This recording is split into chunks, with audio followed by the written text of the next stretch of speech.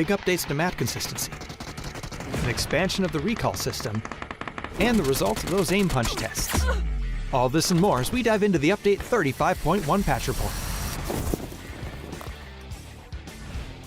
First up, as we talked about in the 2025 roadmap, we're starting our big moves towards standardizing key gameplay elements of the Battlegrounds experience. This will be a phased approach over the next several updates, and we'll begin with items.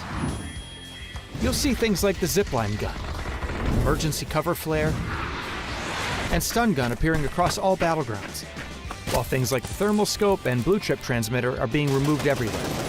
Take a look at the roadmap for all of our upcoming plans, or the patch notes to see the specifics of this first set of changes. Another way we're unifying the experience is by expanding the recall system to all maps, which means it's now available on Karakin and Paramo.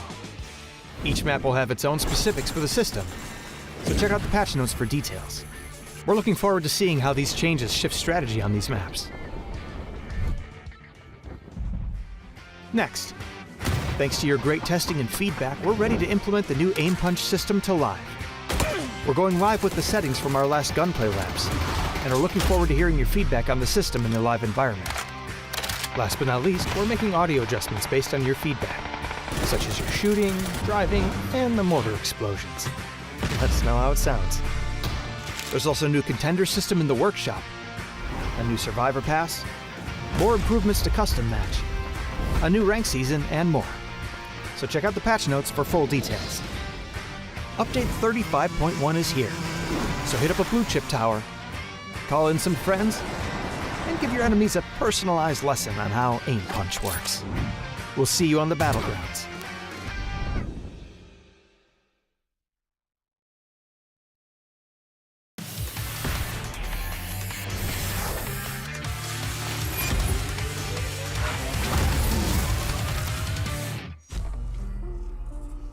Welcome everyone to a special day, a special Sunday. It is day 3 of PUBG America's, not series, but rather the PUBG Player Store Masters here, the very first one at the American region. This is the Sunday that we will be crowning our champion. We have a whole bunch of this series coming along this year, but the first one means something special. I am here with Gibson, Godspeed. The three of us are going to be your Los Three Amigos to take you through today's events, all the final 6 games. But guys, before we get to that point, I want to remind everyone what we are all playing for. Let's remind everyone what the prize pool is. And Godspeed, I have to say, as an ex-player yourself, which position on this prize pool would you be shooting for? Probably around 4th or 5th, you know, it's where I was stuck. All right. So it seems I'll just aim for what I was good at getting. 4th or 5th is fine, I guess. Don't listen to him. He is old, antiquated. No. The new meta right now, the meta that we're here in 2025 is you're going to be playing for first place. $7,000, yes. $20,000 total prize pool. It's okay. You've been out of the game for a while. You don't know how the young kids are doing it anymore. Long time. But yes, so good money on the field. And this is just it. Like I said, we have a whole bunch of these series coming at you for the entirety of 2025. This is only the very beginning. And Gibson, though, winning the first one, that's a really good start to the year.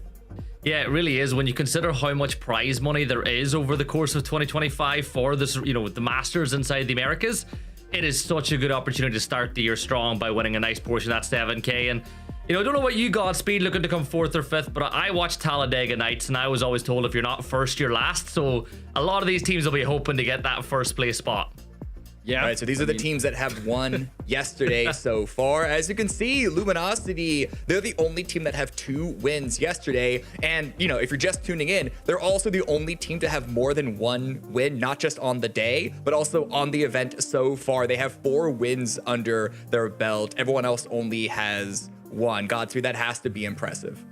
Yeah, I mean, the fact that they've won just 4 out of, 12 is just kind of crazy, and they've been consistent as well outside. I mean, you and I and Gib had a little tussle, a little argument, if you will, as far as their consistency is going, because they have been kind of spotty, but they've been getting the points. So LG just yeah, that's wild work to win 4. Listen, I just want to make my point clear. I wasn't trying to argue that Luminosity weren't getting points. I was arguing the definition of the word consistency. Listen, some people out there seem to be confused of the angle that I was taking, but this was I guess the review of what happened yesterday. If we can pull up the overall leaderboard, not only will we be able to see everyone else that is playing, that is in this lobby, we'll be able to see where they're all standing. And Gibson, who has really jumped out at you so far this weekend?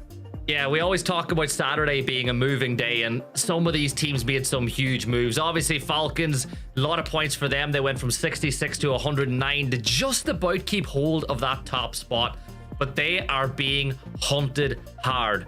Al-Qudsiya, Luminosity, and Typhon all had really big days, as did Toyo, to make it, you know, in essence, at least a 5-horse race.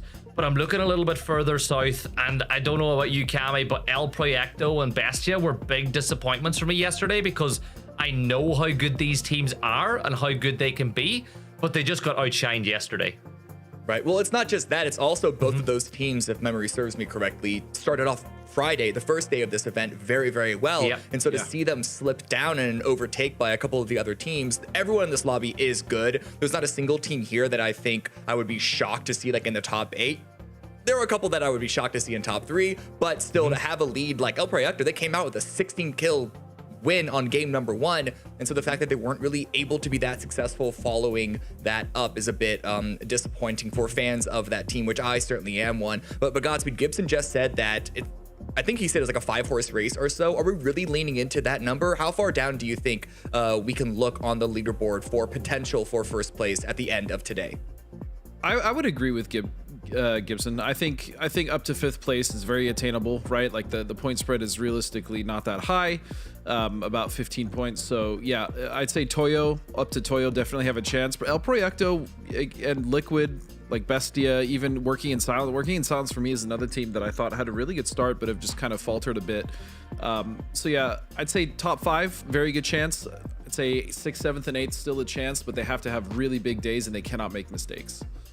Yeah, I do think it's possible. I agree. I think it's possible that teams like El Proyecto and Liquid can get up towards the top, but it would have to start from round number 1 and would have to not stop. And not to mention, again, it would also have to rely on the teams above them not performing as well. Now, if like one of those teams go on a tear, get like, I don't know, 2 or 3 wins throughout the course of the day, or even only 1 win, but multiple high kill, good scoring rounds, they could still be able to crawl back that deficit, but it's only 6 games. And so if anyone else in the top 5 gets like a good kill chicken dinner, I think that is going to lock out the majority of the teams below them. I mean, I guess it would lock out those sort of challenger tier teams, which is like El Proyecto through Working in Silence, from being able to attain that number 1 spot. But we already saw the prize pool payout. There is still so much to play for. It's not just about getting number 1. So even if you're down at Empire and below, which I think we're all in agreement, I don't even know if it's mathematically possible, but it's certainly very, very unlikely when you see the points gap between strictly 9th and 10th place, close to 20 points there. But still, Empire and below, if they go up just a couple of different placement points on the leaderboard, that's still an increase in prize fund, Gibson. Yeah, it is. Like every single spot you move up from, especially from going from the right-hand side of the leaderboard to the left, is a nice chunk of a prize pool. And for an org like Empire, which, you know, speaking to the owner, this is their first foray into like tier 1 S tier esports in any title. Right. So for them, getting into that left side of the leaderboard, saying that you hung with the likes of Liquid, you know, Bestia, Falcons, Al-Qudsiya, it's a win for them. It really would be. And they've shown that they've got a lot of stock into TPP with the fact they played in both qualifiers, even though they didn't even need to. So yeah, agree with you 100%. Empire would look to move up because that jump in prize money, it's nice for the players. It's really nice for the players, and it's a bragging rights for the brand new org as well. Yeah, and so I'm thinking about how this entire PUBG Players Tour throughout 2025 is structured. Unlike other event series that we've had in PUBG, there's no real through line connecting all of them. Like, you don't get points to qualify you to some like larger event towards the end of the year. These are all very much individual standalone events. So Godspeed, my question to you is, does that give some sort of encouragement to go for wild swings? Because like, you know, like the risk is worth the reward in this case, whereas like if there were, for example, like PGC points on like the line, you kind of want to take it. If there were PGC points on the line, you'd kind of want it to be a little more conservative and not accidentally throw away points that you could use later on. But you know what I'm saying?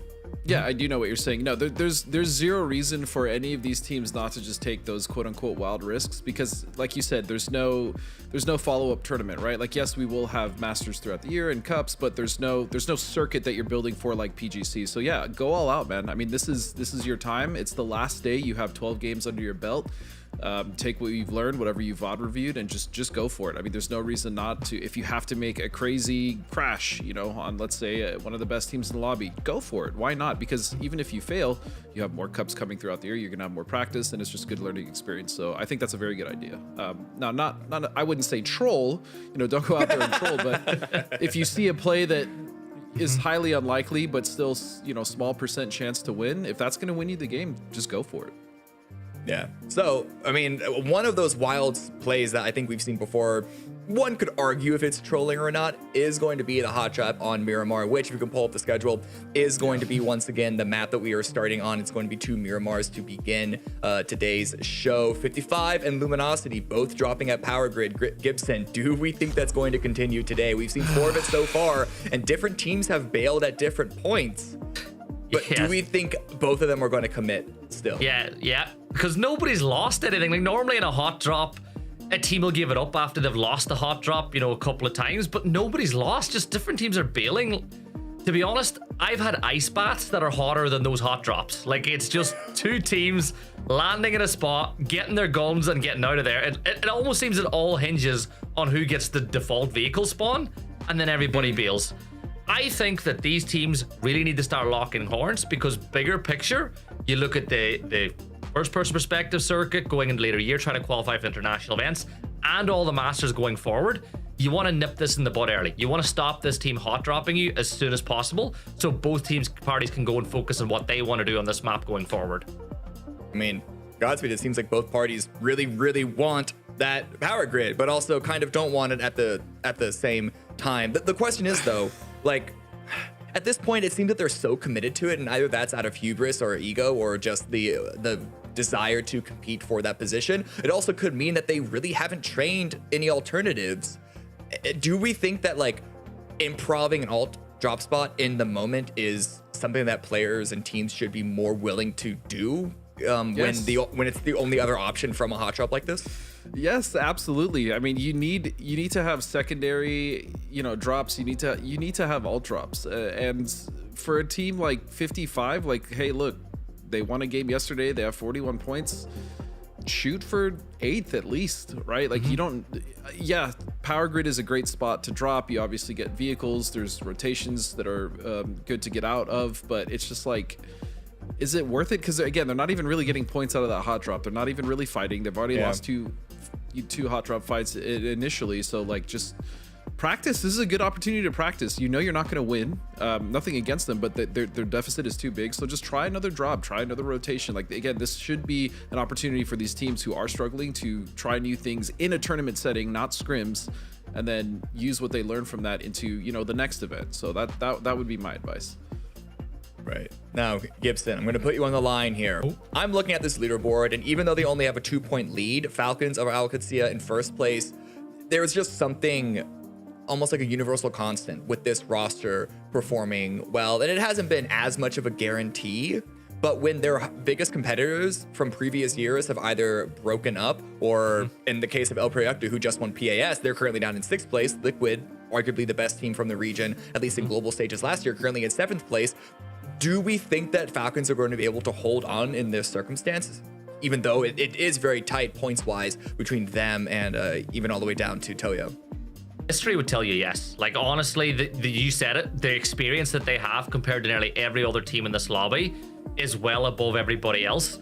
The biggest problem that they've had this weekend is just not getting wins. Like, you look at the kill tallies. Falcons and Alcudia, they've got quite a gap. Like, Toyo's the next highest team when it comes to kills.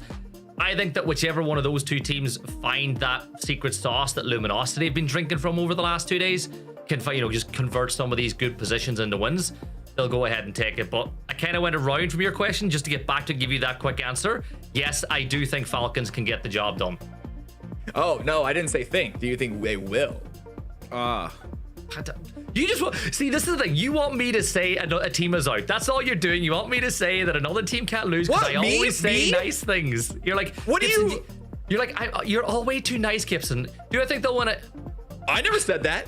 If I say yes, all the players in the other teams are going to not like me anymore. So I'm going to sit on the fence. Listen, I can't be the only one that gets hated here. That's all. Hold on. That's my special move.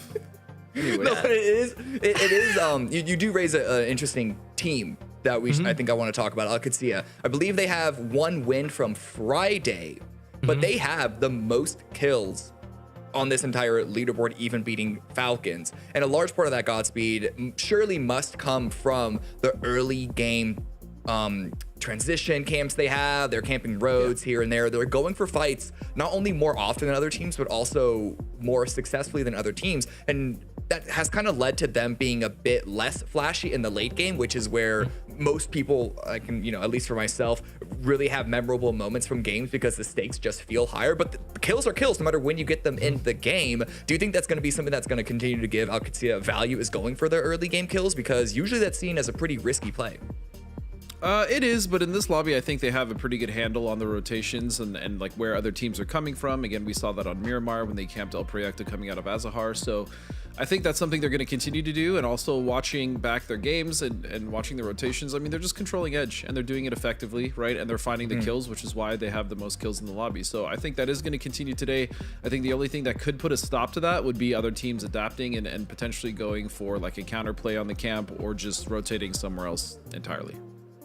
Yeah, it's not only 72 kills though, it's also 35 placement points, which is, I think, fourth overall in terms of placement points. So, one could look at that number and see that those early game fights are a bit of a detriment. They certainly don't have the number of placement points that Luminosity does at 55, and then Falcons are still beating them a little bit at 41. But regardless, yeah, it's working out for them so far. It might have been a bit wacky at the start. It was certainly, they certainly struggled at the beginning of the year in the previous event, PAS, but it seems that they have found their footing here as we go into game number 1.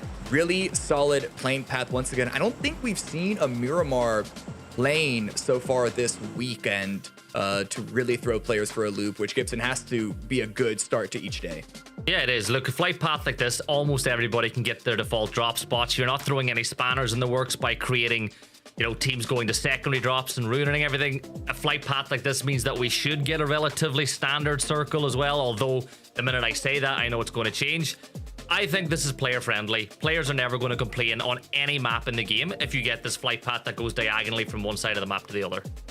Well, you would think that this plane path giving access to so many different drops could maybe see Luminosity and 55 stop going at it, but Godspeed, they're going into a hot drop. Any final words before we let you go relax? They're hot dropping again. Let's see if I don't know. I need to. I would love to speak to 55 and just ask what the plan is. To win. Plan is to win, right? And I think the main thing is just about which team's going to draw first blood. Like the last 2 times with these hot drops, nobody fell. It was really just a lot of posture and gesture and then a bail. I'm looking at things early on, and Luminosity have taken full control of the south side, and it does look, maybe I'm not wrong, or maybe I'm wrong in this, Godspeed, but it does look like both teams are a bit more committal this time around. Yeah, I mean, you can see with the setup with Vox currently in this warehouse, in the other warehouse, he's posturing for it, as well as Snakers. So it is. We might actually okay. Nope, they're out. Okay, yeah, never mind. All right, they with were that, I'm out for too. it. Yep, goodbye. Bye, Godspeed. Yeah, it's going to be Gibson and I taking us through this whole game. And maybe, Gibson, that is a potential reason why 55 are deciding to leave. Not only are they aware of the potential flank coming out from Snakers, if you guys don't know, this is a really common flanking angle from a team at Power Grid, but also this first circle being all the way to the east. 55 might not want to be sticking around so much if it means that they're going into a rotation afterwards.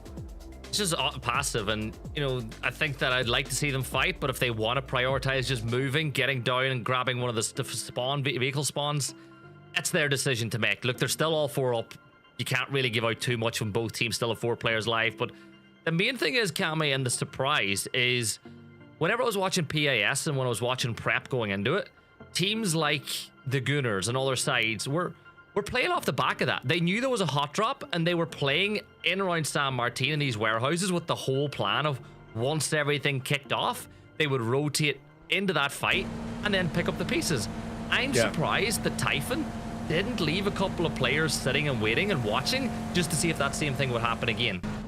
Well, they've done it before. I think they might have done that once, 1 or 2 rounds on Friday, and I'm looking at the map now as we see a couple of different teams all rotate around each other. Bestia now going into truck stop where Alcatsia are leaving. But I'm looking at the map, and there is a single member of Typhon, Kara, who's actually just to the east of Power Grid, away from the rest of the squad, looting up the city to the north. So it's not quite as aggressive of a cleanup approach to that hot drop that was never meant to be, but they're still looking for something.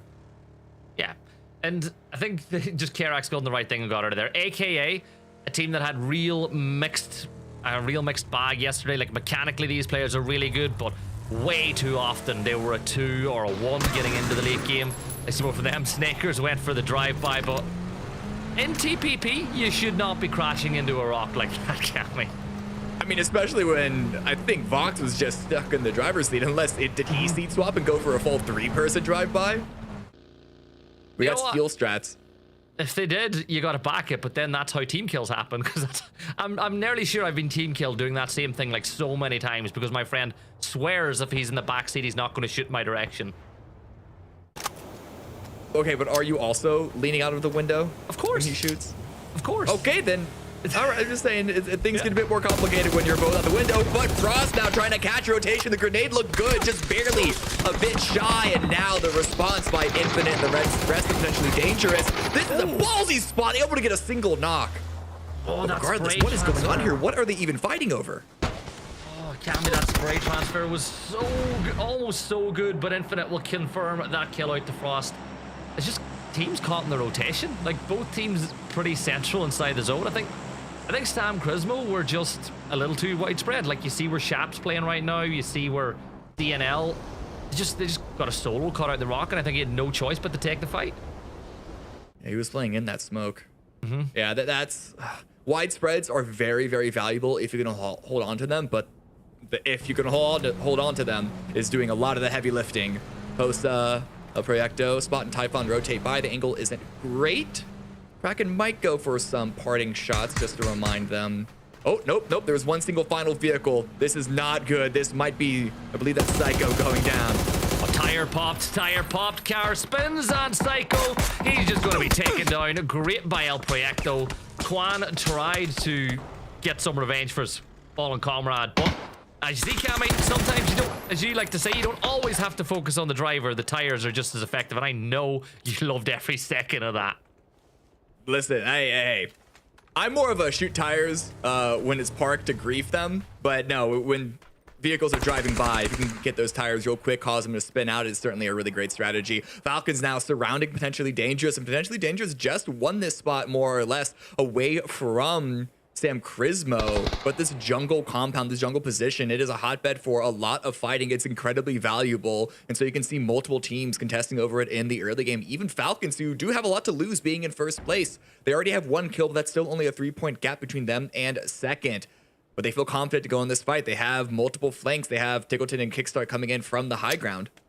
More conscious effort to try take a compound in the early game, and if that means taking a fight, then so be it. But Kick, you seem to know exactly where Gabri is. The first spray is good. The nade is almost perfect as he drops down to 5 HP, but H-Win will throw another one up in that direction, but it's Kickstart to find the knock. So PD will fire back as Nidavon gets the knock on to Kickstart. However, now Falcons are still dominating this fight because Infinite has fallen now too. Nidavon's the last player standing. H-Win, he's right there. Steps on up, and it's as easy as that, as it'll be Shrimsy confirming the kill. And Falcons get the compound, all 4 players up, and they extend their lead at the top. Nice early game from them. Great early game, great fight. The setup was fantastic. They got that first kill, made it a 4-on-3 advantage with the enclosure all wrapped around. And sure, I think Kickstart went knocked when he went for the flush there, but Potentially Dangerous weren't able to find anything after that. Shrimsy was there to strike from the opposite side, but now Liquid, they're rotating into the zone a little bit late, and Gladiator gets a quick knock and full kill, camping out Impala. this isn't really something that you can blame Liquid for. Losing a player in a rotation like that, it happens sometimes. It's out of your control. But for a team that struggles to perform at the level that fans expect from it, it still feels like a bit of a frustrating start to Sunday. I mean, it's Liquid's the same Liquid woes we've been seeing all through this weekend, and we saw a little bit of it in PAS as well. So you got to feel a little disappointed for them, but they just going to have to make the best of a bad situation and play on with 3. AKA now, they got the kill. They're not sticking behind. This is actually the main force that was separate from Juke 7, the player, to get that kill into Kurt. They're all rotating up the coastline. There was a little bit of water in play in this circle. It's not really much to talk about yet, but there is a small chance that that field northeast of Impala could be an impactful part, which I haven't seen in a while, but we have seen before in competitive PUBG. Definitely have. Liquid, I think this is a good spot, for as good a spot as any for them to call home for a little while if they decide to pull up in there, leaving ALO way down to the south of Impala. It up here a little bit further away, you've got Luminosity. They're, you know, they're riding the crest of a wave, right? We had the conversation about consistency. We're not going to delve into it again today, but they've done a fantastic job of just getting wins in the maps that allow them to do so, right, Cammy? Like, anytime they've had a chance to get a win, they've done it. Oh, yeah. Yeah, if they were the end game, they were one of the scariest teams to go up against right now in RBN. Well, unfortunately, he's going up against them in the early game. Getting surrounded. Good flank by Bizzler, though good damage coming up from RBN. Even able to get the knock just a second. This guy's not a sitting duck. Well, never mind, now he is. Great response by Gats. So Bizzler does happen to get knocked and in the blue, but it's only phase 1, so not too big of a concern. Yeah, and some people will be wondering why, you know, Richie B, the Bizzler, kept peeking in that fight. He knew he could. His job was to be a distraction. He'd done a ton of damage. Right. It's a really hard flush to get, even if you get that knock. And while all that was going on, it allowed the rest of the cavalry to get the kill. So, you know, even without getting the kill, it was a smart play by Bizzler. Okay, so Circle, it's a slight shift towards the south. And now Falcons, after having taken jungle from potentially dangerous, they're looking to be in a really good spot. Also, eyes on the dead center, which is Truck Stop. Bestia, Alcatia, who might be going back to that position. Eyes on them to try and control this area. I don't think we've seen too many Truck Stop endings, certainly not in third person. So I don't want to make a call whether that's going to be a more defensive position or an aggressive controlling spot, but keep your eyes on that position regardless. A frying pan shape, right, where you're kind of surrounded by high walls on all sides. I don't think I've seen one in TPP yet either, so we've got that in common as Falcons. They extend out just a little bit, right? H1's going to do this bit of scouting on the road, kickstart securing another vehicle. There's no problem whatsoever with the way they're playing this. This could be problematic though for Typhon, because you've got El Proyecto riding the rock all the way down the side, keeping themselves out of the line of fire. But as they move up the other side on that Murado, this is where things become a bit problematic. Juan will switch over to the MK, gets a headshot landed, but El Proyecto just about get out of there with their tails between their legs. But maybe, just maybe, they can do some damage onto Haven. But no, the Bronco will manage to ascend the summit as well. You know how Typhon could have done that better, Gibson? Pop tires. Up the tire. Yeah. The Murado just barely able to make it up that ridge. If it was missing a tire, it would have been lights out for them. It was close. There was that final headshot at the end, as you mentioned, to almost knock one of those players. But El Proyecto able to get over that hill in the nick of time. So AKA, looks like they're being chased down by Empire Gaming. This is all the way to the north of the circle. They're actually chasing to the north. They're not even caring about going into the zone yet. They see potential kills, and they're going to go for it. Dartek following up behind, AKA, or are they just focused on, I don't know what they're doing. Both these teams are committed to this fight, it looks like. Yeah, two teams that need points, so I'm not against it. You know, trying out Nanu might be the first to draw blood, but Valiant knew exactly where he was playing. He's going to drop to 22 HP, but one good nade should be enough. That nade will start to soar over, and the air burst is almost 99 damage done on the Nanu, but he'll stay in the fight. Dartek, the next target, but he's got 2 to fire at, but Michael on the passenger seat riding Og will get that kill, as that's another one down. Nanu falls as well. This is really good by Empire. We said that today was a moving day for them. They've got 3 points on the board already, and for AKA, this is as rough a start as you could have gotten. Yeah, they got that kill in the Liquid, but at this point, that kill was more of just a passing kill of exploitation of circumstance. Not exactly a kill that allowed them to sort of extend into a more controlling position and fight into the north. It's really not great. Granted, Empire now the team to come in from the blue. Those last two remaining members of AKA could stall in a position to kind of gatekeep them out, though I do find that unlikely considering it's 2 players. You want to play significantly more safe once you've been dropped down to that number of teammates left. Yeah, exactly. And LG, they're going to secure a spot in the south. So, Cammy, I'm going to start saying it. If this phase 3 shift works in their favor, they're in a position where they could win another map, realistically. Like, the question is, can they get it done whenever there's so much traffic? And I like the way they're moving in the air quicker. The zone shifts drastically away from where they were playing, so it goes way up towards the north. So that's Falcons, LG, and the likes of 55 that all need to migrate in. Is there any teams that you really like where they're at right now with this shift? I'm loving Alcatia. I'm loving it, assuming Roth and Cowboy get back to Relo and D in time. That's such a strong position, really good high ground angles. The problem is what it takes approaching from the north. Relo's trying to post up, but he's not expected. The close player immediately peeked over, dropped down to 18 HP, can't run away too much, gonna take the fight, but Marcis is still able to come out on top. Arguably, Relo a bit overextended. No trade opportunity from D or anyone else from Alcatia, who they've only just now arrived. So, you know, with that kill, I'm feeling a little less confident, but there's a reason why What It Takes are fighting for that spot. And it's one of those things too that Alcatia, the way they play, things like that can happen. You know, they play to take space, they play with aggressive scouting and moving, so every once in a while you will take a loss like that one that fell on the Relo, but they'll just need to move on as things stand. Luminosity, they're driving through the ridge area, but in TPP you can see that lots of teams will have information. They're going to play the dip. Bestia, if they have the utility, could catch them by surprise now, but the question is, did LG manage to spot over that ridge line? Because DraftKings throwing the stone signals the fact that Bestia are nearby. I would have liked to have seen maybe something a bit more explosive, but you can understand that too. Right, it is, you know, a bit, there's a wide area that Luminosity are holding out, and Bestia know that, so I think the stun could potentially just be a reminder of like, hey, this is the team here, don't act so aggressive, let's try and play nice. It's still early on in the game, there's still 15 teams remaining, placement points haven't kicked in yet. Checking in towards the north, though, to AKA Gladiator Jube. Trying to climb up to 55, and I don't know if 55 are wise to this approach. There is a single member of Mixtall could potentially get called out, and I think that call is being made 2 versus 1 isolation. Spotted the car. Gladiator spotted the car. He knows that Mixtail is here. The shield that he saw, and that's going to be an easy knock for Gladiator, aka picking up a second kill, which is great to get when you only have 2 players left alive. But for 55, your scout didn't really have the impact that you would have wanted. Falcons, though, they're on the edge of the circle, scouting the perfect path for them to make their way in, and I think Shermsy or H1 have just seen something they like, and they're going to rotate back a little further north up to where H1's playing. Yeah, the main squad has teased in south of the road, but spotted out Toyo ahead of them, and H1 is calling out that it's significantly more clear towards the north. Kickstart gets a little bit of a fight, checking to make sure they weren't going to get pushed upon on their retreat to the north, but unfortunately goes down to 29 HP. Should still be okay to go to the north, even being in the blue for a couple of moments shouldn't hurt too much. But the hard shift southeast, right on top of Sam Charismo. Suddenly their position is mint.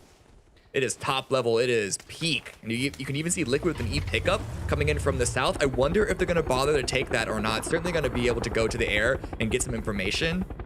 But no, they're staying behind. They're not even bothering to do a quick little flyby for scouting.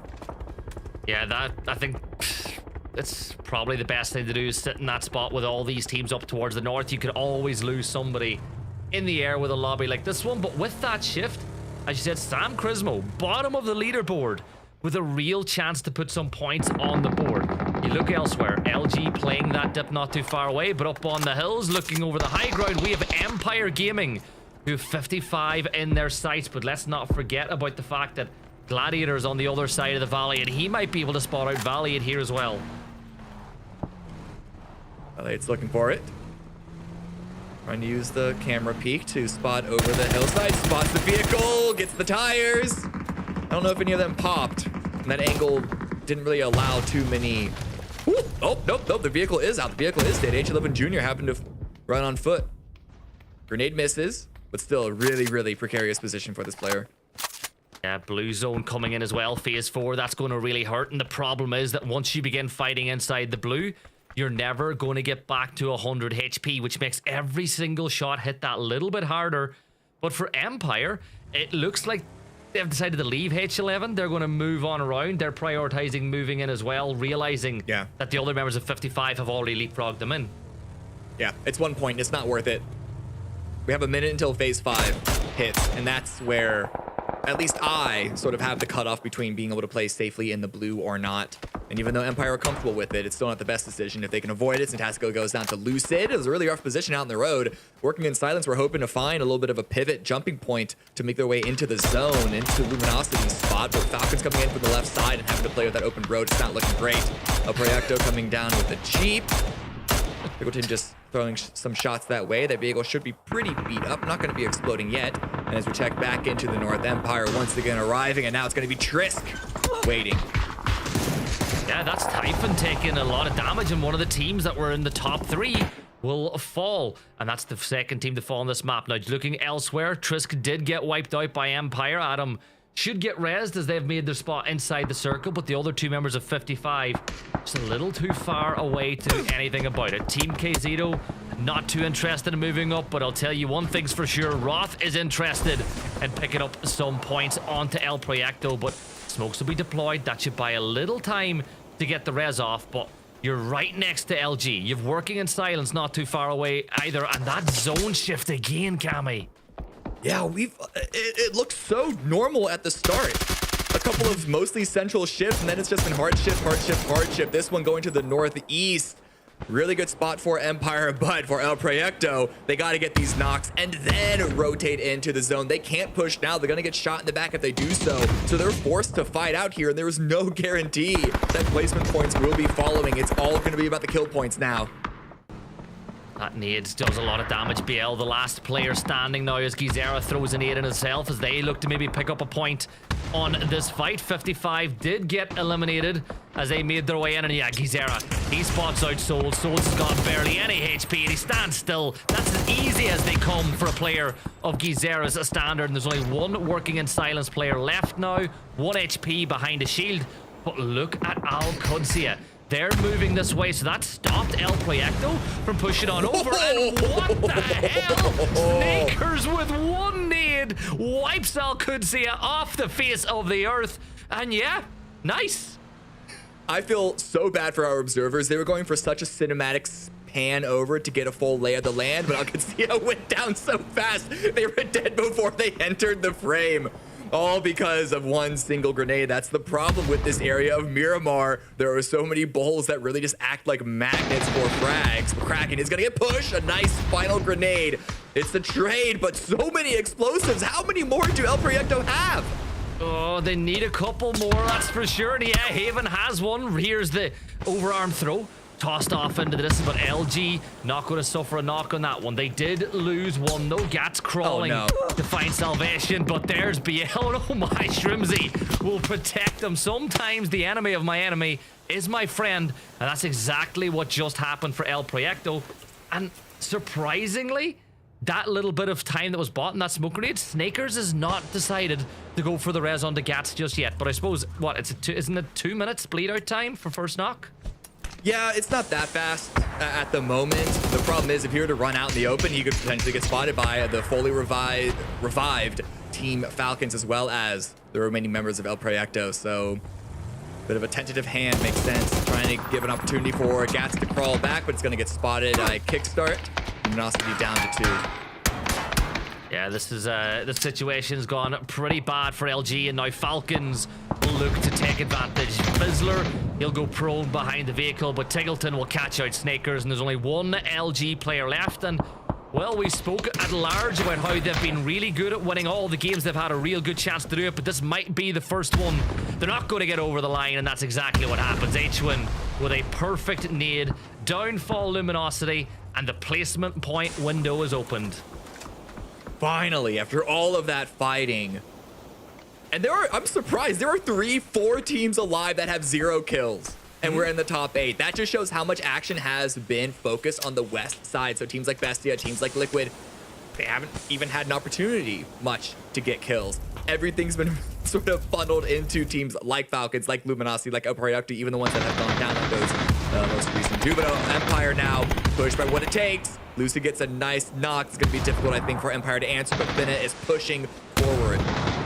Yeah, you got to move up, but another good nade from Marcis will get a flush and gets the knock on to Michael. Finna's down as well, so what it takes, looking to move. Empire have 8 kills already, but I doubt they'll be adding any more to it, but will not rule them out just yet. Michael getting rezzed. This is the problem. What it takes, if they had any more throwables, it'd be right on top, but I think that they've just ran empty. And Valley will get Michael back on their feet. So in this 2v3, yes, the high ground is with what it takes. This fight ain't over yet. I think Sneak Attack was playing in first person just for comfort reasons. Only when the smoke was deployed did he pull out third to spot over it. But what it takes, they are pushing forward. They want to eliminate Empire Gaming. They want to take them out of this lobby. We see some kills happening from Toyo onto Liquid. And oh, well, Casino, they had the advantage, but nope. Roger goes down. Good send by Empire. Can they make any more headway into this building?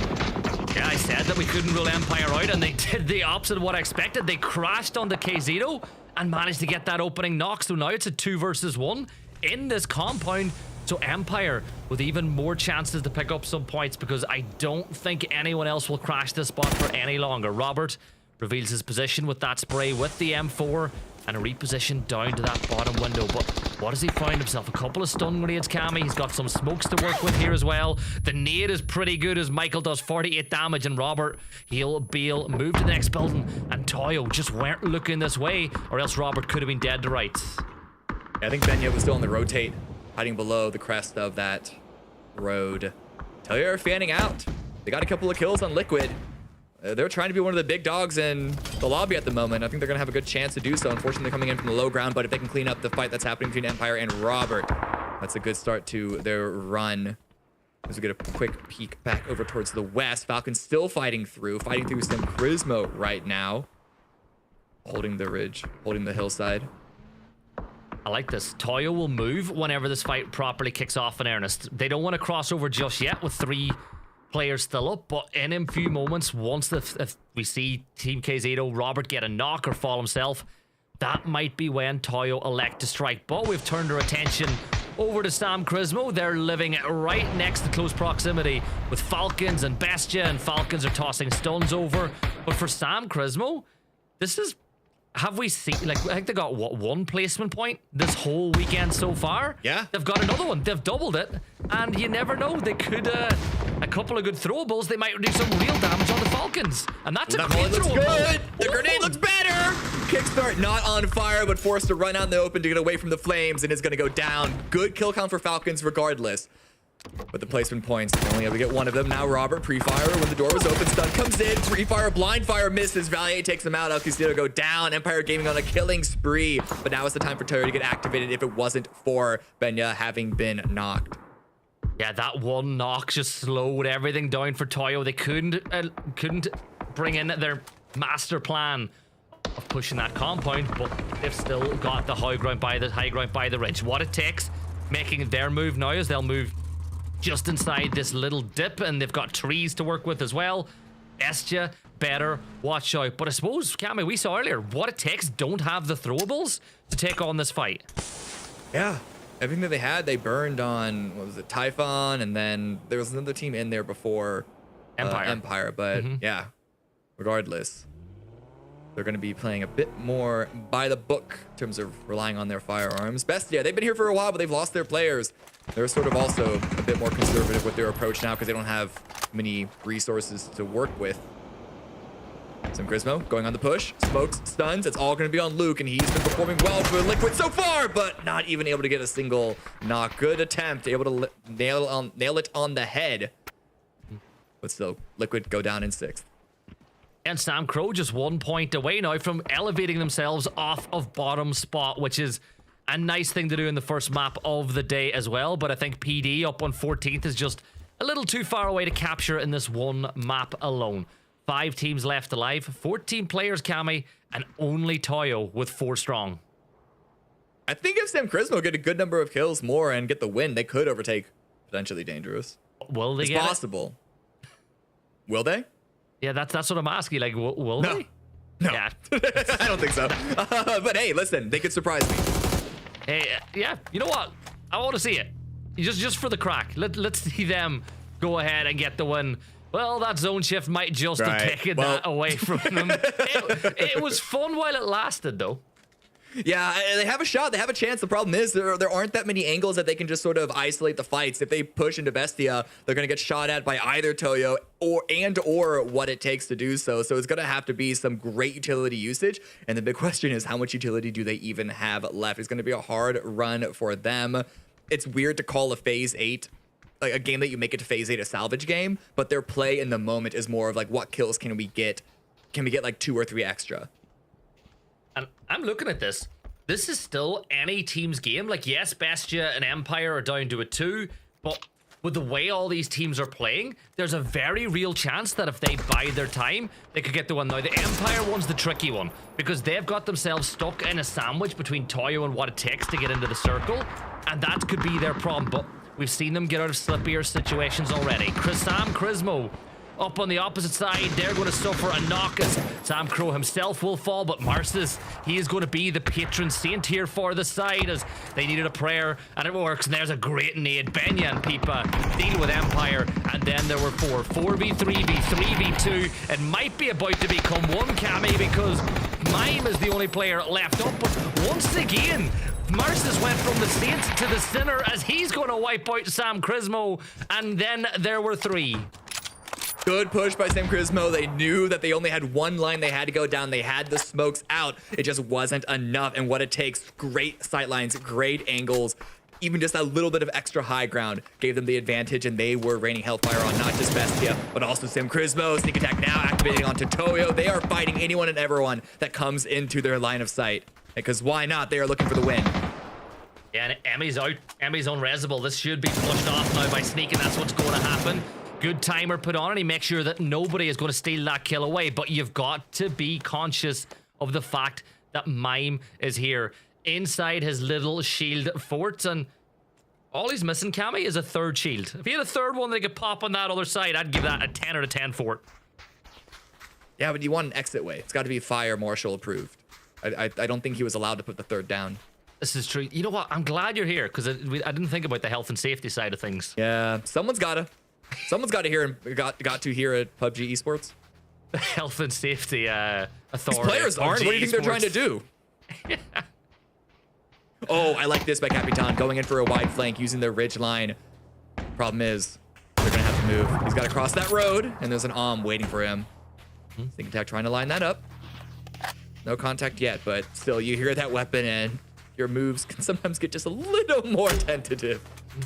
Yeah, and the thing is with Sneak Attack, he's only got 13 rounds left in the barrel.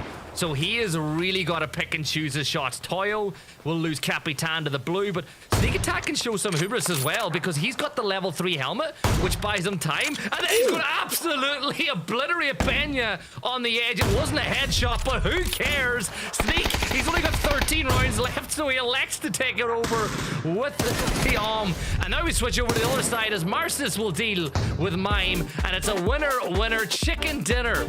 16, make that 17 kills for what it takes as they take the biggest chicken dinner we have seen in PUBG Masters so far, Cammy.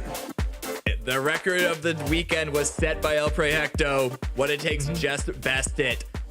I told you guys, coming in with a high ground position, I think that kill onto Rela from Alcacia was the beginning of everything. They could just come in from the high ground, come down this slope, but it wasn't even a flat open slope. It had a lot of nice little pockets to play from, and they just managed that so well at Godspeed.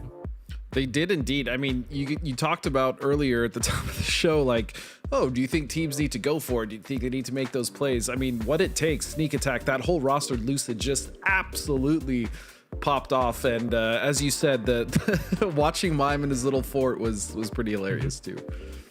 It was. Listen, that is actually one of my favorite places in Miramar to watch, just because the terrain is so rough and gravelly. There are so many different pockets to play out of it. And even though we saw some teams get ruined by the ease that some of them have of getting grenaded, like I'm thinking about Katsuya when they did arrive, it was one grenade by Snakers. I think El Proyecto had a grenade of their own to sort of lighten them up a little bit as well. But there's also so many interesting moves you could make, fanning your players out, a lot of different angles. And so really good fight between not just what it takes, of course, coming out with the win, Empire as well coming in from a similar position, but all that fighting coming in from the West. Falcons, Proyecto, even Sam Charismo, Gibson. It was just so exciting to watch. Yeah, and I'm just, if I was a Sam Charismo fan, I'd be happy. That's their best performance all weekend long. It starts on the first game of the day. Like for them, the task should be, can we get out of the $200 placement points and get a little bit higher than that? But boy, sneak attack is insane. Like, yes, Cowboy and like D have gotten their flyers a lot for like players who've like high potential. Every time I've seen Sneak, he's gotten better, and he's always getting closer and closer and closer to qualifying for big events. But that play at the end, knowing that he didn't have the ammo in the barrel, so he just decided that he was going to be an armor. You know, I'm going to steal that phrase from another title and say armor instead of what it's called. But that was just fantastic from him. Yeah, looking at the overall leaderboard now, most of the big movers were actually teams coming in from the lower level, trying to break it in to the middle tier, the challenger tier, looking at what it takes and Empire both getting really close to working in silence where there was previously a gap. But at the top, Falcons was the only team to make a pretty notable move. Alcancia, I think, got 1 point. Luminosity Gaming got 3. So Falcons are starting to develop a bit of a gap once again. It's been difficult for them to maintain those gaps, Godspeed. But still, when we're looking at 5 games left, a 9-point lead, how comfortable is that going to be making Falcons going in the rest of the day? With Luminosity out their tail, and considering how well they've been able to kind of pull out these dubs in a lot of the games, whether they're high kill counts or not, I don't think they're too safe. But as long as they keep doing what they're doing and focus on themselves, right, getting into the end game with at least 2 members alive, getting kills in the interim, I think Falcons are looking good to hold that lead. But yeah, I mean, we've seen big games from Alcacia, we've seen it from Toyo. Typhon as well has had some big games. So it's hard to say if they're going to hold it. Again, we still have 5 games, but the fact that they were one of the few teams, as you said, in the top that actually got points this game, that definitely bodes well for them. I don't have the numbers in front of me, but I think, actually I can. Let me see. I'm trying to look to see what is the lowest number of points Falcons have gotten from a single match. I think it's only 5. Okay, no, there was one that they got 3. There was one that they got 3. I believe it was the opening Miramar of yesterday. Actually, both Miramars yesterday, they got 3. So, okay, they are known to have a couple of stinkers, but still, that's still points. I don't think they have a single 0-point match. So for me, even though we have seen some, I agree, Godspeed, we have seen some really, really high scoring games from Luminosity and Alcacio. We've also seen those same high scoring games from Falcons. And this team, if there's any team that knows how to maintain a lead, it has to be these guys. But the question, Gibson, that I'm going to give to you now is, starting to run out of time. The points didn't really come that easy to some of the teams in the challenger tier, looking at El Proyecto, Liquid, and Bestia. When do we start to count them out? I'm not saying to do it now. I do think they have a shot, especially if they're able to get a chicken dinner on this final Miramar. But like, when do we really start to have that conversation about shrinking the potential winners of the weekend? I don't think we'd be too misinformed to start having that conversation now, because I think for Bestia and Team Liquid, they need to win this map. If they don't win it, we can count them out, because if they don't win it, you can guarantee that one of Falcons, LG, Alcudia are going to get a double-digit point game. And at that point, that gap becomes almost insurmountable. So yeah, I think that conversation, we can start having it right now by saying, you win. If you don't win this, it's kind of over for at least winning. There's still plenty more prize money you can get though. Right. No, of course. Even just jumping up from, I don't have the numbers off the top of my head, but it's still an increase in prize money if you jump from 8th to 7th, 7th to 6th. So there is still a fair bit to play for. Do you think we're going to start seeing some focused play? I know I go back and forth on it, Godspeed, if I think it's a good idea for teams to do or not, just because of the risks. But here, it's sort of a different circuit that we're looking at now. Is this something that we expect to see even as early as Tego, or is that more of like an Erangel focused conversation of teams starting to have like really, really targeted, not drops, but targeted rotation camps, etc.? But yeah, I'm assuming you're referring to like just targeting certain teams that are ahead of them. Yeah. Yeah, I think we would probably see that towards the later half of today, right? So like potentially Tego, but like Rondo and definitely Erangel. If there's an opportunity for one of these teams to jump up a few positions, especially if one of those teams is already struggling today, yeah, you could definitely see like a targeted hot drop, which is strategically very smart, right? If you're trying to climb leaderboard and stunt another team. I mean, in that case, and a hot drop for me is it makes complete sense. Right. So not now, and especially not with this plane path. These plane paths have been way too good. And that is something that you do see, that the worse the plane path is, the more it incentivizes players to go for targeted drops or camps, just because like you're already, you know, if you can't get to your drop spot anyway, might as well make a different game out of it, Gibson. Yeah, speaking of making a different game though, I'm looking at the hot drop again. So remember, everybody, get your seatbelts on, because this is gonna be intense, right? Surely. Yeah. I mean, it hasn't been yet, but that's a shotgun. Hey, it's the last Miramar. Why not just go for it, right? I mean, you're done after this. That's the thing. Like at 55, where they went to go finish looting, you could just drop there now. They don't have to actually be in power grid to then eventually run up north to the scattered warehouse. Oh, but it doesn't gonna stay around. Yes! Snakers though is able to get mixed all. There's a knock. There's a fight. Come on. Snakers gets the. Go ahead, Gavin. Go ahead. I was gonna say, like, when you're hot dropping, the point is to try to push the other team off, right? I don't think that has really happened at all this entire series. No, not really, but Godspeed. Before we let you go once again, what's their call on this hot drop? Are 55 going to commit? They've already lost a player. Or do you think they're just going to look for another way to get out? Well, if I'm basing my decision off of what H11 is doing, I'm going to say they're probably going to back out. And yeah, with that, I saw myself that run. will also I was back already out. asking the question. I saw the run. I saw your angle out of here, so not a shock at all. LG have pulled off. LG have pulled off. No. I guess they got theirs, right? Yeah. I guess. Yeah, they got their kill. They got the exit. I mean, 55 didn't actually look like they were leaving. I saw Trisk that Trisk move the same time Godspeed did, but you really do got to play the numbers. And 55 weren't pushing. Snakers wasn't able to find another target from that wide angle. It is strange though. I'm trying to give some reasoning for it. I don't know if I agree, but you know what? Luminosity, they're in second place right now. I'm gonna tell you why they pulled off, and this is definitely not the reason why, but I'm gonna go with it. That kill gets their points in perfect balance. 55 kill points, 55 placement points. Everything as it should be. And yeah, you know, as if they even know that that's the case. But yeah, I'm just gonna go with it. That's why they've left. Hey, do not underappreciate how much score tracking these teams do, especially at this phase in the tournament. When we get to Erangel, the last 2 rounds, they're going to be counting that. They know exactly how many points they need. What? Did you see it? Did you see it? Yeah, I saw the tire pop. See, Shrimpsy knows what's up. Oh, Nanu's in a bit of trouble here as well. That Coop's popped the tire, and it's so slow. Like, that thing with a pop tire is so slow, but they just about get it. Bizzler, Luminosity? the balance is ruined. No. Yeah, Guess they're just they gonna went have to to the get west. placements. They actually left the circle to go get more loot to the west. Similar position that they dropped in previously. They've held this position before, I believe, but they ran into Santastica, working in silence. We're looting around this area. You know what? They just need to get placement points now, Cammy. That's all that means is Right. they get extra kill. But this circle, Falcons have spread out. You can see the Tiggletons in this spot. They've got a kind of 2-1-1 split going on where everybody can collapse if anyone gets cracked, but it's never going to happen. But oh no, Adam caught out by Bestia as they pick up a kill. But one of the benefits, Cammy, we'll pick up with the point later, because Empire are locked in, or at least attempting to lock in with this fight with Bestia, or as Michael's getting out of there. So I'll get back to my point. Falcons are so good at looting and booting, right? They drop in Picado and they just move so fast. Yeah. Well, they were one of the teams that really defined the early rotation meta.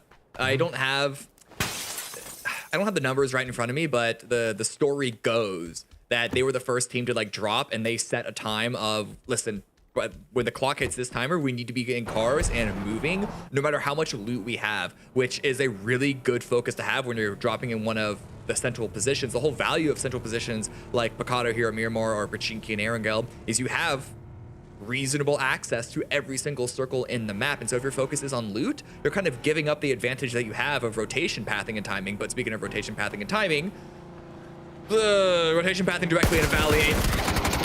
Oh, what? How? Because he's Draft King. Like, the guy, oh, he's just different. Draft King is built different. There's the knock, and, you know, this kid, this guy is just, he's something else. And the way that he pulled up to that ridge as well, it's like he expected a player to be there. He knew that he had to go for the quick draw fight. And we are playing between regions. I imagine ping must have something to do with that. But still, I mean, Valley 8, regardless of ping, should have had the advantage there. Draft King just reacted so well. Still, I don't think that guy's heart rate has dropped since PAS finals. Like, I still don't think I've ever seen any player have the impact that he had for their qualification. And you know what? We said that this is kind of the game they need to win if they want to qualify. Well, they're certainly kicking things off in this map the right way. Silzen from Bastia took some damage there from Michael, but he is the next target acquired. And Cammy, surely with the way they've been playing, Michael couldn't get all these kills onto Bastia. And I think Michael's repositioning. He's doing his best job. He's looking for first aid so he can go live in the blue for a while. I'm just shocked that Bestia are bothering to commit so heavily into Empire. Did they share some less than nice words leading into the match? DraftKings going for more. It seems oh, nope, yep. It looked that he had Michael isolated, or at least triangulated, knew where he was, but running out in the open like that, easy quick kill for Michael. But still, my point stands. Why are both of these teams so committed to this fight? We've seen a lot of this. We've seen so often where teams commit to killing each other. Now Michael finds himself in a position that's a little more winnable for him. His teammate is in a completely different postcode, way off on the other side of El Zahar. Michael will get caught out now and flushed away, but he got a kill. You know, you've gotten someone off Bestia. Empire move up to 70 points, and from this point on, Finna will just have to play the salvage game and see how many placements they get, because they're on 70 points, Cammy. Like, they're only 11 points away from the top 8 now. We said this was a big day for them to climb the table. They did a good job as Sam Crismo. They're climbing this hill to fight with Toyo. Running up on Emmy. Straightforward kill for them. Toyo were none the wiser. And I mean, last Miramar started off pretty quick as well. This is feeling like a lot bloodier of a start.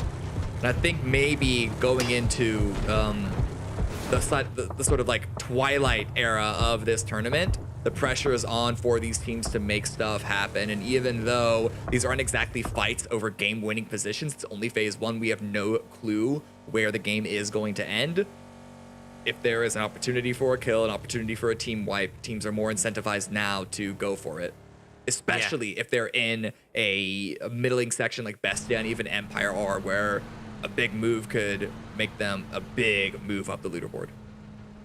Yeah, and this is another team that making big moves. What it takes, they rotate just past the south side of Truck Stop as they move towards those Impala fields. Team Liquid, who got caught out on the rotation last map, Ayla will rotate in from them as they move from the blue as well. But with this circle encompassing so much of all of Los Leones, Alcantara, it's a circle we've seen so often. And Cammy, I always love the position that Liquid are playing in now, up on those hills just north of Los Leones, because if it shifts way up to the north, you've still got plenty of scouting to do, and if it goes back to Los Leones, you can get into that city pretty easily as well.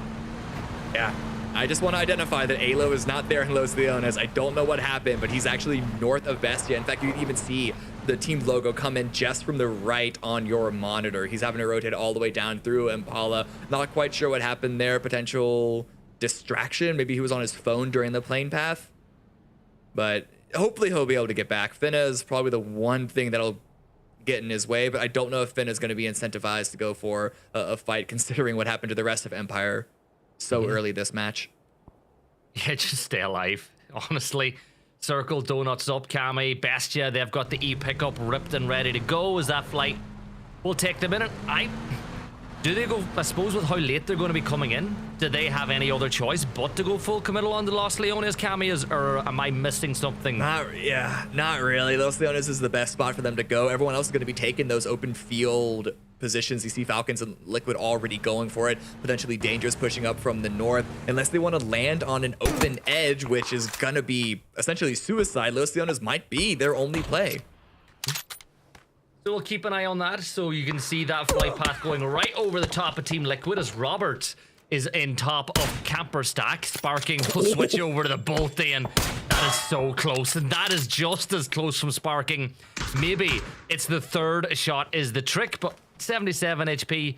He's going to boost up. I think he heard. Did he just hear Falcons on the other side? The way he's acting, it looks like he definitely has. No, I don't think he heard it, but I think Kurt to the east on a bit more of a high ground position might have made that call. Smoking off his bike to be able to get out of there. Doesn't want to lose those tires. He knows what's important. He knows what's valuable. And back to Sam Crismo.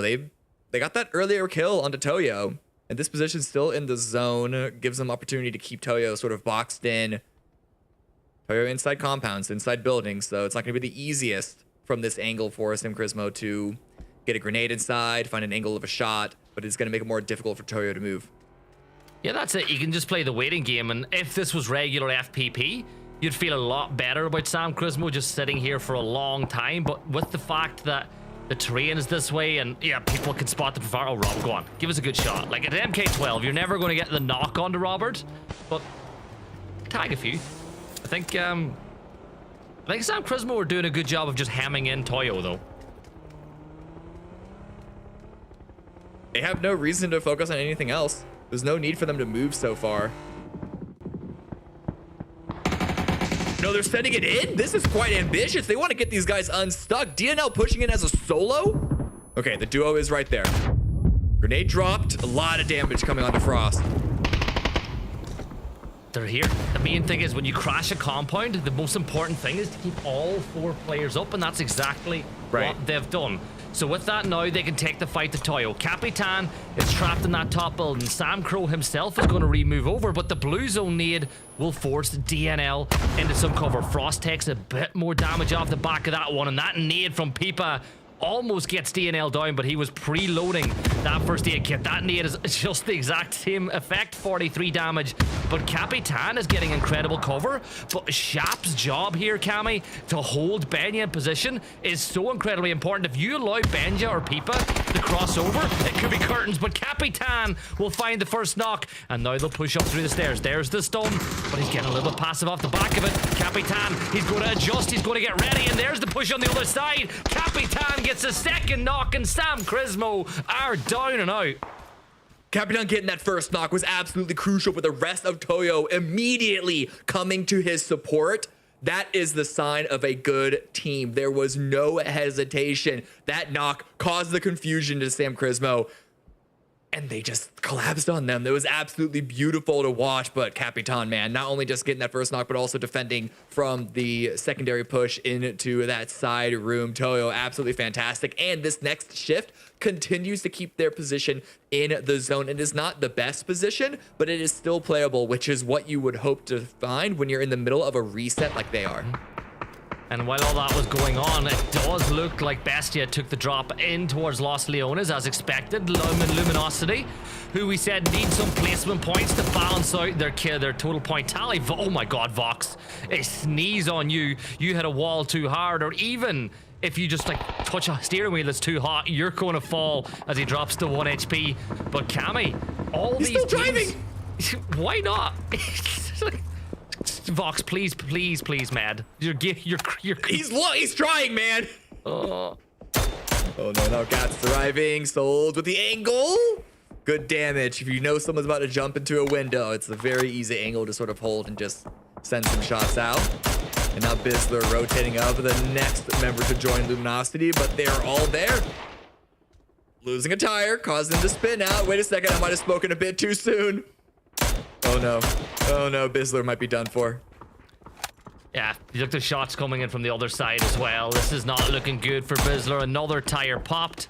He's going to hop on and call for a ride share service. Smoke grenades being thrown out, but I think for Bizzler, Souls is going to get the opportunity to get these shots off, right? You've got one little gap, another smoke's deployed. That window of opportunity for Souls is decreasing by the second. One more, and it will be perfection as Finna will take us on a bike through the fields. And this... Do a flip. I would just fall off. Oh, yeah, Souls got it. Souls got the knock on to Bizzler. Yeah, good try. They made an entire smoke line. Vox is going for the pickup. Oh, okay. Yeah, Souls was there in time. Wait. Why did he pull the pan out? Was he going to try and actually block a final bullet with that? Yeah, why not? Why not? Anyway, it looks like Toyo were able to benefit off that knock as they were able to get that flush. Typhon, who currently sat in 5th place, sub 100 points. They'll hope to close the gap, but they're 4 players up. But that's not saying much when you consider the fact we've still got 15 players alive. But Cammy, as you look at that leaderboard on the left, look at how many grayed out players there are. So many teams losing players early. This is the trend, the overarching trend that we have seen in third-person perspective. Teams just can't help but to lose players, particularly in rotates. Oh, yeah, especially in rotations. It doesn't help that we've had quite a few hot drops. And the areas that we've seen on Miramar today are some of the more open areas. I mean, just look at that big old field dead center. Where is the next phase going to go? Phase 4, medium shift up to the north. Falcons now looking very hot, very scandalous, one would say, from their spot. 2-2 split. Could be balls to hang on to. But listen, they're at the top. They're feeling good. Why not hold on to it? I wouldn't be surprised if they committed. Yeah, and the thing is, with the 2-2 split they have, they're so close by that if any pressure's put onto the other two, they can join the fight so quickly. So this 2-2 split, it's 100% fine. LG, they're on the edge of the circle. They've got that open field in front of them. I'm looking at the vehicle tires. That could be a problem a little bit later if they need to cross that opening. But teams that I'm really worried for right now, Cammy, like, I can't help but think things are bad for the likes of What It Takes here, Toyo. They have a really tough pathing option into the circle. Like, it's really rough for these teams on the way in. Especially now that they're running into each other on the rotate right in front of Luminosity. What It Takes are not interested in stopping, though. They just want to get into the zone. They understand the stakes for them. But the flip... Oh, okay. I think we're good. No one flips. We're all okay. A couple of shots come in from Luminosity, but nothing too lethal. Toyo, though, they've been stalled out. Their drive train started a bit scattered, and so they weren't able to commit to it. Now they're getting pushed on by AKA and Luminosity, but Team Casino, they've got the follow-up angle. AKA, it's all down to Dartek. Everyone's shooting at them. They're easy targets. They're out in the open on the edge of the circle.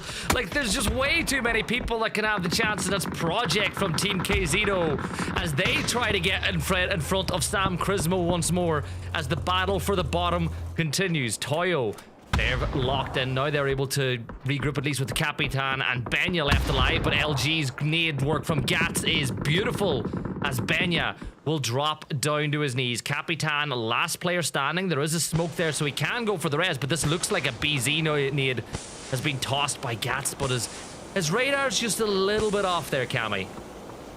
Just a touch off. Can't see too much over the hill. Good counter smokes. Blue is pushing in. Kraken goes down. What It Takes. They avoided that fight to the south. They've run into El Proyecto on the west edge, just slightly north, but Cat is coming out on top. It's all down to Gizera and Haven. The bottom pair of their own mini split has just gotten ruined. And they know that if they get peeked over that ridge by What It Takes, it's going to be curtains for them. What It Takes, though, they don't have super freedom to peek up and over, or else they get spotted by the likes of Typhon, etc. But that still shouldn't make El Proyecto feel too safe. Team Casino now following up What It Takes' rotation.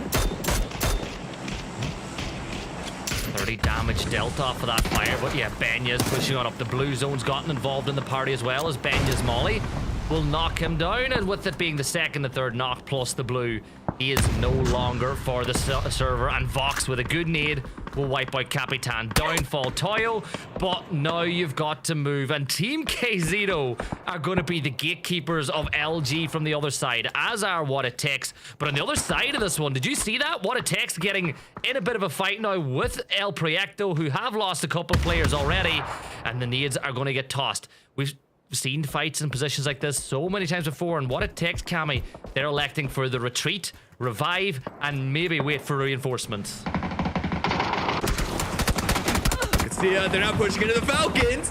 Wrath of the Great knocking to Shrimsy, but Tiggleton's grenade drops Cowboy, so it is not a free push, and a great extra follow-up, multiple grenades by Tiggleton and Shrimsy. Though I think Shrimsy dropped on himself, so never mind, let's not call out that one.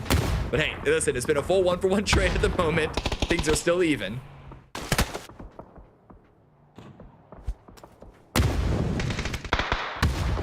More grenades out. Kickstar's coming in from a flank. So much utility traded right now. You can see Liquid up on the hillside. Looking to see if they can't get any extra kills here, but the blue is going to come in. The shift pulled away from this spot. So even Liquid don't want to stay around for too much. I think Falcon's going to feel a little mad about this push. They just want to get on the move. Perhaps they're considering that, but a great grenade drops Atrium down to 5 HP. Kickstart is still prone, playing it safe, playing for information. Tiggleton potentially popping the engine, but Godspeed, help me out with this one. This is a huge fight, and the double barrel is going to make things even more dramatic. Oh, I have no problem helping out here. Is it's not even going to take the double barrel sawed off. It looks like he's just going to go in straight. Tig going now for the spray.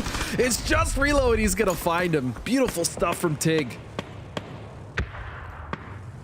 I can see it get eliminated. Amazing hold now. And then Liquid, they did bump away. And what it takes, they're driving around the dead center. I don't know what's going on. Everyone's going for incredibly wild fights here. And there's not a lot of terrain to play with and stay safe behind. H11 Jr. tosses a grenade out, follows it up with shots. Tower gets popped. So does a head. So does a second. H11 Jr. What is this?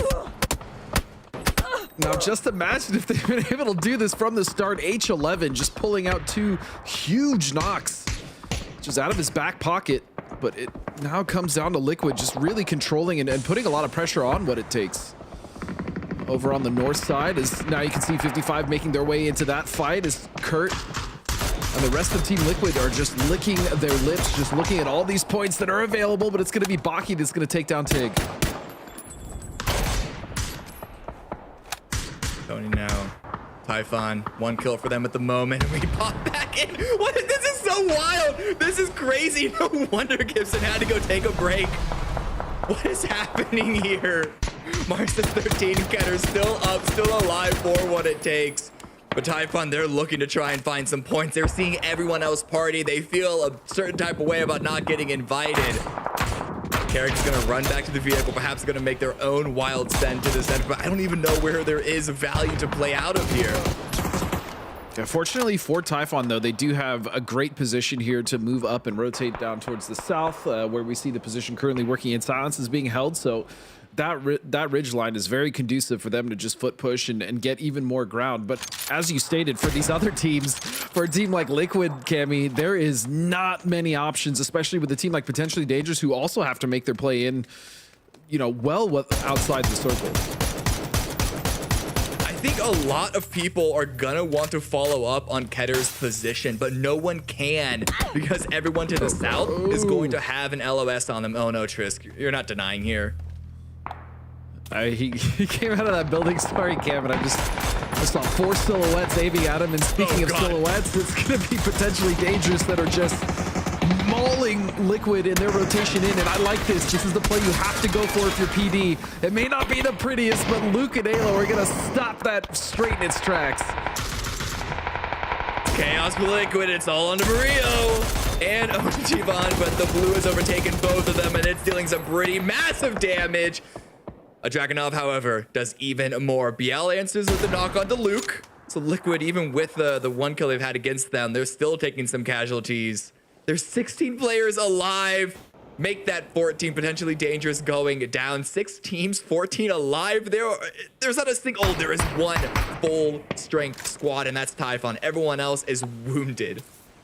The fact that Liquid still have 3 up is just something that's impressive and needs to be recognized as well, especially after that crazy push coming out from PD. Again, I understand the push. They were trying to get damage in there so they could go for it. It didn't work out, but yeah, Liquid surviving with 3 there is huge. Even still, they are on the edge of the circle. They are going to have to move again. Unfortunately, I don't think El Proyecto is really in a position with a numbers advantage to peek over, especially because they have to worry about Typhon behind them. So this actually might be an opportunity for Liquid to move up to the base of that ridge, which would be huge if they can make it. Working in silence now, they are pushing out of their warehouse and trying to make it below Typhon. And Typhon have been given so many other teams a lot of space. Perhaps they're trying to be safe and make sure they can win the chicken dinner, even if it means a low kill count. But this pitting below of working in silence makes me a bit worried. Perhaps they've tried to play too safe. A great grenade by Solds right onto Psycho. And now they're going to be rushing up that hill. Typhon down to 3 all of a sudden. I feel like they might have missed their opportunity, Godspeed, of really taking this game by the horns. Typhon? Or working in silence, sorry. I mean, they utilize that ridge line to rotate in, right? They do have 2 people in currently, and then they have an anchor in Tony, but it's hard. It's hard to push, especially because of working in silence. Now, I agree, if working in silence wasn't there, that would have been their game to really take the opportunity to take all the control. But the fact that working in silence flexed out and were proactive is also a really good initiative by them to make sure that that flank or that wrap even wouldn't be possible from Typhon. Yeah, and then even being able to immediately pull away to not risk getting answered out by a grenade or utility by Typhon, but Liquid, they roll on up, they get to their vehicles, they charge their engines, and they are across the street, and they are back in the zone. Gizera, El Proyecto, a little bit distracted by a couple of different angles. Trisk has gone down. 55 Esports are eliminated. Top 4, 3v3, v3, v2, so it is still anyone's game at this point, but Kurt goes down to a grenade. It's traded, though. Not quite dead man's hands because Kurt is still crawling around, but the revive doesn't look to be that easy. No, and so Team Liquid will fall down to 2. But that was the window of opportunity they needed. That was the timing, and they found it. So fortunately, they do get onto the base of the hill, but now Solds, just a laser beam through that smoke. Oop. Should have heard that smoke gun. Maybe that clues in that there's someone still inside that smoke. Doesn't want to blind fire, doesn't have the ammunition to waste. Only 35 in the backpack as we see another flaming vehicle fly down. Something got spotted in the smoke, and El Proyecto go down. Working in silence, only 4 kills right now, but they are playing for the win.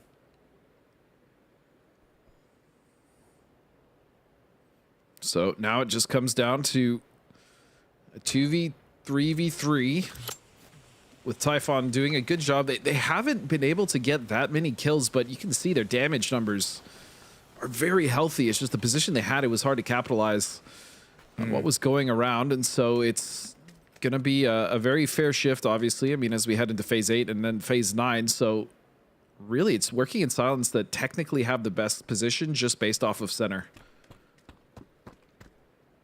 You never know. You can never tell. It's the game of, I wouldn't even say rock, paper, scissors, but it's all about timing.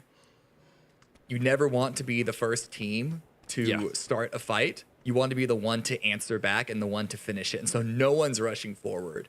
Everyone's waiting to see if they can't catch a mistake by the opposing side. That's exactly why when we see a lot of these end games, Cammy, I mean, it looks stale, right? You're like, man, why isn't this team pushing? Or why isn't this team? Oh, do it, Solds. But yeah, it's just you, as you stated, you always want to be the third party. You don't want to be the first to engage, because even if you start winning that initial engagement, if you don't end it quick enough, you are going to get third party in a situation like that. And all of these players are painfully aware of that. Oh, I understand. I know what happened. Okay. That is really unfortunate timing for RBN. Yeah, really unfortunate disconnect there. Well, it's a 2v2v2 now. Down to loop. Yeah, wait a second. Yeah, especially with that knock, things are even. Liquid's not going to be sad about seeing that in the kill feed. Though I think Typhon should be able to get the revive, but working in silence, if they were able to read what was happening on the opposite side of that ridge, and if they had the utility, perhaps we could see a bombardment of frag grenades. But with only 2 players standing, that's just not a lot of resources for anyone to play with. Typhon were able to get the revive, and that crate dead center with a P90 in it. Ooh, boy, Godspeed, if anyone's able to find that. Could you imagine right now? Okay, but I don't know if anyone's going to be able to get that, swap the weapons out, get the reload before getting eliminated because of how out in the open that is. It is super out in the open. But yeah, that in this situation, fresh level 3 vest, fresh level 3 helmet, and a P90. I mean, that turns games around, especially in a situation like this where it's fairly even numbers. It's a 2v2v3, right? So Typhon realistically only have a one-man advantage, and that P90 can erase that advantage in less than a second. But I like this yeah, though. It's just a risk. It's too much of a risk, I think. Yeah, Liquid with that knock, we're able to push Typhon to the corner. Smoke grenades coming out for Typhon to wrap over into working in Silence's territory. And both of those teams, despite having lower numbers than Typhon, they have the positional advantage. They're both closer to the end. Typhon needs to be the one to make the decision to make the move. And is that a Panzer on the back of Kawazine? Yes, it does look to be. No more DMRs needed at this stage in the game. Oh, and Smokes, fortunately, I think Typhon was able to loot quite a bit of utility. As they are now pushing forward, you can tell BL is just waiting to see any signs of life, and he's going to prime that nade to get it ready to try to preemptively get a knock, and it's going to be good. It's good. BL's going to find Kawazine. And so Tony now on the edge of that smoke, looking to utilize that perspective change and maybe find someone slipping, but BL is being very careful, Cam. Yeah, the problem is the blue is already pushing. Tony, I think, is being forced to press forward, and Liquid have all the space to maneuver around with. They're throwing more frag grenades of their own out to see what they can't find. Dynamite fishing. What can Tony do though? The teammates are crawling forward to find information, but Tony is blind and the peak comes up. Typhon eliminated 2 versus 2 now, and the P90 is in play. The level 3s are in play. What can Liquid do with this? Alo, stun at the ready. Luke charging forward. They want to let this SMG rip and tear. And he didn't even bother picking up the P90. It looks like he just grabbed the armor. Oh, no, he did. No, he didn't actually. He's still rocking the barrel. He didn't want to wait the reload. Yeah, the reload time, fair. I think, was enough of a risk with the level 3 utility now. They have Souls on the ropes. What can this player do? Working in silence now, trying to just take a win away, but Liquid, they've played this mid-game into end-game so well. Soul just such a beast right now, though. This whole event, even looking back at PAS, Souls has really, again, just stepped up. He has leveled up, he has evolved, and he has been such a threat to any team that he faces in the interim. And you can tell here, Liquid does not want to overstep. They have the advantage. They have the gear advantage. They have they have every advantage you could ask for. A center dot is going to be right on that RB vehicle. That 2-seater is going to be the difference between salvation and maybe, no, it's just gonna get straight through. The spray is gorgeous, and Team Liquid fighting to bring that one out of the fire. What a game, but working in silence, almost 2,000 damage. What a performance from them to bring it up after having essentially no points in the previous Miramar, the first of the day.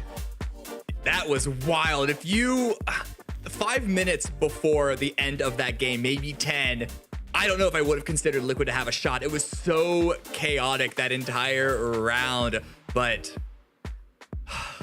it was chaotic for everyone, Gibson, wasn't it? It was chaotic for everyone, and Liquid were able somehow to weather the storm and come out on top. Brilliant play, not even needing the P90 to get things done. Yeah, and you were spot on when you said it was because they just couldn't afford the reload time. I think that's exactly why they take the chicken dinner. And more importantly, we said that it was do or die for teams like them, and they got the win when it mattered most, but it's still a long ways to go. But that could have went anywhere in that final circle. It was always going to come down to the team that didn't get involved in that first fight was going to get the win. And it was Liquid that kept their nose clean and allowed the other two to lock horns first. Really interesting spread of kill points, especially throughout this game. The teams that were all going into the end, even Liquid with the win, they only won with 8. They entered the end game with, I think, like 5 or 6. Working in silence, Typhon Gaming both entering with even less. And just because so much of the fighting was forced with that weird field just to the west of Los Leones, a lot of the fighting was forced to teams that they weren't going to make anything else of it. And so we see a bit more parity around across this match leaderboard. But the big question, Godspeed, is how this affects the overall leaderboard. We have 4 rounds left of this best of 18. Teams are gonna have to start to make some really, really hard decision when it comes to how they want to play out the final moments of this event. Yeah, but I will say for 55, I mean, they again are finding points. They're finding consistency in this last day, and that's going to be pretty important considering they were already on their climb on the right side of the leaderboard. They were catching up to teams like Working in Silence. I think they had already passed Empire at that point or gotten close to. So that was a big game for them again. 2 back-to-back big games, in fact, I would say. And then even winning one of the games yesterday towards the end. It seems like they're starting to find their footing, and I hope that they can continue to do that in these last 4 games. Right. So keeping our eyes at the top of the leaderboard, Falcons are still holding on. They only got 5 points, but Luminosity Game and Alcacia, the 2 teams that were immediately behind them, only got 3. Toyo, they were able to sort of answer back a little bit. They got a couple of kill points in the previous game, and they're currently sitting at 111. But I have to feel that the constant, I'm not saying this to troll you guys, but just the consistent performance that we can expect out of Team Falcons, it feels that it's gonna be difficult to upset them. Yes, Luminosity, Alcacia, and even Toyo have the potential for big chicken dinner games, and with only 4 games left, Gibson, do we really want any of those teams to bank on a chicken dinner? You don't want to. Like, if you're going into the last 4 games of a tournament banking on needing a chicken dinner, it just means that you didn't put in the foundations right over the previous 2 days. And that's what the likes of Luminosity and, you know, I know Falcons haven't got many chicken dinners, but the foundations for points was so strong that they're going into these last few maps going, hey, we don't need to win, but if we keep getting like 6-7 plus points a game, we're definitely going to be in with a real chance of winning this. But for the other teams like Liquid, Proyecto, they need the chicken dinners. Like, that gap is starting to look pretty big. Yeah. Well, Alcacia already go for early game fighting, Godspeed, but Luminosity doesn't. Even if you ignore the 55 situation on Miramar, which we're done with anyway, so we shouldn't even bother talking about it. But they tend to not go for early game fights. They put all of their weight behind getting the wins on rounds that they find themselves with a good position in. But with the meta that we've seen develop over the course of this whole weekend of early game fighting being more, we see a lot more early game fighting in this weekend than we have in, I think, many PASs in history. Do we think Luminosity should start to lean more into that, or is that too much of too much of them leaving this style that they've really focused so much at this point that it's not worth it? Similar to how, you know, you can't just like go to a different drop spot if there's no reason not to. I think Luminosity just sticks to their guns and they do what they've been doing, right? Like, there's no reason, there's no drastic slide down the leaderboard for them. They haven't really been faltering too much, and they're still consistently, they've been in the top 3 pretty much this whole time. So I think Luminosity just continues to focus on themselves. Now, if there is an opportunity, let's say in game 4, 5, or 6 of the day, you know, as we close out this grand finals, and they can drop Falcons and potentially stunt them, sure, why not go for it? Especially if they've built that padding against 3rd and 4th place. That's the caveat. They need to create separation, and there is virtually no separation between them all the way down to Typhon. I mean, there's only literally 2 points between them and Alcacia. So I think they just continue to do what they have been doing because it's been working and keeping them at the top of the leaderboard. That's true. Gibson, how much do you think the glory of taking 1st place versus the loss of falling from 2nd to 3rd or 4th, or I memean, honestly, maybe even 5th or 6th, just looking at how the points are laid out right now, do we think that Luminosity are going to be focused on that win, or more so about maintaining their position? And if they're given an opportunity, say with a really strong end game situation, going for the win at that point? I think they're always going to play to win. Like, I think Luminosity have done a great job of knowing when it's a game they can win by placement and knowing when they need to kill points. So they just need to keep that in mind. Don't let the caveat of that extra 10 points lead you to making mistakes that'll cause you to not get any at all. You know, just take the points that the game gives you, take the kills that the game gives you, don't overextend, don't get greedy. That's what the best teams in the world do. Anytime a team reaches far, you know the Icarus, don't fly too close to the sun. Well, if anyone can fly well, it's Falcons, and they are with 123 points, looking really, really strong here. That 11-point gap between 1st and 2nd place is looking, I don't know, it's pretty intimidating, at least to me.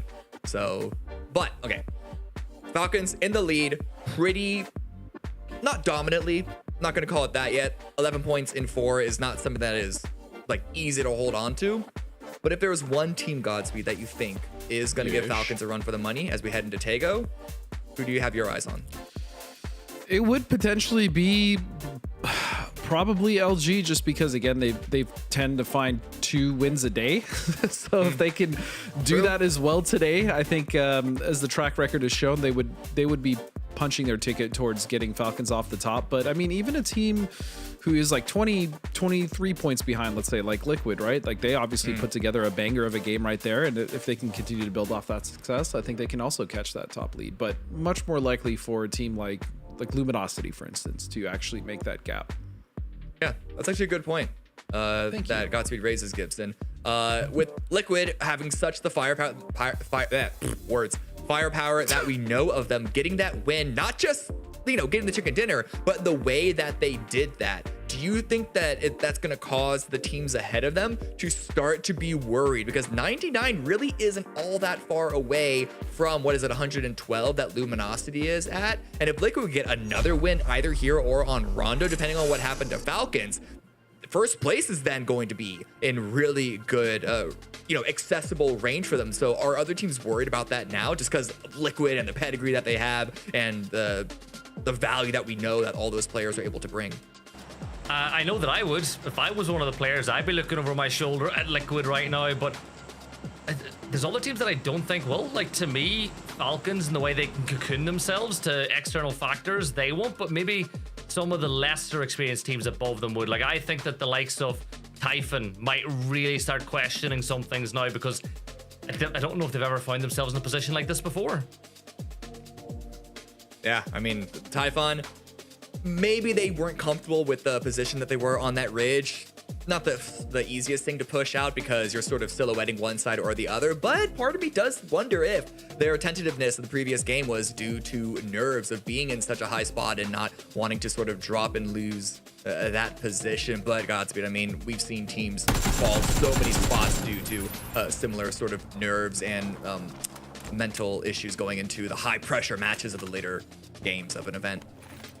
Yeah, that's why I stated it. In this game, it feels like, from experience, it's much harder to hold on to a lead than it is to actually try to take that lead, right? Because how many times have we watched in tournaments where, first place swaps multiple times throughout a grand finals, throughout the days? So, yeah, but Falcons, again, one of the most, if not the most tenured team as far as experience in that regard. Team Liquid is up there as well.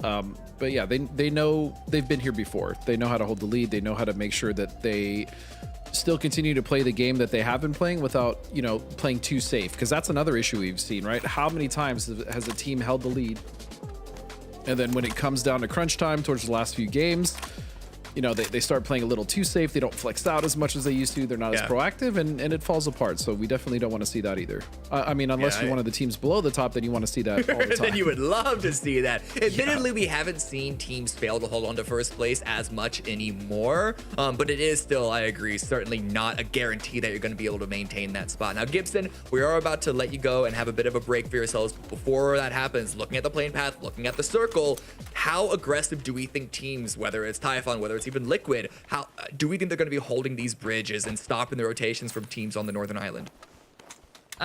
Bridge camps, I think Al-Qudsiyah are definitely a team that we could see camping one of those bridges.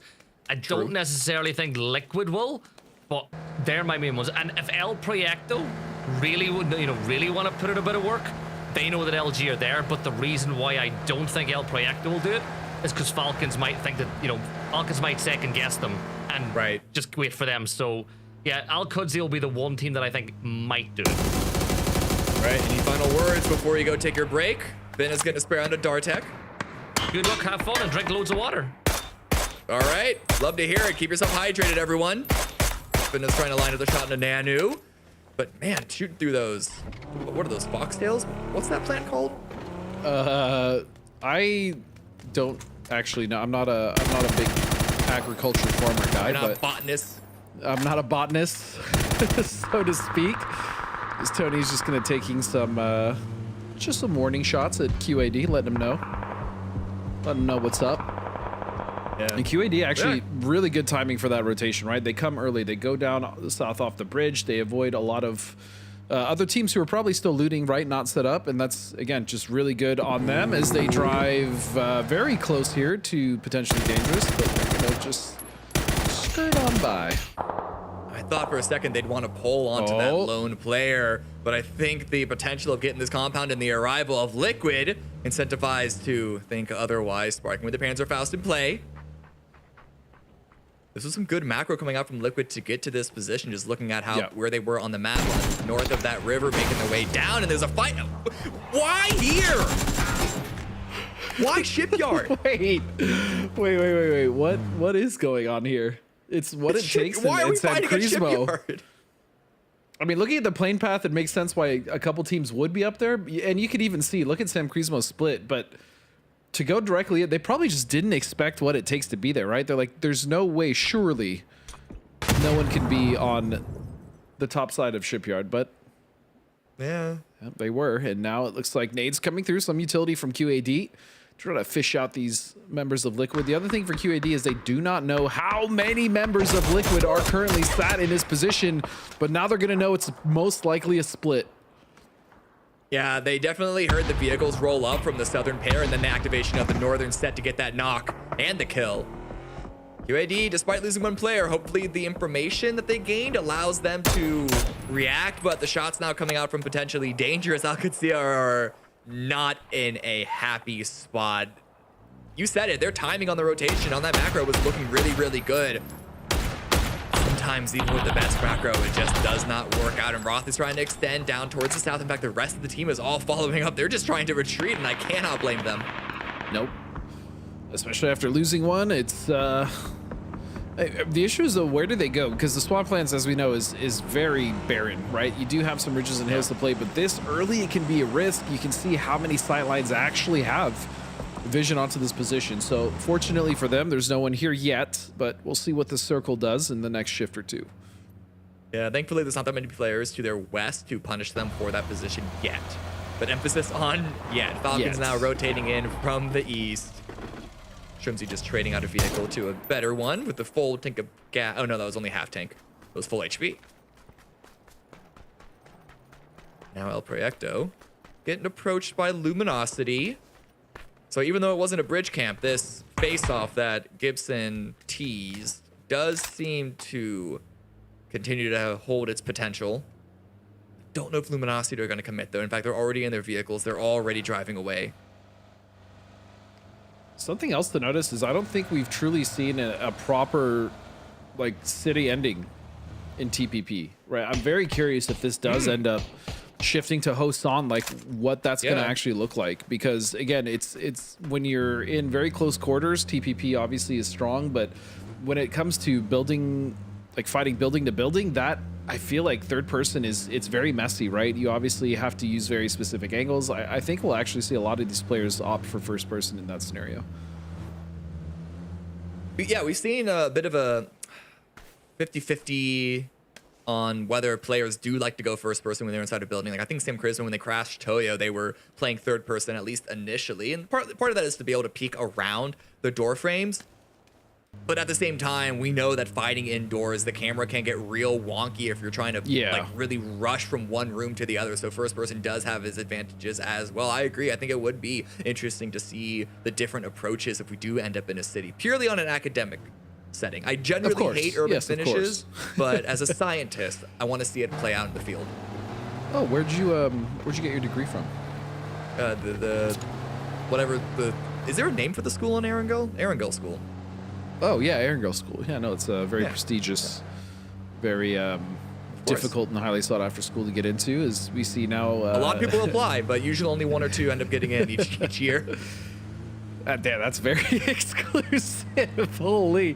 So we see LG now rotating on the east side, and they may run into what it takes here. That very adorable panda team with that panda logo have had a stellar first game to start off. I'll say that. Yep. But we'll see what they can do here on the south side. Yeah, a couple of good moments on game 2 as well. So I'm eyeing them to potentially break in. I think it's going to be quite a long shot to go for first, but they could certainly break into top 5 if their run 100%. continues. We still have 4 games left. If they can get top placements, good kills every single one, I think 4th, 5th place is, I wouldn't say easy, but certainly possible. I would say top 8. They have a very healthy chance to squeeze into that top 8. Yeah, that's fair. That's probably more accurate than but I was listen. I was trying to like build up a storyline. You know, I was trying to build up something potentially exciting. You get it as a storyteller yourself, storyteller to storyteller. You understand. My stories are mid at best, but we currently have Typhon. Wait, is that? Did someone just drive straight into the center of Typhon? Is that? I think it's Sam Krizmo, if I'm not mistaken. Look at this fun little bridge expedition here that's being taken not only by Toyo, but also Team Quesito. And they're just going to let Toyo pass in front. Now, the key here is not to shoot in order to have them stop down, because if they stall out and realize there's a team behind them, they're just going to hold you out. So probably best to just let them move on by.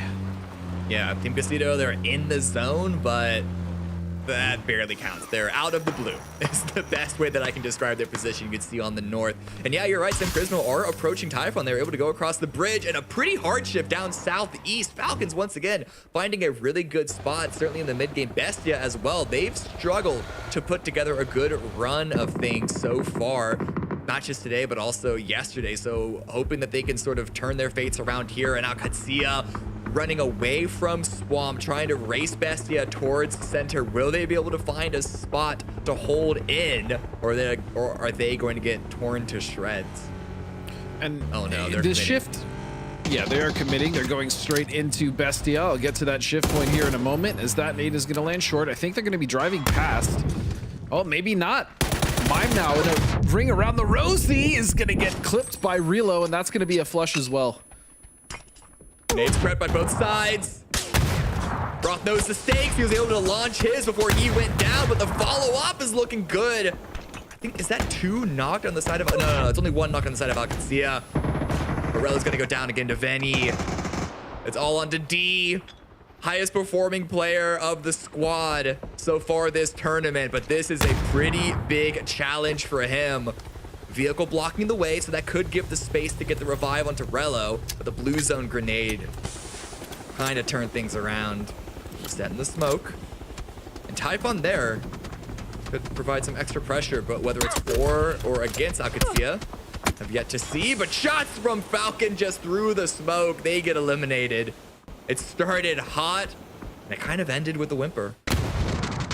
Somewhat, and it wasn't even the Bestie that delivered the final blow. As you stated, it was Falcons, and now Empire is making what looks like quick work with an ump. Nicely done from Adam there of what it takes.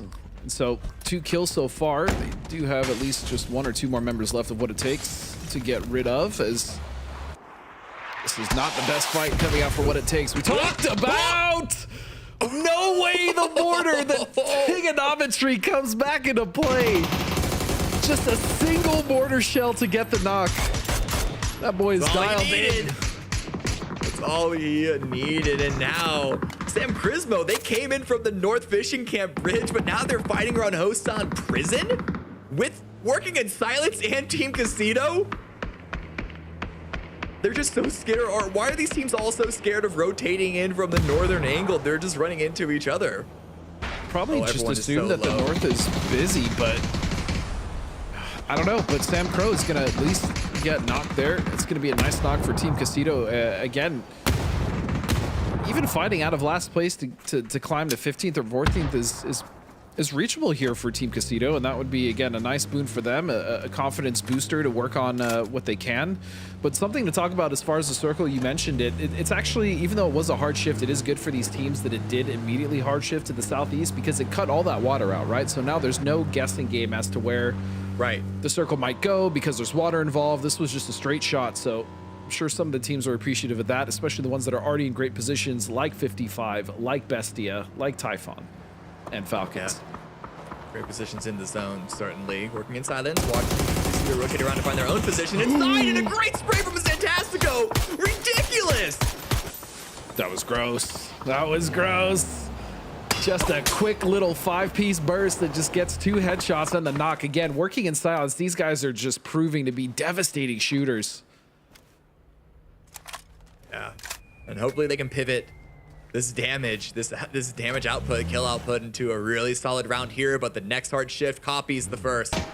Pretty medium shift southeast, so further away from this angle somewhat. Project goes down to RBN.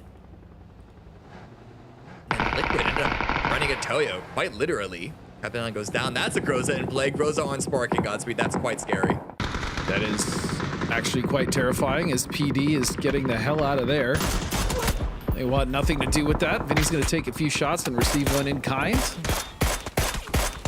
And Draft, yeah, I mean, those vehicles are kind of annoying to shoot through. Sometimes you get lucky, and those supports on the truck bed actually block some shots, so they're going to make it by for now. Where are they Problem is going? they're setting up None in of their the middle of players- so many teams, Cammy. They want cover, and I can't blame them. But there really isn't a lot of cover to go for. They kept 2 of their players in the warehouse. Sorry, not warehouse, the little shack. I like the idea that they're not committing all 4 of them into one singular position. We know that a single frag grenade is usually enough to take care of that.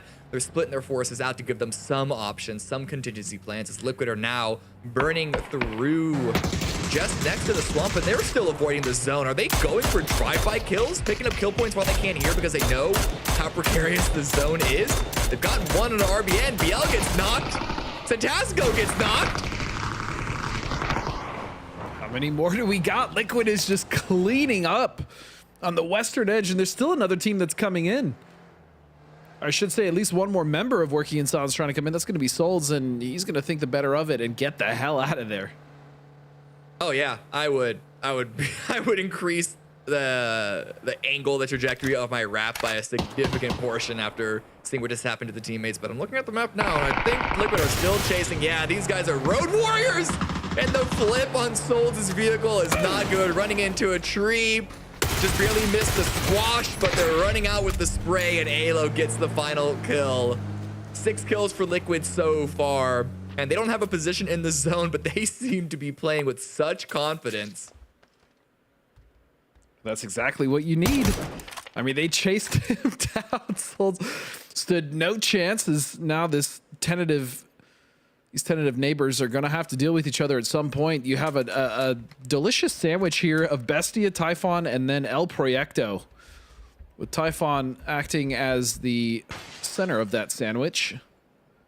Fortunately, though, they do have these high ground positions here in these apartment buildings, so they are going to be able to get a lot of information. And then, you know what? Why don't you just throw Toyo in the north, as this one is going to shift straight down south towards Team Liquid as well as Empire in 55.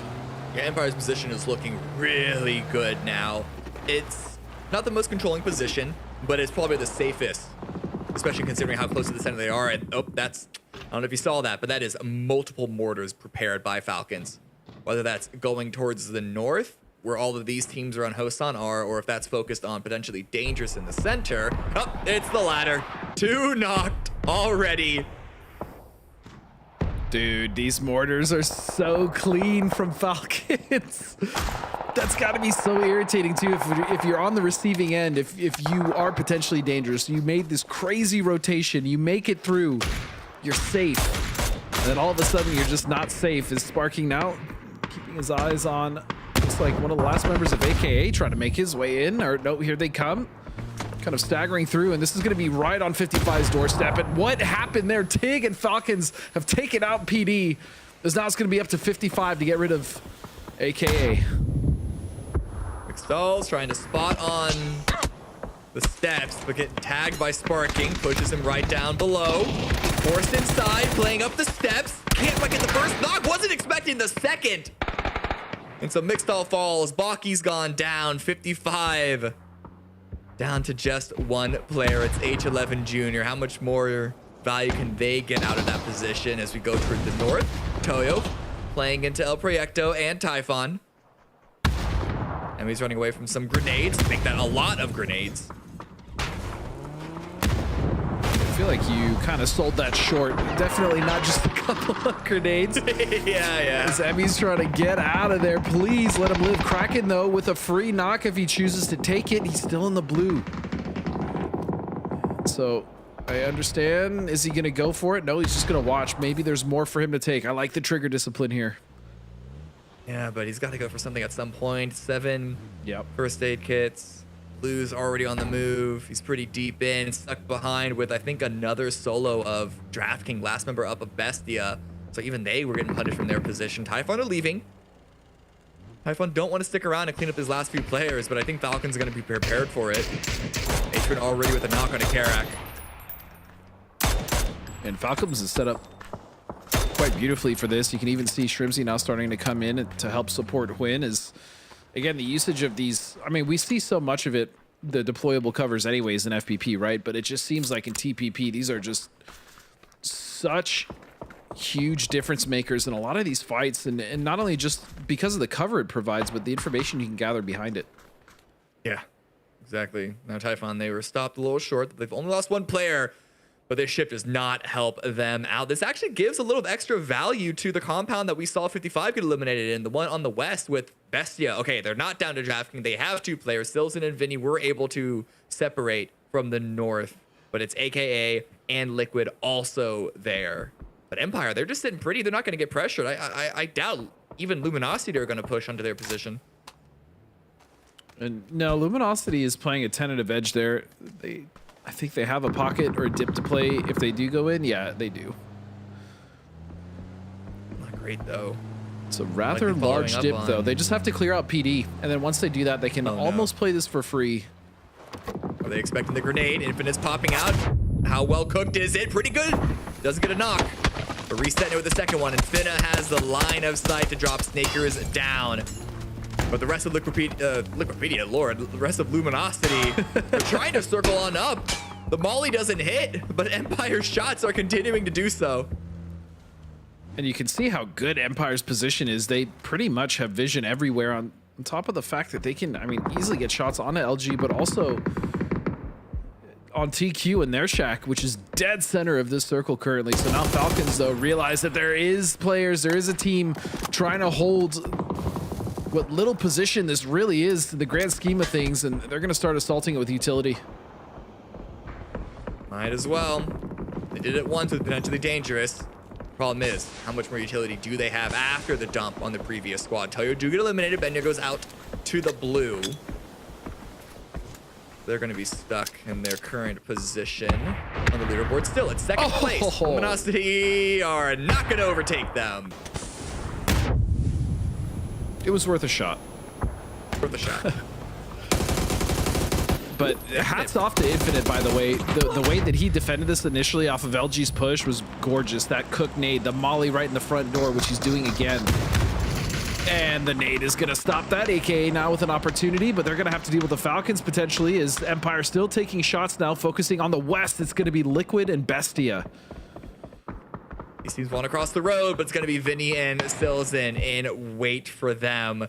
Hands are fouled by Silson. That is just itching to get pulled and blow Liquid to smithereens. Stiggleton now popping down below. Kickstart's gotten knocked, and Falcons, they've overtaken the position that they eliminated potentially dangerous, and then Luminosity from Liquid are able to make their way across. At least 2 of their members have done so, but the amount of cover in play is getting reduced by the second, and this is only phase 5.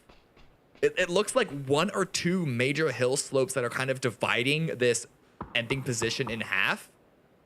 And that is just not a very comfortable cover to rely on. No. No, it is not. This Falcons now just waiting, essentially. I mean, they have position. You can see that AKA has to rotate. There's going to be other kills to have. You can see Typhon looking over towards Liquid and Bestia, seeing if they can maybe get a few knocks before they make this push. And looky. It's going to be Kurt with another P90. It seems like this is just good luck for Liquid. And here they go. And they're going to make their push onto the side of this hill. You can see where the other members of Team Liquid are. If they can just get there, that's huge, because then having 4 members there is going to open up so many more options, especially when they do have to eventually fight Empire. Liquid already has 7 kills. They have 4 up. They came into this day, I think, in what, 7th or 8th place, and a pretty notable gap between them and the top 5, but they are trying to make as strong of a run into the top position as possible. The grenades are good. It gets a knock on Avaris. Robert is still standing inside the shack. Will he go out to get the revive, or he's gonna let his teammate bleed out because of how surrounded he is? We got Typhon pushing in from the north. Blue zone grenades to finish Varus off.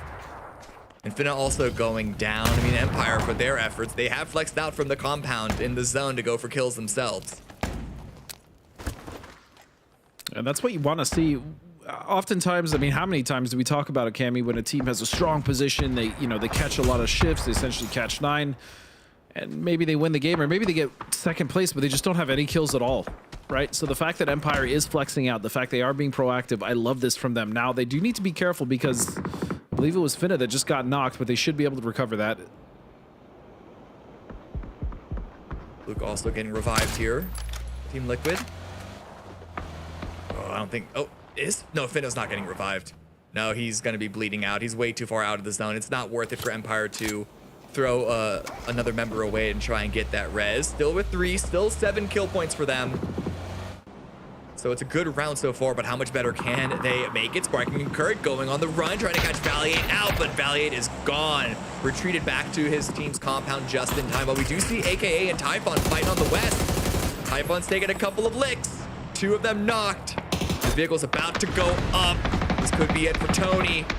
1 HP, he's still alive. The fact that he followed that car, was able to survive his craziness. It's going to be Liquid that cleans up AKA for them. So Tony will once again survive. He might even be able to get that res off. Yeah, that's huge. I think he even got a kill on the exit of AKA, so he'll take the points, but no, Michael's able to find Tiny. I don't know what angle that was. That was virtually all the way across the zone, but that just shows how open this ending field is. But I have to look at Liquid. This run that they're making towards the top is looking spectacular. Oh, Falcons as well, man. also with 4 up. But yeah, this shift. Where do you go from here, Godspeed, especially if you're Empire? If you're Empire, you have to pick either north or south. You cannot just go straight in. It's not going to work like that. I will say, though, those airdrops kind of add some cover to that area, which was pretty much barren. But I think Empire just needs to pick a fight. They have to either pick north or south. Yeah, you'd think they're hoping for a knock to sort of help make their decision a little easier.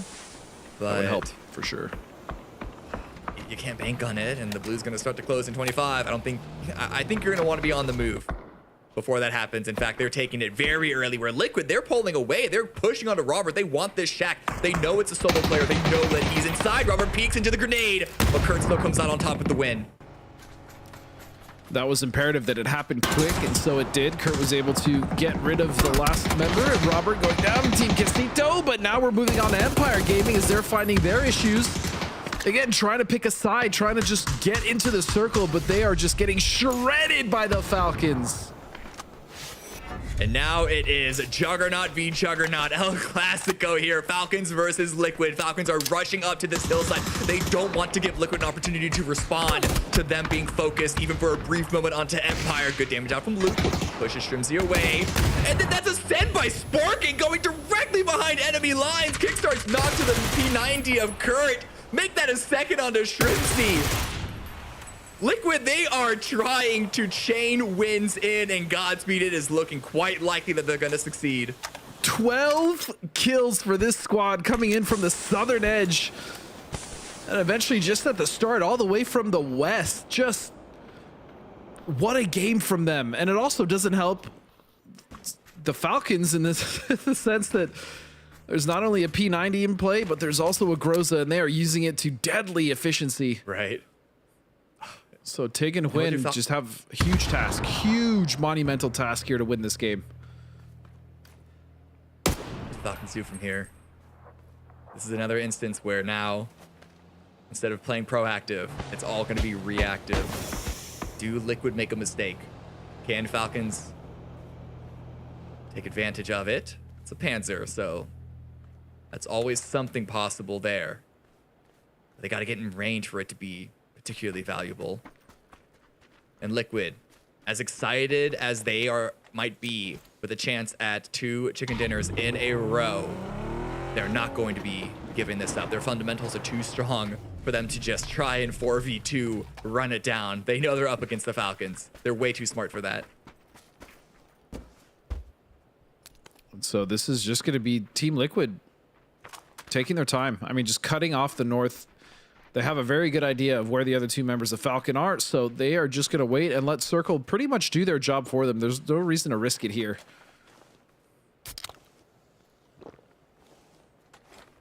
Luke 12 holding The nice Falcons position. being at 140, so they still have some work to do, right? They still have 3 games, Camby, so they need to make sure they stop any bleeding here and don't give Falcons any more points than they already have. Yeah, but Falcons also don't want to give Liquid any more points. They might be like 22 points behind, but they were significantly further away before this game. But yeah, 10 kills for Falcons. Talking about consistency. Yep. Nope. Yeah, it's smart. the point deny. That's what they're going for, and that is the right play. It is. You may not like it. You may hate it. You may think it's this or that, but this is absolutely the right play, and I do not fault Hwin for doing that at all. Spot table fin out. And they were able to get one more kill, so it's not going to be a full deny. Only H1 went down for nothing, but a 13-kill win for Team Liquid. The run is happening. It started. The horse is off to the races. Mustang full speed ahead, galloping forward, and it is still about a 20-point gap between them and first. But 2 wins in a row, Godspeed. This is impressive for a team that we might have all but counted out Friday and Saturday. No. Hold on. I specifically stated both days that I am not worried about Liquid, and I know they'll make a run on the final day. So you can sell that narrative, but I said might. I even said it at the start of the day. Might. I said at the start of the day, I said Liquid will make the climb and they will push into the top 3. So, you know, don't just keep me out of there. Okay. But let's be real here though. Did we expect them to be able to challenge for top 1 this soon, Gibson? I don't think it was going to come this quickly. Like, what I was the one that said 2 maps ago that if they didn't win that next map, they had no chance. And lo and behold, they've won 2 maps back to back. The teams that were looking over their shoulder are now looking forward at Liquid. But the thing about Falcons is, even whenever Liquid are getting 23 points, Falcons are getting 16. So it could have been so much closer. But, you know, when you've got Tiggleton with mortars just having fun around the lobby and Falcons. And H1. Yeah, and H1. Yeah, but he also forgot that when you have a Panzer, you're supposed to shoot forward, not straight down inside the blue, because that was definitely a mistake. You know, he definitely wasn't denying there, but... Yes, hey. yes, correct. Yeah, you know, but no, what can I say? Liquid, great climb from them, and they're still 17 points off the top despite back-to-back chicken dinners. But look at that gap they now have against Toyo. It's an 8-point lead. They were coming in from like 7th place at the start of the day. And I don't know how many points they got on day 1, but game 1, but game 2 and 3. I mean, 2 wins in a row. And Luminosity, Typhon, Toyo, and Al Qadsiya had a good round, I think, in there. But it has just been the Team Liquid show. The problem is that lead, Falcons, they might be gaining fewer points per game, but there is a finite time limit here with only 3 games left, Godspeed. There is only 3 games left, which means that they are running out of chances, and the amount of points they can get are just slowly diminishing. That being said, I also want to talk about some of the teams on the right side of the leaderboard, specifically like Bestia. Empire, again, has made a surge. It looks like they're cleaning things up. They had a really good position there in that last game.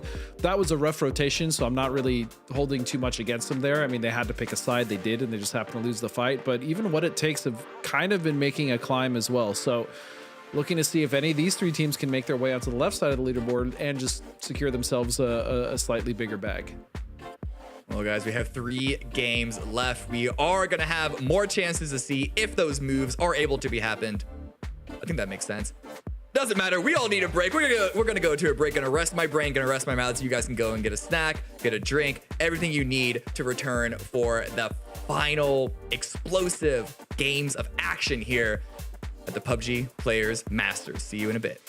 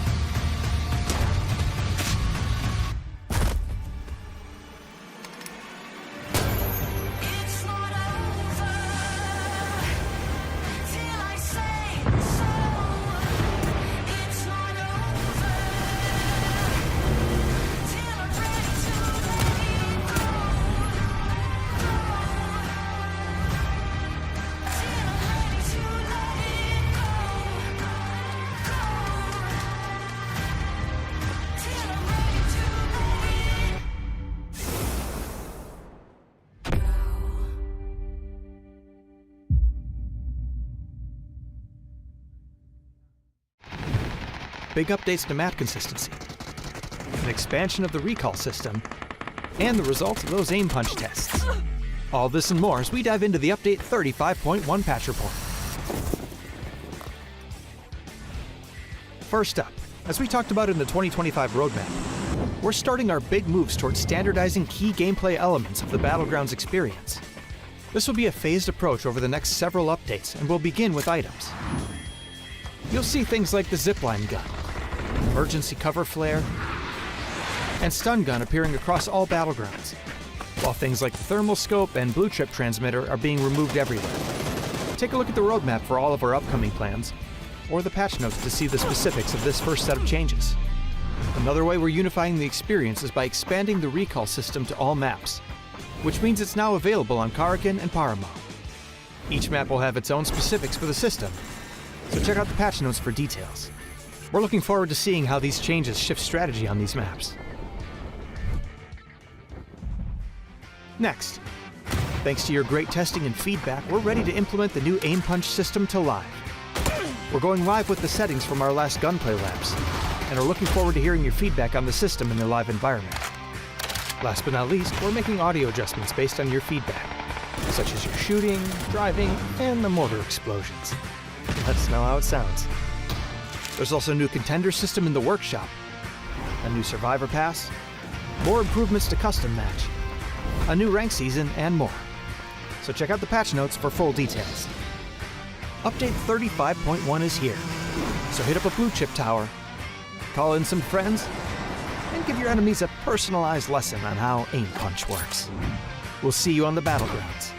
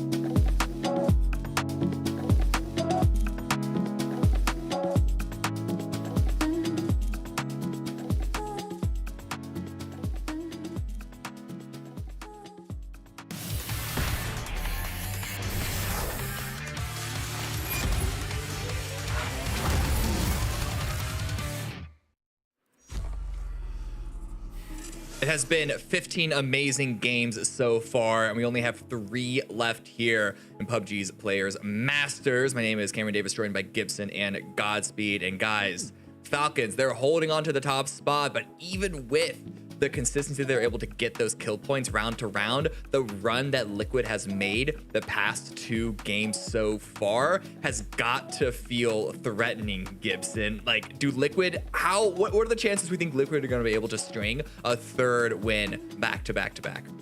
Who am I, a mere caster, to say that they can't do it? Like, they can 100% get that done. Look, we've seen what Luminosity we can do. We can see what Liquid can now do.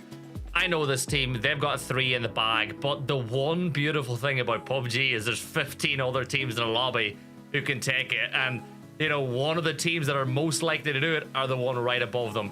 Could you imagine, though, if we do get come back to a top 4 again and you got Liquid and Falcons battling it out again?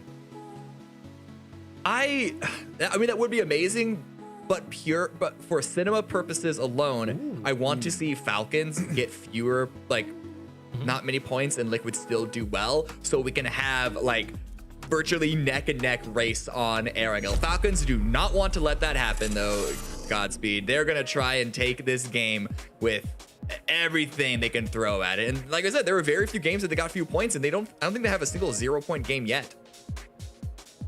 Falcons, I don't think so. They have had some low impact games for sure, but 0 points, I'm not quite sure. So I'll defer to you on that one, but definitely it's going to come up to Falcons just having a bad game, right? That's really what's going to open the door, because so far today they've been consistent. They've been finding a good amount of points in all these games, regardless of their positioning and what situation they're in. So if you're Liquid, if you're Alcacia, you know, if you're any of the teams that are in the hunt, you would really hope that Falcons makes a big mistake and a misstep.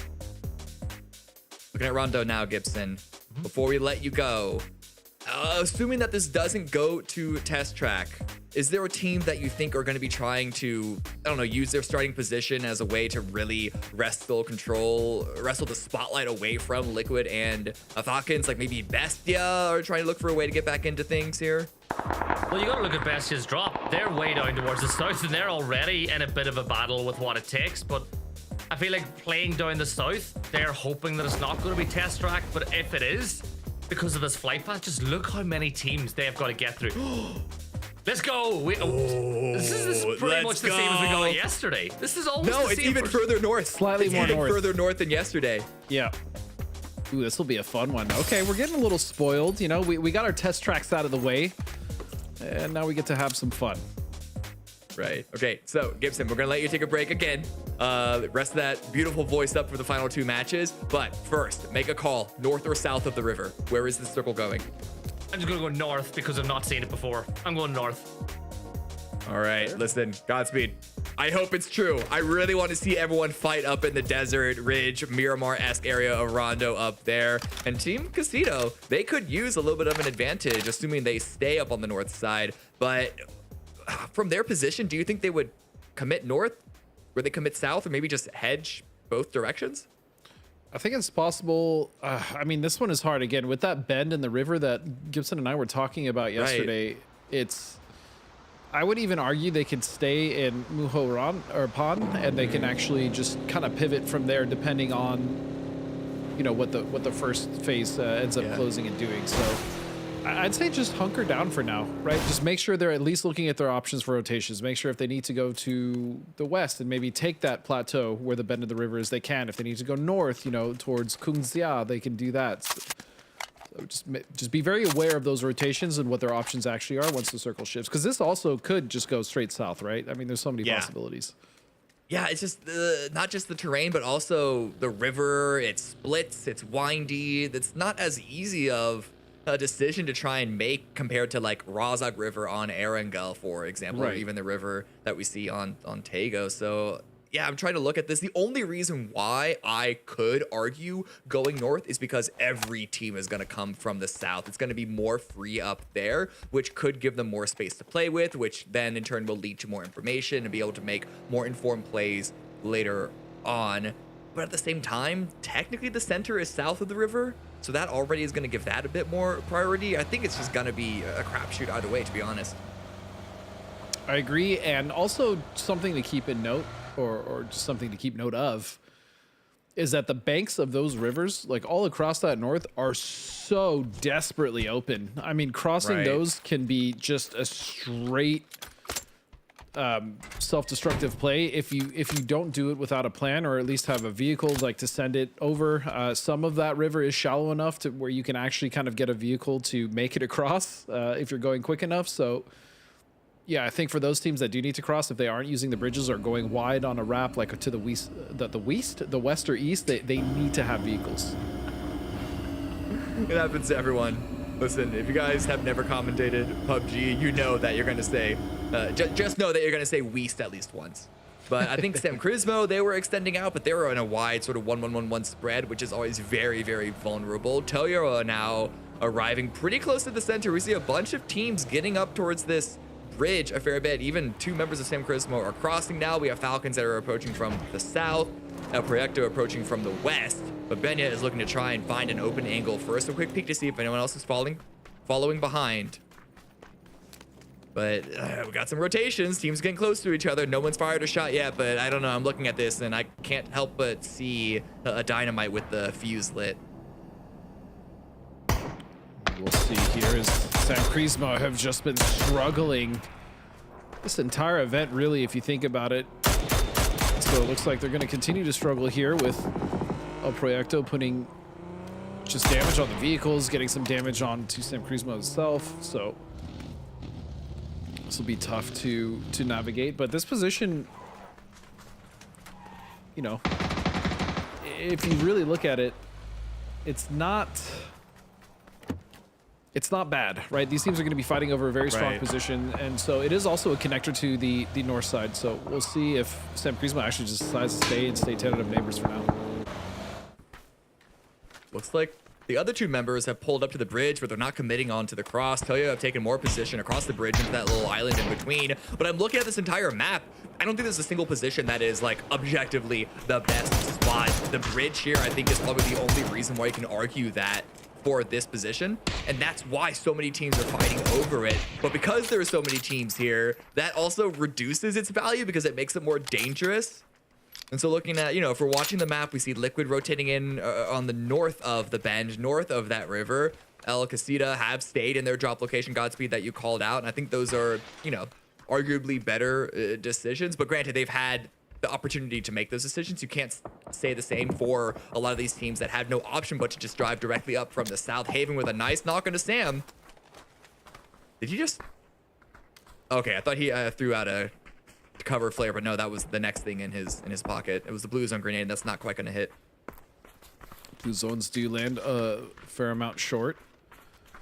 And then something, I mean, you mentioned it here, but something to realize is that for these rotations, like, these teams should be utilizing the west and the east, right? Those paths in are so open. I mean, looking at the map, Liquid rotated into the west side of the circle for free. So I would hope that some of these teams who are coming in late, who are coming in far, like LG, right, like Bestia, which it looks like Bestia is opting to go for a very wide eastern wrap. I mean, it's in their best interest to do so.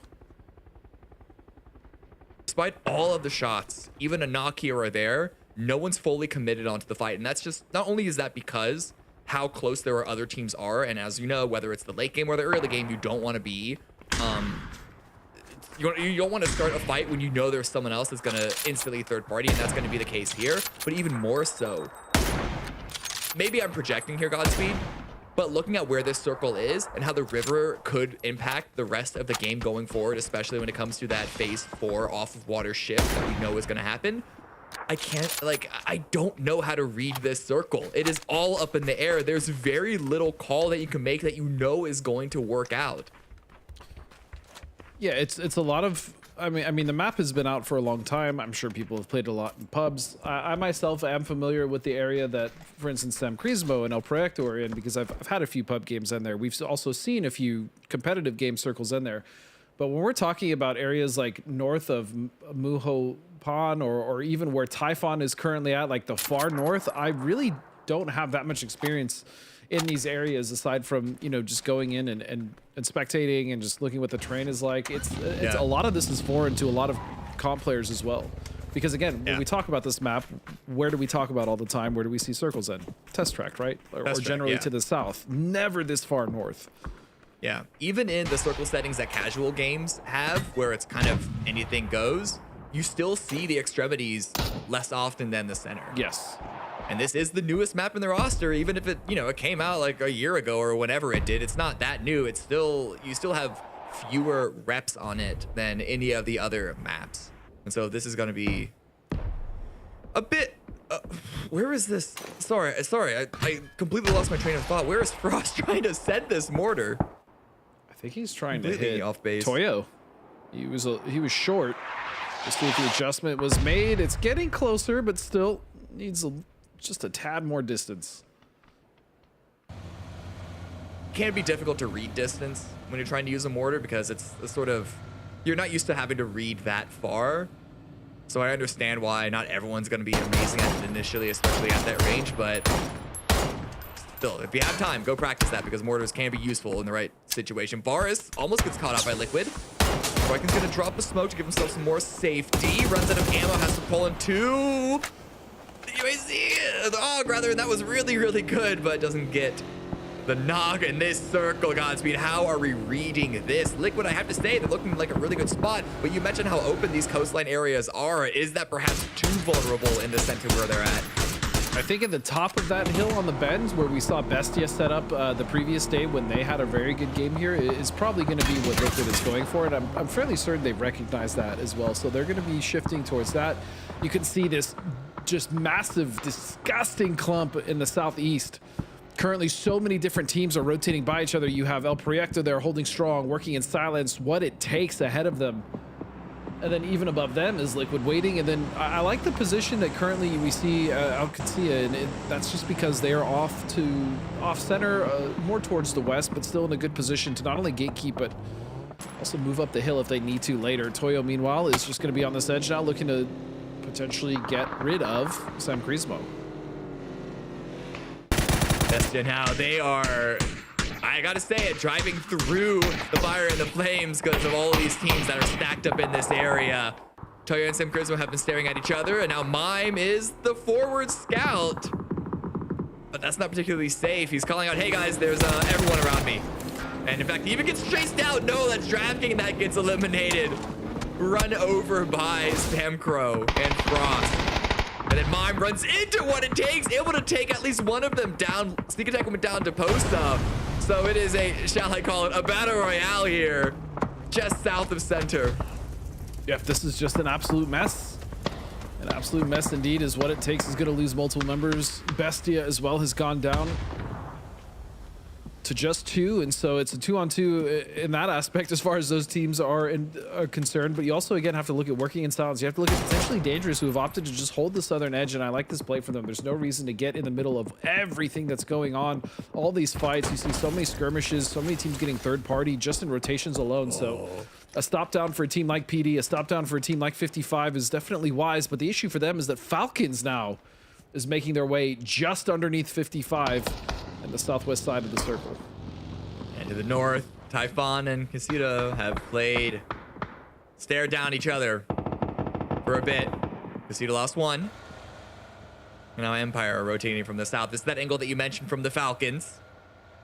No crash from any team, at least from this trajectory, not yet. But I think Empire coming in right behind H-Win and the rest of the Falcons could start a fight that Empire might not be ready to take. Sees the final vehicle, gonna not take some shots. Sometimes that's best. Especially if the other team doesn't know where you are, if you're watching a rotation. Again, we saw it in the last game, right? With Toyo crossing the bridge and Team Casito deciding to just let them cross. In fact, Empire sticking, committing pretty heavily into the blue, going around Bamboo. Gonna have to enter the zone at some point, and I'm looking at the map, and we only have, 3 bridges. One of them is on the far southeast, and so I wouldn't consider that a useful one. You can see where Toyo are currently hanging out in. That goes out into the blue. So we're only looking at 2 reasonable bridges to try and cross, and this, it nudged north. But at this point, it is gonna go south. Luke, and I don't know who that is with him on the Western Liquid pair, but they're already in their vehicles. They're gonna cross that bridge. They're gonna group up with Kurt and Alo. And now that fight, that Bestia, El Proyecto, what it takes we're in, I think that's gonna get even heavier in that rocky, hilly, very tight valley spot. And Typhon has decided that they want to start to encroach onto the position of Team Liquid, and they have two across. They might keep one back to just act as an anchor point and also just harass Liquid as they move forward. But Luminosity now finds themselves entangled with the team of Empire. That's going to be the first knock going to Vox. Blizzard's going to clean that up very quickly. They might even pull off of this fight. It's potentially dangerous now. Have decided to rotate further into the circle from the south position that they had, and that's going to be just past Bestia. But they're threading the needle here very well, Cammy. They're surviving. Really well played. Whether it was strategy or luck, I couldn't tell you. I'm as, new to this area in comp play as I imagine some of these players are, if not all of them. Because, even playing in scrims, playing in casuals, it's not the same thing. Snakers with knock on a Juve. That's happening towards the west. Luminosity in a bit of a three-way fight, but it's that... Ooh, are those mortars coming in? Who is sending those out? Well, you know what's better than a mortar? A frag grenade. Michael's gonna let one rip. So LG mostly dispatched of here. And I don't even know if there's been that much help. But Empire only have one kill currently. So 50... Oh, man. This is a very precarious spot to be playing right now. These waves currently sitting towards the south side of the circle. So it looks like Cowboy is going to look for a knock here on an AKA, and unfortunately not going to get it. That's some good damage, but yeah, I wasn't able to follow up on in the way that they had likely hoped. Liquid still centralizing their position. They have a bit of hard cover as well as the ridge to play around, but I don't think they're going to be that comfortable peeking down south. This might be more of a play towards the late game for them. Let everyone else fight it out. Let everyone else, sure, get the kills amongst themselves, but also weaken themselves before they enter the end game. Some Charisma, they're actually being forced to play out in the blue, as are Toyo. That's how scary getting into the center of this zone is. It's not just other teams, it's also mortars. 55 just barely able to avoid them. A couple of shots also coming in from the high ground from El Proyecto. You can see Posta and Kraken up there on the minimap. Just narrowly escaping those mortars. Those were so close. Really just a few feet away from getting potential knocks or just a team wipe. But Quesito is going to be... Look at this. They've actually just straight dropped all the way from the south, and they just want to go straight for a push on a Typhon. If they can get rid of Typhon, that's going to be great for them. But the problem is, Liquid's going to hear that. With no other teams on the north side that they are going to feel confident and free to just push over and start cleaning that up as a third party. That's a big risk for both of those other teams on the top. Oh no, and Gats goes down. Luminosity Gaming, they can't make it into the end game. They can't even make it to the mid game. They go out in 16th place. And Prisma now, only one tire. And they run into El Proyecto. Gizero gets one, Posta gets another. Gizero has gone down, so it's not been the most solid of a hold for El Proyecto. But as we peek over towards Liquid again, Typhon and Team Casito slowly approaching their spot. And if some Crismo can make quick work here of El Proyecto, it's at least a few points their way. But I mean, if you look at the map, even the mini map right there, you can see Working in Silence is creeping up behind, and yep, that's going to be a finish there from Solds. Again, Solds so damn good, dude. His improvements over the last year is crazy. What was that? What angle? What a shot! Sam Crow committed to the spray, tried to go for the second. Gizero's not going to let him have it. Sam Crismo go down in 15th place now, and Karak, Typhon, they have lurked to the north of Liquid. I don't know if Liquid will be expecting this. They've been walking so slow, so quietly, going under the radar, but the shots come out. Liquid now know. At least they have these vehicles for cover, and they have teammates as well. Luke 12 almost knocking Karak. It's a dangerous time. I thought maybe they'll wait, maybe get closer, maybe go for a bigger play because Luke was distracted, but they don't. And so now that has been alerted to the rest of Team Liquid. So they're going to be very careful about their north side. Again, you still have Toyo and Team Quesito currently sitting on the east. So Liquid's actually going to back off and consolidate. I like that play from them. There's no reason to give up that much. Yeah. Or play that risky Exactly, really this early. Yeah, especially considering they're going to be playing for the win. They're avoiding the southern set. Team Casito do go down. Typhoon were able to pull away from Liquid and focus their efforts onto finishing what they started up on the north. Emmy with a double Panzer onto El Proyecto? Were they still in... it had to be in that... I don't know what that building's called. The little shrine. But it's not really a bodega. It's Missing Cowboy getting... Yeah. That structure. I think they were both still standing in that structure. I was going to say the Rondo Wizard Tower, but that doesn't even do it justice, is Roth. No. It's going to take some shots, and they're going to go up. Fortunately, Blue's going to stop here. They are just on the edge, and they have a huge high ground advantage here. We're already down to 11 teams. I felt like we only just started losing them, and we've lost 5 so far. And a lot of teams you can see here on the edge. The next circle, you can spot it on the map. It did nudge to the east a fair bit, and so Alcancia already 2 kills on them. They're trying to get close, potentially dangerous, and really start their reign of terror, pushing in, jumping from fight to fight on the edge from here. But you can see the path in front of them. It's not going to be the easiest.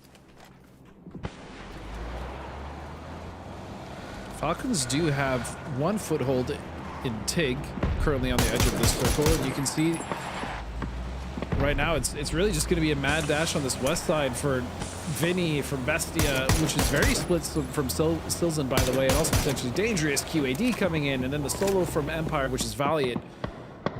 Trying to find some sort of safety in these circles here, especially on the western edge. And don't forget about AKA, there's a few members there still. QAD were harassing earlier, but it looks like PD is going to try to set up, but it's going to be Liquid actually with a free firing line, but they're getting shot in the back.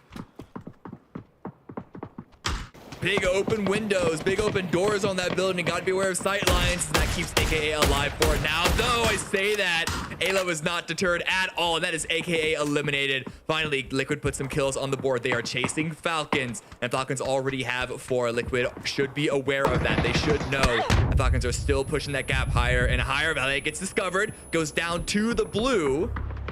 D might be looking to steal this kill away. At least get that point for themselves, but they're running into issues trying to run from the blue zone. More shots come out on the Kurt.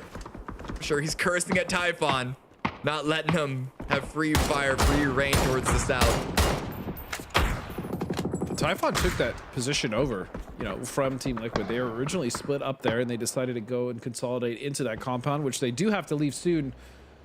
And Typhon is very aware of that, but you can also tell that they're absolutely keeping tabs on Toyo. They need to make sure that Toyo does not get the opportunity to push on them while they're trying to make sure at the same time that Liquid is not making their way in the circle, and Alo is going to line up a mortar here. Looks like 216 meters. Let's see where that goes. Is it aiming towards potentially dangerous? It happened to them on Tego, and it's going to miss them for now on Rondo. But where 1 mortar lands, there's going to be more that follow. Kurt eyeing it up. Lands a couple headshots. Bumped his rifle on his own vehicle, but he's still gonna take the fight. Even found a second headshot through that smoke, so 2 for 2 of these for Kurt. No cleanup necessary. As you can see, Sparking is just putting himself in a position to really capitalize on the damage that's being done here by Kurt. And the problem for PD is they don't even have support. It's gonna be, oh no. Taman goes down, so they have no support, Cammy. They're getting collapsed in on multiple sides. No one's going to be there to save them. It's all going to be on to Mario. Last one up, and that's not going to be for much longer as Sparking takes that player down. 4 kills for Liquid. But Kurt's been knocked. D instantly sets his sight on a new target. Popping down onto the low ground, avoiding the line of sight from Typhon. And Kurt's gonna get finished. He's looking to get confirmed, but Ayla with a nice knock on Dorello. Maybe that could be enough to save their in-game leader. Sticking the res in the smoke. Sparking is going for it, and Luke 12 is pushing forward. Luke doing everything he's supposed to do in a situation like this, provide that space, create the opening so that they can get the recovery, and also, more importantly, get themselves out of this bowl, which currently QAD is trying to hold them in. Great grenades, doesn't find the knock, but it deals the damage. D is forced to utilize the shield to get his own meds on. Kurt's been revived, and more follow-up grenades, plus a bullet to the dome. Cowboy goes down, Sparkin gets traded, Sparkin gets knocked out. You can see a dude get eliminated, and now double knock against them. Typhon have found the angle once again on Team Liquid. You almost have to wonder how irritated Liquid is, and if they wanted, they should have taken care of Typhon first, but that's just a hard position to push up as a spray is going to come out from Krafton. He gets the headshot, and he's just not able to clean up on Kraken. He goes down. Great grenade by Posta. 2v1. Krafton needs to clutch things out, forced to rush forward. Didn't get checked by Posta. Stun's going to come out. Does Krafton go for the revive? He's going to reload his smoke gun to cut off that line of sight, but the blue zone grenade makes things a bit more hairy. But he can't quite move, but he wants to avoid it. Wants to avoid the damage from that zone. Falcons are coming in from the other side of this, so they're looking to push. I know there's a fight going on between two teams. I don't know if they know the exact numbers, but I think Emmy's going to be able to crawl. Typhon. I think I think Krafton might actually get. Oh no, you're right. Kawazine. Oh wait. He doesn't check. Oh, he also doesn't have a helmet. He was worried about getting knocked. They saw the kill feed. They heard the shots, but they don't have full information on what's happening at this compound, and they don't want to give space for Liquid to backfill them. They got that one kill onto Liquid earlier, but they don't want to give things up. They want to play it for the win. Whether this ends up biting them, I don't know. I don't think it will. And Carrick's even going to stay anchoring down, making sure that no one can wrap up that eastern angle while everyone is focused on the west. Back to Toyo. Krafton did get Emmy picked back up, but spraying through the smoke, there is very little vision here in this fight. The whole compound is pretty much filled with smoke, but now you can see Typhon. They are looking to pounce. This might be their opportunity, especially with the fighting going on. They see all the smokes. Krafton on the outside wall. That is so dangerous because the second someone peeks from behind, that's going to be a free kill. He makes it behind the wall, and Emmy's going to go down. Another trade, 1-for-1. Typhon are back. Bosa's low HP, has to heal on up. That gives Krafton the opportunity to get the revive onto Emmy. Reset this into a 2 versus 1 with Kraken fully confirmed. Posa is playing by himself, and that's all that they're going to have to play with. Typhon, they're not overcommitting. They still know, they're still aware of the threat of Liquid, especially with the shift going towards the north. They don't want to allow Liquid the opportunity to really set up. Posa finds one on a Krafton. Back to a 1 versus 1. For Typhon, I get the hesitancy here. They're currently in 3rd place. They have 121 points. 4 members alive. The gas can is thrown. Will it be shot? No, he's going to run out. Nice try. But what a play from Posta. And now he's going to get another one. Give him a win. Take us the last one left for Falcons. Posta, that's flip around. That swing onto Atrin and another point too. I have no clue how to read this game. I want to say Typhon have the advantage. It's 4 up. They already have 7 kills. But the high ground isn't all that much. I think Posta might just be denying here. No, he's trying to heal it out. Doesn't matter. Tony gets the kill. He wanted to get out of there. As you saw, he was posturing for a run, but the molly came, and then he was just reserved to sitting in the corner until the nade came to finish him off. So Typhon with 8 kills, 4 members alive, and within a position here to actually fight Liquid and go for the dub, but there's still Tig. Tig has not been activated. Yeah. He's been in that compound. They may even think that that compound is clear after the last kill. I don't think they do. And just the way that I see Psycho and Tony flexing down south, they're aware of a potential flank by a solo player. Utility dumped on this single building, if we can even call it that. Pagoda, I believe, is the name. Pagoda, thank you. That wasn't the building that I think we were talking about, but it looked like the pagoda. It was like a double pagoda. Yeah, it was like a double-decker pagoda. yeah, exactly. But it's like the British kind. Something to notice here, though, it is 8 people alive, right? So, like I said, Typhon could just assume it's a straight 4-on-4, forgetting about Tig, but nope, you were right. Tony was on it. Good call. And still no helmet for Kawazine, though. That's very dangerous. Literally, 1 bullet from almost any gun is going to knock him. Yeah. Yeah, And I mean, they're conceding so much space. That They bus are. is doing a lot of work of blocking vision. And they expect Psycho's going to be playing around that, but they're pushing forward. They have stuns at the ready. They have blue zone grenades, and now Spark is going to go for the flank. He's going to go for the rush. Alo's gone down, and he gets blind. Was that a team flash? He's still able to get the knock on the Carlzine, but Psycho answers back with another knock onto Luke. It's all onto Sparking. 1 versus 3. The Brazilian King. Can he bring Liquid to a three-peat? It's all on the line here. They're chasing after Falcons, and they're running out of time. Truly an unfortunate flash, whether it was a team flash or not. That completely halted the push there from Alo. You saw that he was lining up a kill, and now with all the space that we had thought Team Liquid was taking away from Typhon, look at this rewrap, the way they've essentially just gone around and pinned Team Liquid into the spot. Beautifully played by Typhon. Regardless of the one-man advantage, that was just very well done. Yeah. Positional advantage, even with the low ground, and they got a couple of crates to play with. That's a P90 in play. Multiple sets of level 3 gear. Liquid's gonna have to land some banger shots. And I don't trust that they have a lot of utility left. The Blues coming in. That might just not. They know Typhon in third place. He's done. Yeah, but that gave the kill over to Typhon. That's the problem. They gotta play the leaderboard in the same way that you play the game.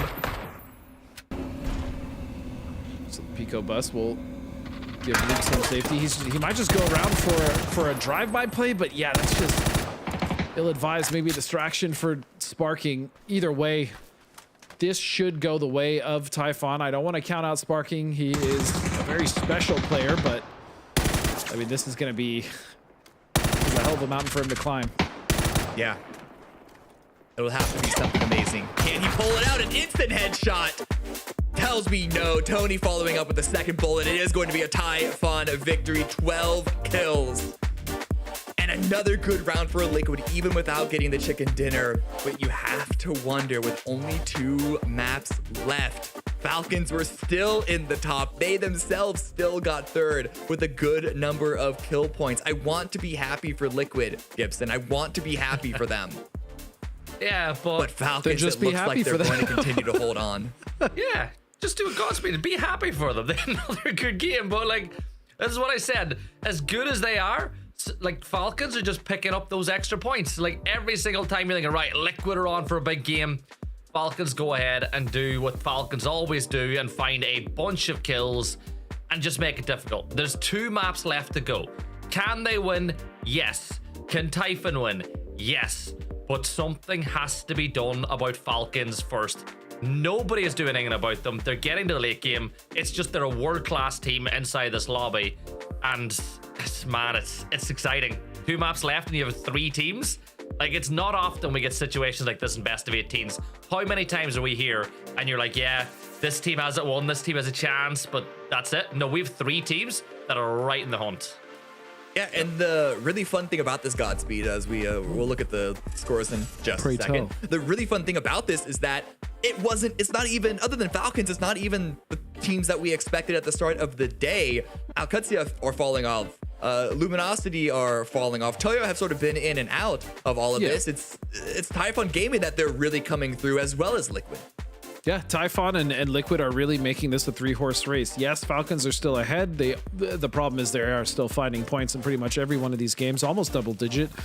But it is Liquid and Typhon really starting to challenge whether or not they're truly safe in first place. Like you were stating, right, Cammy? Like, oh, do you think they're safe? Technically, yes, but the fact that Liquid and, again, Typhon are really kind of pushing it on them, it could cause a crack. I don't know. Falcons generally don't crack regionally under pressure, but, I mean, and it is possible. It's definitely possible. From the play that we saw from Luminosity or even Alcutsia, the other 2 teams that were at some point today potentially challenging Falcons, Gibson, did you see anything from the previous game that gave you sort of reinvigorated hope that they're going to be able to come back and make up the deficit? Because right now, I mean, they're currently in 5th and 6th place. Toyo is still even above them. Yeah, Alcutsia and Luminosity, they can't close that gap. Like, I always go, oh, but it's only 35 points. But the thing you always do, because you say, yeah, 35 points, but that means Falcons don't get any more, Liquid don't get any more, Typhon don't get any more. Like, you're talking about they would need 2 15+ kill wins, and hope Falcons bomb out. It's not going to happen at this point. It's a 3-horse race, in my opinion.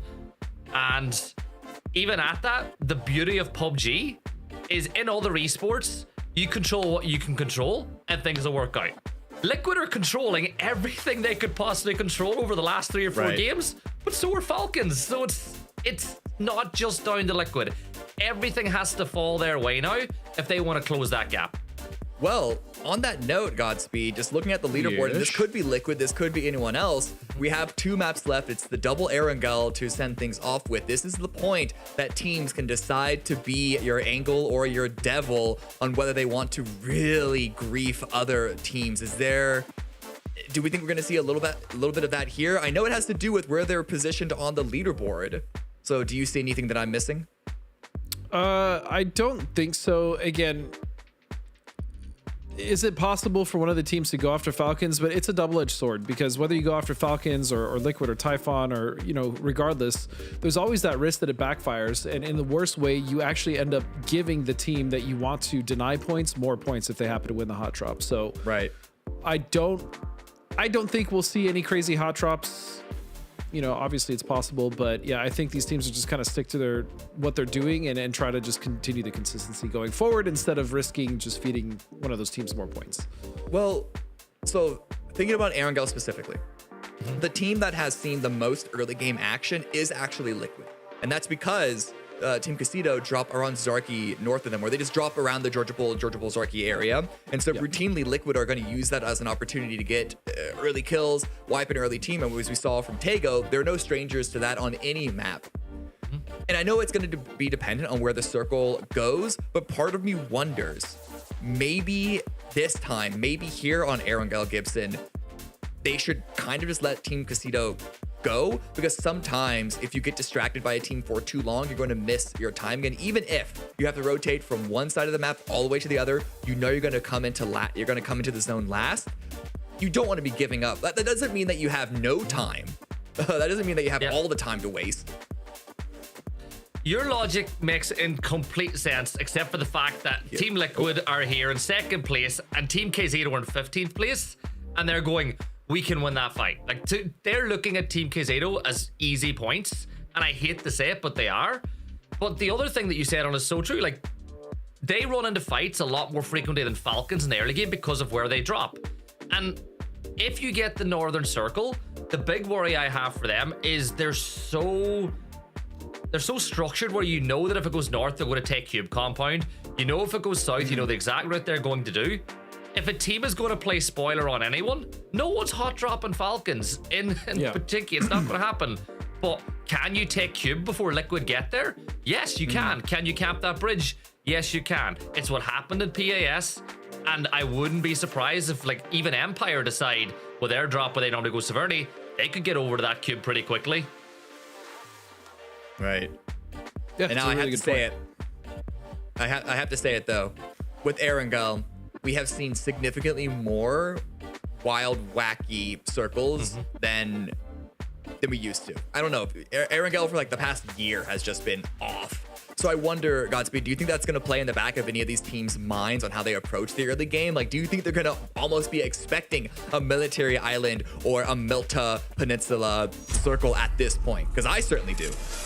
I don't know about expecting, but I mean, Gibson brought up a very good point, and it's not so much about the hot drop, but again, cutting off rotations. And if we see a circle like you're instancing, for instance, in this game, I think it would be fairly likely that we see a team like Empire, for instance, go for a rotation or bridge camp to try to get as many points as they can, because they have done it in the past, even in this event. So I could see that being the case. As far as circles in early game, Wrangle over the last year generally was one of our slower maps with the early game of Miramar, but with the changes or what they're putting in the water, it's been much more of a firecracker in the beginning of the game.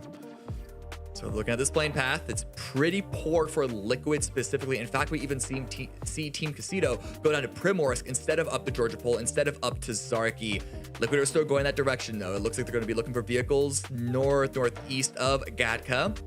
And elsewhere, we saw potential conflict between Luminosity and Empire, but Gats pulled away from that. I think the only fight that we have remaining is the one that is on our screens.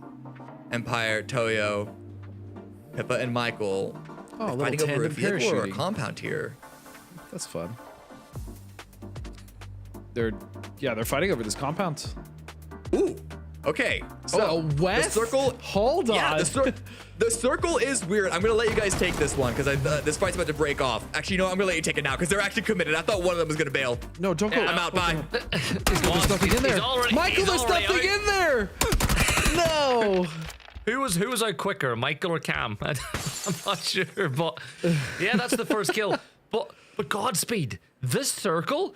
I wanted to comment about the fact that Team K0 had all of this west side of the map to themselves.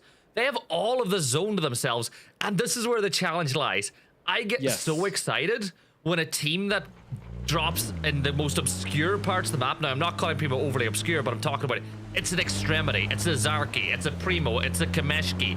When they get prio on a circle, sometimes they don't know how to play it. But look at Varus. Look at how quickly Varus has taken that McDonald's compound in the second. I actually love that. Wait, curious. Why do you call this McDonald's compound? Because it's a big M. Look at the road. I see the upside down. I mean, we used to call it God Compound in the West, but yeah, that's fair. Or even Dre Compound. Tempo used to lead the West Coast. That's something else I wanted to know is when was the last time we truly saw like a Gatka or just Western Coast circle? It's been a long time for me. And these were some of my favorite to play. They're some of my favorite to watch. But that being said, to your point on Team Casito, I mean, this is also, it is a problem because when you are a team like that, where you have complete free reign, sometimes it's an overabundance of options, right? Because they could go anywhere. They could go Gatka proper. They could go Gatka North. They could go Tempo Reds. They could go here, stay at the McDonald's, God Compound, whatever you want to call it. They could set up in Swamp. They could also take a little more of a more further and western edge on that coastline with that crazy dip next to the warehouse. There's just, I'm just worried because of the inexperience, which is not a knock on them, that they may kind of struggle to figure out exactly where they want to play, which lends beautifully to your point. Yeah, I love it because sometimes they just don't know what to do and they freeze. But as I said, the fact that Varus has taken center of the circle so fast, and you can see the rest of the team are rotating. Like we're going this off the map stream, which you at home can view if you like, !map can give you access to that. I always say if you've got a spare screen to do it, but I'm going to give you a really weird like European reference to the circle that I like to call, and I know like I'm the only person who says it, but to me this is the Iberian circle. Like the Iberian circle, this is weird geography language, it's Spain and Portugal. This circle looks like you've literally wrapped a circle around Spain and Portugal in that peninsula. The same way that Castia have got 55 wrapped in a bit of a headlock now as D will manage to get 2 more down, and 55 have just been torn apart at the seams inside the first 4.5 minutes.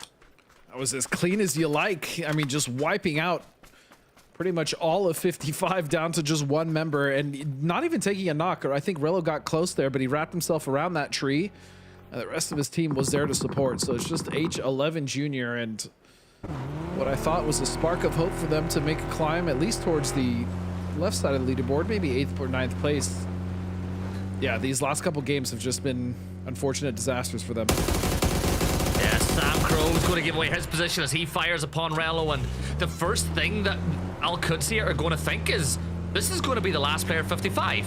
They have no reason whatsoever to think that this is going to be a member of Sam Crow, and if I was Sam Crow, I would be driving towards my teammates right now because you could pull off the biggest of a high spot. I think elsewhere, Team Liquid in the never-ending pursuit of Falcons will get another point to kick things off early, which is exactly what they're going to do with this one. But elsewhere, yeah, D got that kill onto Sam Crow. I'm looking at the map. The rest of the squad were just too far away. Yeah, and AKA, again, when they're given room to breathe and they can actually get into a position that they want to hold somewhat in the early game, we see success, but this has just also been an issue for them, just rotations in general. They just get cut off so many different times in rotations. We can see so many other teams also struggling with it, but Chef 2K is going to find Reload. The rest of QAD comes to support, but it looks like he's taking down everyone by himself, and now it's just down to 2 members of QAD. And it's Frost with the SKS. Those bullets take 2 to 4 business days to get up here, and that might be exactly what they need. But Working in Silence have decided they want to get involved in the battle of prison right now, as they are the prison guards, as D will get his 5th kill. But there is H11, who's been hiding the whole time, and he gets a knock of his own. But it's all down to Roth now. He's been there, he's done that, he's seen everything to see. But has he seen 4 to 5 teams crashing prison in the first few minutes of map? I don't think so. That's something I also wanted to point out. This is happening as far from the circle as you could almost get, all the way on the east side. I mean, there was nothing really to play for. It was just rotation after rotation getting cut off, as now we see Bestia landing onto the position that it is Quesito have chosen. He's just going to get an easy peek there. One of the few times third person works very well in buildings, but now he's stuck. 12 HP. He does have time to go for the first aid. Vinny has got Krafton crawling outside, and Vinny will go for the res while Silzen will keep Varus busy. Now, he could have shot the door open and thrown the molly. Actually, never mind. Look at the damage he's just done with that molly. Who was I to question Varus as he melts Bestia down even more? And Team Quesito, who've taken center circle, still have 4 players up, but looking at the position of all the other players, they're not. There's no real attempt to wrap around. Yeah, why aren't they helping him? I don't know. I mean, that's 2 knocks. Those are huge knocks, and then 1 was flushed. Still, while this is going on, you've given the opportunity. Oh, that's a great spray from Robert. He gets a couple of shots. One more would have done it onto Mime. But he's got no mollies, no nades, nothing he can throw down to take down Mime without putting himself at risk. Varus as well has got Silzen right next door. This is a good opportunity. You know, this battle for the bottom, as I'm dubbing it, between Team Quesito and Sam Crismo, has actually been really good tonight. And yeah, why focus on, potentially dangerous? Let's focus on them, even though you got Bestia next door. Yeah, why not? Just take a few pot shots. I mean, they did get 2 of Bestia, so at least they don't have to deal with the full squad. And yeah, Bestia's just going to get out of there. At this point, it's not the worst idea. There is still the yellows to play on the south side, so they can just take refuge there for now. And I guess now TQ can actually focus on taking pot shots over towards potentially dangerous.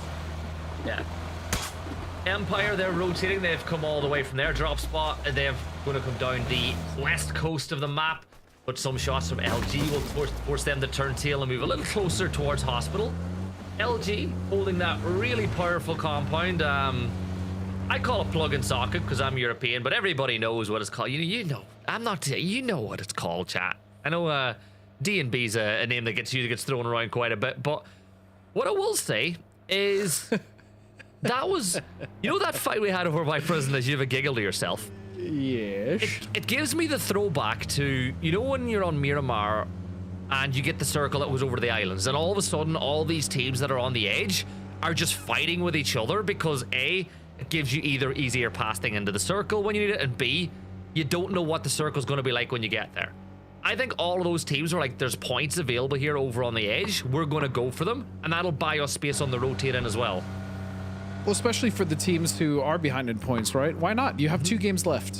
That's it. You have 2 games left. Try to get as many points as you can, because realistically, if you don't get those points plus, you know, another 2 or 3 team wipes and a win, the likelihood of you really making that big push, not necessarily to win the event, but all just to get more money, might not even be feasible without, again, going for those big kills. As we can see, it's been a while since we've had it at Chopsticks, as it currently sits dead center of this next phase. This is actually awesome, because if this was first person, you know for a fact, well, Falcons are going to crash this position that AKA are holding in Dumpling, but you know for a fact that if this was first person, you'd have a team in the dip at the very north side of Chopsticks. You might have a team playing inside of Chopsticks. But in third person, I think it's so easy to look down into that gully that it is. You don't want to commit there that easily. So elsewhere, you know, up towards it, like that Toyo were making the position for that dip. I think that in TPP, that is not as strong a position as an FPP. I would much rather see them take like backflip and comets. That's just the compound that's just to the north of it, and the compound that's just to the northeast. You know, I've been getting so used to just watching this, and again, it just tends to look like really good PUBG that I kind of forgot a little bit that it is TPP, and I didn't even take that into consideration, right? I feel like this game has melded so well into the FPP, TPP, but that's a very good argument. I mean, even Chopsticks themselves are potentially not as strong as they could be, or maybe they are stronger in TPP. We'll have to find out. I mean, this is a perfect test bed for us to see what happens. I can't wait for us to cast this all year and then get back to FPP and be like, oh, look at him, he's behind the rock just scouting what's above. And then you're like, oh, wait, no. Actually, wait, what is he doing? He's not doing anything because he's just staring at a rock. Yeah. Oh, Team Liquid, they're on the move, both on the leaderboard and on the map, but Haven from El Proyecto will take down his compadre in Sparking. But there is the quick push, but the knocked in there, and this is a first shot wins. But Luke 12 is there to help his teammate Sparking. Getting raised by Alo, but here comes Krafton. He thought about throwing the nade, but instead he'll turn his attention towards Luke. That nade does a lot of damage onto Alo, and Sparking falls at the hands of Snakers, by the way. Well, that molly I felt was good. No, it actually wasn't. Somehow Alo did not get touched by that molly. That is insane. Meanwhile, it's going to be Kurt and the rest of El Proyecto to take down Team Liquid. Kurt just went down and then closely followed by Alo and Luke. That was a beautiful hold from El Proyecto, who is a team. Even though they are in 7th place, they have slid down the leaderboard, Gibson. Yeah, and this is a chance now for Falcons to win the whole event. With Liquid going down now, they know they can wrap this up on the first of our last 2 Erangels. But the team that becomes the wild card to me now is Typhon. They're just 17 points off of top. They've rotated them through Pachinki. You'll see them off in the distance from the likes of What It Takes. You can just see them on the far side. Actually, that's working in silence. But they have come in to a completely bare east coast of the... East Coast? Did I just say coast when it's a landlocked circle? The east side of the circle. And they'll be able to just wait and see what happens. Like, Falcons have already secured center compound. They're not going to be out there extending, so you know they're going to get a ton of placement points out of this, but at the same time, they shouldn't be fed kills from here either, right? Like, nobody should be crashing this compound, especially with the way that circle's just kicked. Well, you say that, but... Yeah. Just never say never. Watch me get proved wrong, because this is always the way.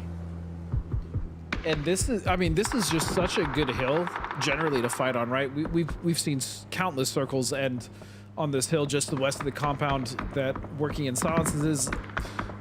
Alcacea's position here is so strong, and for the teams that are looking for just somewhere to play, the center of this circle this early, I promise you, is not it, as we're doing a quad kickflip, but Gabriel just doesn't stick the landing. That's okay. Is that adorable puppy in the back of his backpack there? Which, again, that's another benefit of TPP we never even touched upon this weekend, is you get to see your sweet skins. Skins equals wins, right? That's true. It's simple as that, but I'm giving that flip 9 out of 10. Like, the fact that you got that flip with so little, like, lift on the jump, impressive. What's also impressive is the fact that Team KZito were trying to move up the leaderboard. They've a couple of kills on the board in this map already, but they've suffered a knock to potentially dangerous. And potentially dangerous, like, yeah, we're going to fight Team KZito. And then Stills is like, I wonder what lead tastes like. And he gets a nice taste and goes, yeah, I don't like that so much. And he dips back into cover. Okay. Havon now trying to continue to do devastating damage to halt Team Castillo here, as one member is knocked. You can see Gabriel as well watching for the other angles, as Veros is just so close. He's got to step up, right? Yeah, here we go. Kill confirmed. Project gets the knock, but there's Murillo. He waited a bit too long, and Murillo, I love when that happens. You know when a player sprays and they've assumed they've got the down, but they haven't got the knock, so they have to re-peek to get it done. And there's Silson. Silson's like, I didn't forget what you did to me a minute ago, so he'll get the knock on a Night of On. And now there'll be a push to the side, but with that kill confirmed, PD have lost one player.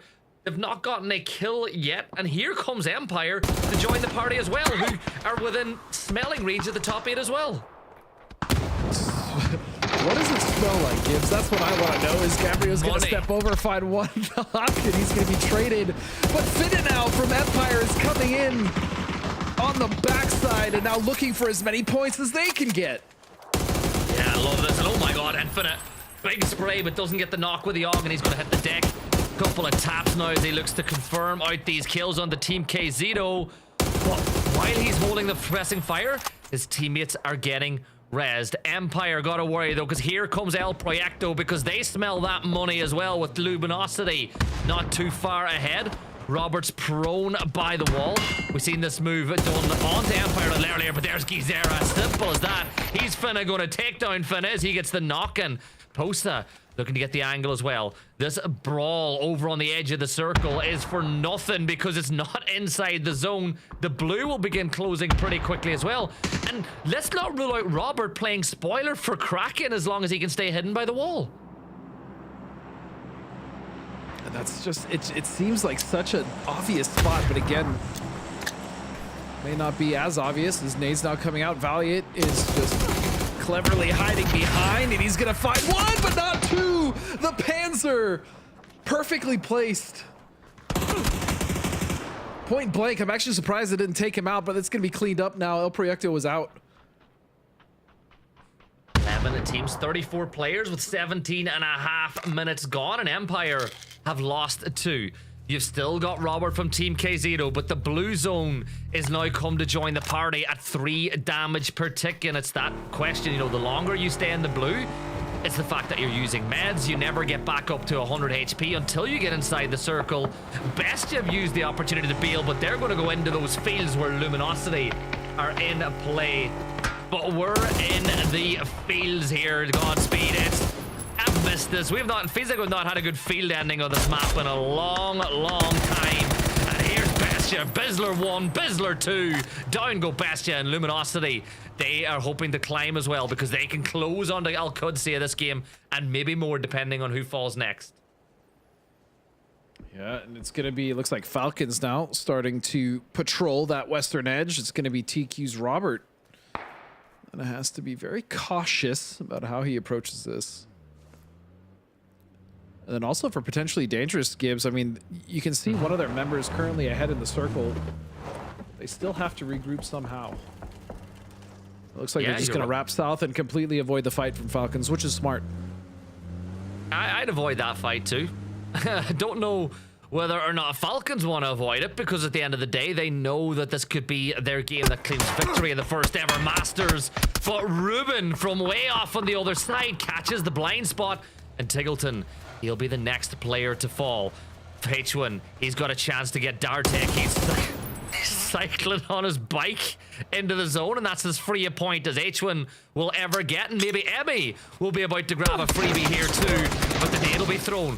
Good shots from Jube. That'll force Emmy back inside, but Jube now has just got to throw through the letterbox window, but great cover from Benya, keeping Emmy alive and keeping Toyo up as well. They're in 4th place, Godspeed, and if they can clear Typhon, who are not too far away, they can get complete control of the north side of the circle. But the zone shift says, never mind. Never mind indeed. Luminosity now with just, I mean, look at how much control they have. I mean, this is kind of gross. I just wonder how long they can actually maintain this control. They do have Gats and Vox sitting at that shack kind of split, and then you do see the ridges from the fields there in the south being held by Bizzler and Snickers. So for the time being, as long as that top duo doesn't get pressured or someone from the back doesn't get knocked, there's an opportunity there for them to continue control.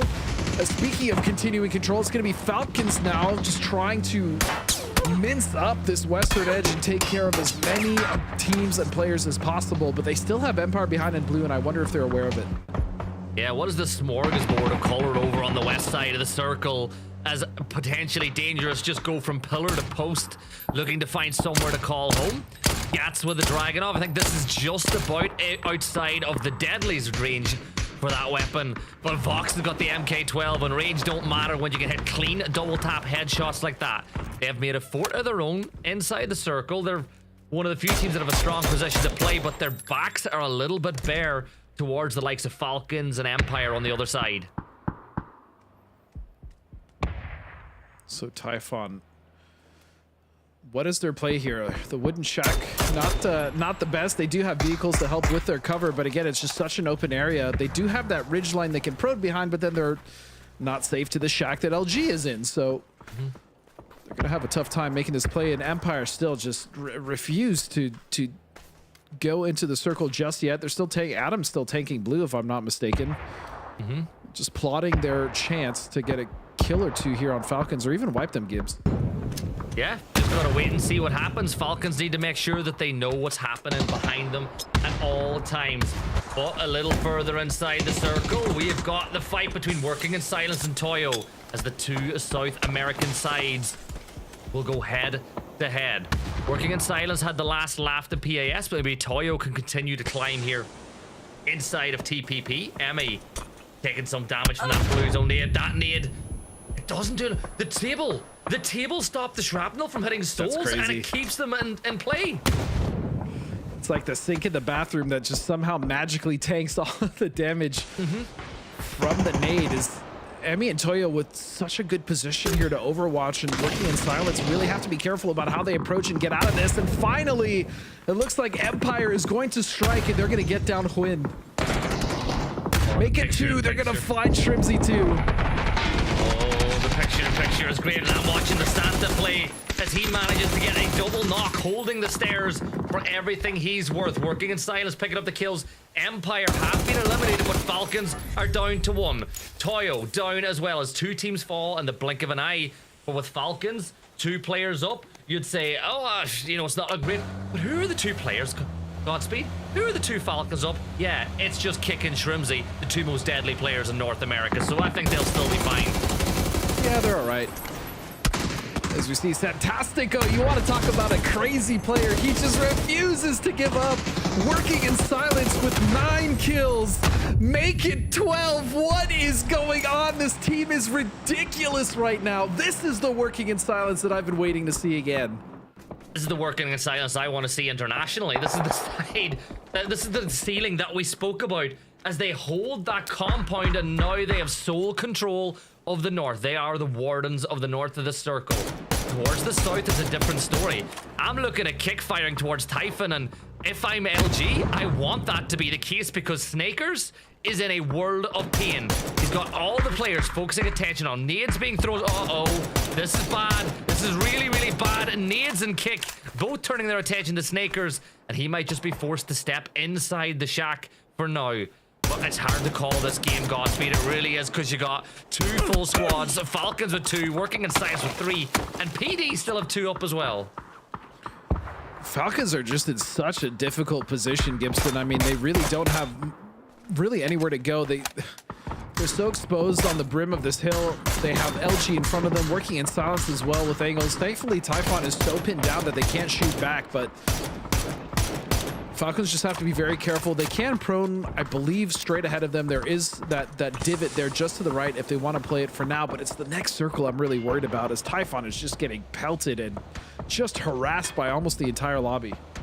Yeah, and this is good news for Liquid. This is good news for Falcons, as Working in Silence hit 15 kills and Typhon fall. So Falcons, LG, WS, and potentially Dangerous, the last team standing.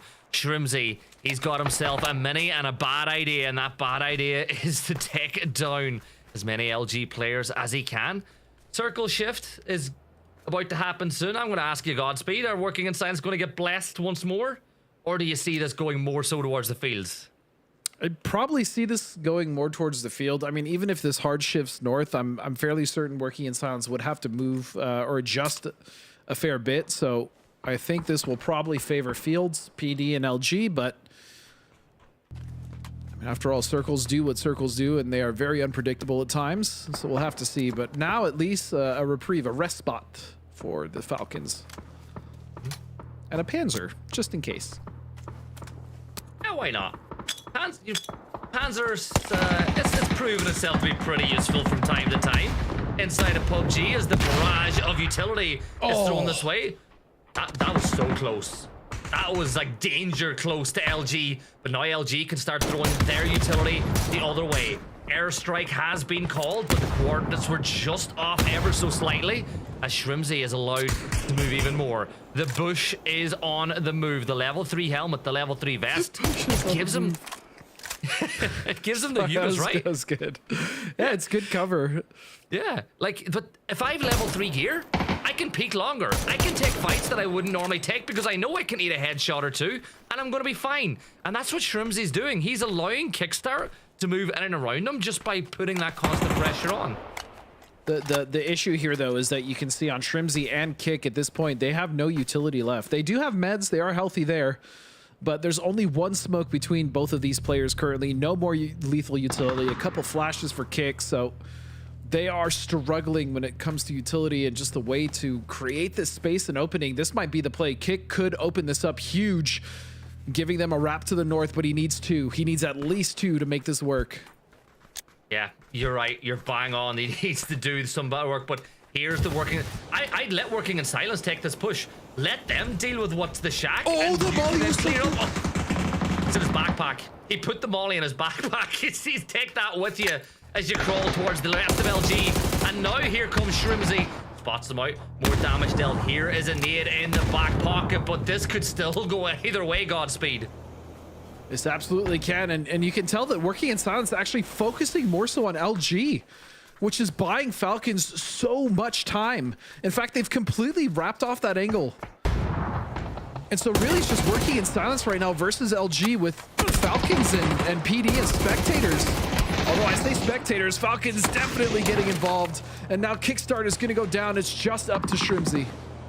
Yeah, and Shrimzy's done this before, and he'll do it again, but can he do it in this map is the question.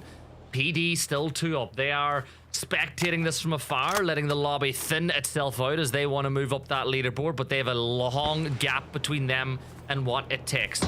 Falcons, only 2 kills, opening up opportunities for the rest of the lobby as Bizzler will confirm that kill for LG as they now move within touching distance of Toyo. 4 players back up again once more. Shrimzy's only got 25 bullets, making 12 bullets. He got the knock with 1, but then he falls. Here come Working in Silence, though. You got to move off of that knock because this is as good an opportunity as you're going to get. And look at the off angle BL has, but Bizzler's onto him. Bizzler putting a stop to that immediately as Working in Silence have taken over the shack and they're getting the high ground right on top. But it's gonna be infinite. He stops souls and potentially saves Luminosity there. I love it. I actually love it. Every single team is their own worst nightmare. Like, you're hoping that one team will provide cover on the other, but the second you turn your back to one, the work's done.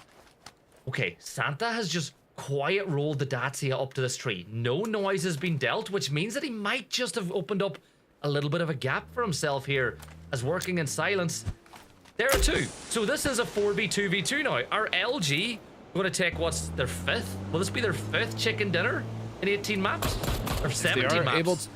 Yeah, if they are able to take it, that would be, I mean, that'd be crazy to win so many games in just the first series of its kind, right? When we talk about TPP, but getting Solds back up is crucial. He has been an absolute unit for his team. We'll see if he can continue to do so as he gets back on his feet. Circle advantage does go to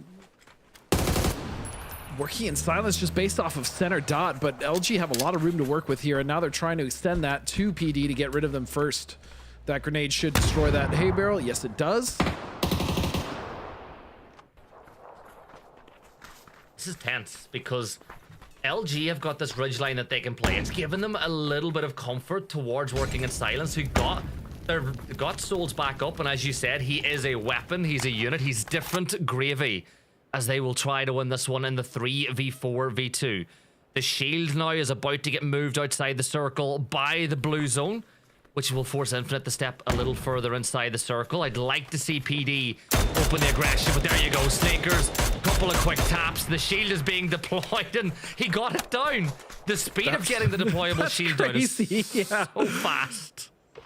I thought for sure he was not Gibson, but also something to notice that we didn't really talk about. Working in Silence has 15 kills right now in this game.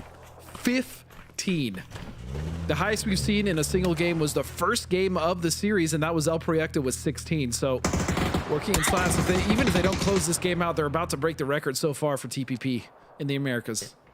Yeah, if they can get that win. The utility dump, that stun grenade buys them time to crawl in. The spray towards LG, but look at that headshot that's going to get timed.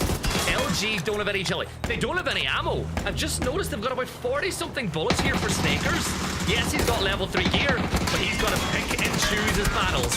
This is a real war of attrition between all these sides, and Gats will be the first to fall. Snakers with the deployable cover of the UAS there to help, and the knock will come on to Souls. He falls for the second time.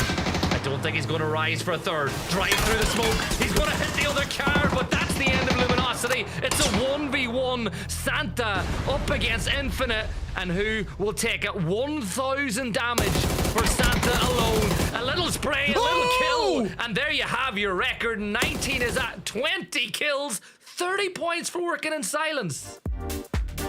The absolute dexterity and presence of mind to immediately spray transfer from flushing that kill to then immediately swapping to the right to get the second one. Santa, again, has just been so disgusting, and what a way to close out that game. 30 total points for working in silence off of one game, 20 kills, and the dub. That was a sick end game. It was so good. And Cammy, it looks like if you're bold now, Santa doesn't give you coal, he gives you lead. That spray transfer was absolutely sick. He was going for the point confirm on the downed player, which should have given that final potentially dangerous player the advantage, but nope, that 3x spray. I'm still in a little bit of awe over that, but okay, let's calm things down.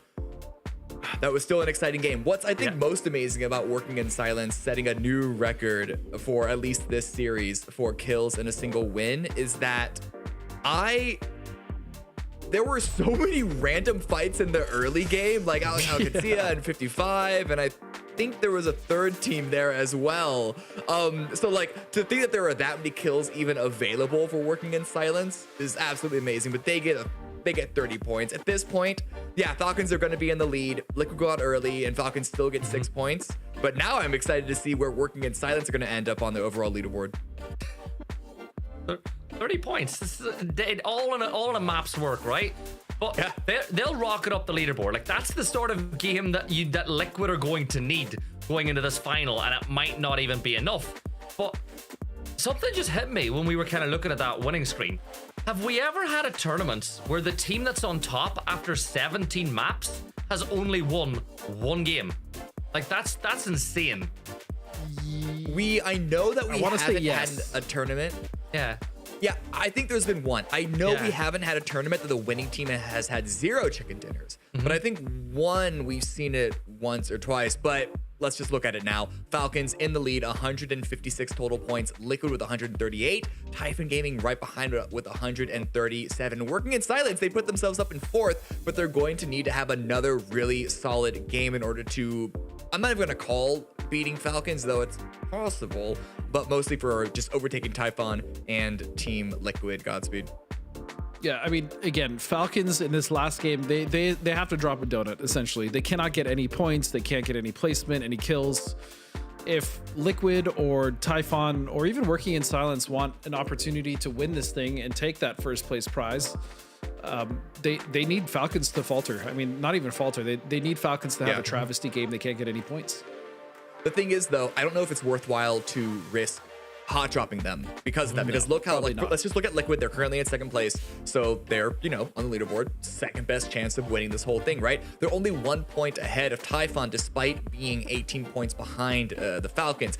If we can bring the prize pool up, I'm going to show the stakes that are at play here, because the risk, it's a 3,000 point difference in prize pool from 1st to 2nd, but is that worth the risk of losing 1,500 from 2nd to 3rd, considering how close Typhon are? In fact, Typhon could overtake Liquid even if Liquid played a game that they don't focus on the Falcons. So Gibson, as much as I would like to see Liquid really give it to like Falcons specifically, I don't think the leaderboard is set up in a way that they're going to feel comfortable to do so. Well, it's that kind of question for Liquid. Do you want to be able to buy a dozen more eggs in North America? Or do you want to lose the ability to have breakfast for a while, right? Like that's the question they gotta ask themselves. Look, our eggs are a little expensive here. Let's not mince words. But that's uncalled for. Please, that's uncalled for. Get off my eggs. My morning protein is hard enough to come by as it is. I don't need you. I don't need you coming for my eggs too. But Godspeed, what are we setting up for this final game? Because I want to look at this in a way that is more than Falcons have an easy run to the finish line. They're not guaranteed a win yet. But walk me through this. How am I supposed to look at this final match? It's very simple. If we see Falcons starting to find success and we see them, continuing to push, even if they get eliminated towards the mid game, late game, fine, sure, whatever. Falcons win, that's fine. They deserved it. But again, the battle for second, for third, for fourth, that is still very much in the conversation. So if Falcons does happen to survive towards the late game, we can concede that they've won, but there's still a lot of money up for grabs. As you said, it's $1,500 difference from just one placing alone. So, I think that's basically how we have to look at this game and really kind of keep our eyes on Falcons. And if they do happen to fall early for the rest of the lobby, great. We'll see who can actually capitalize.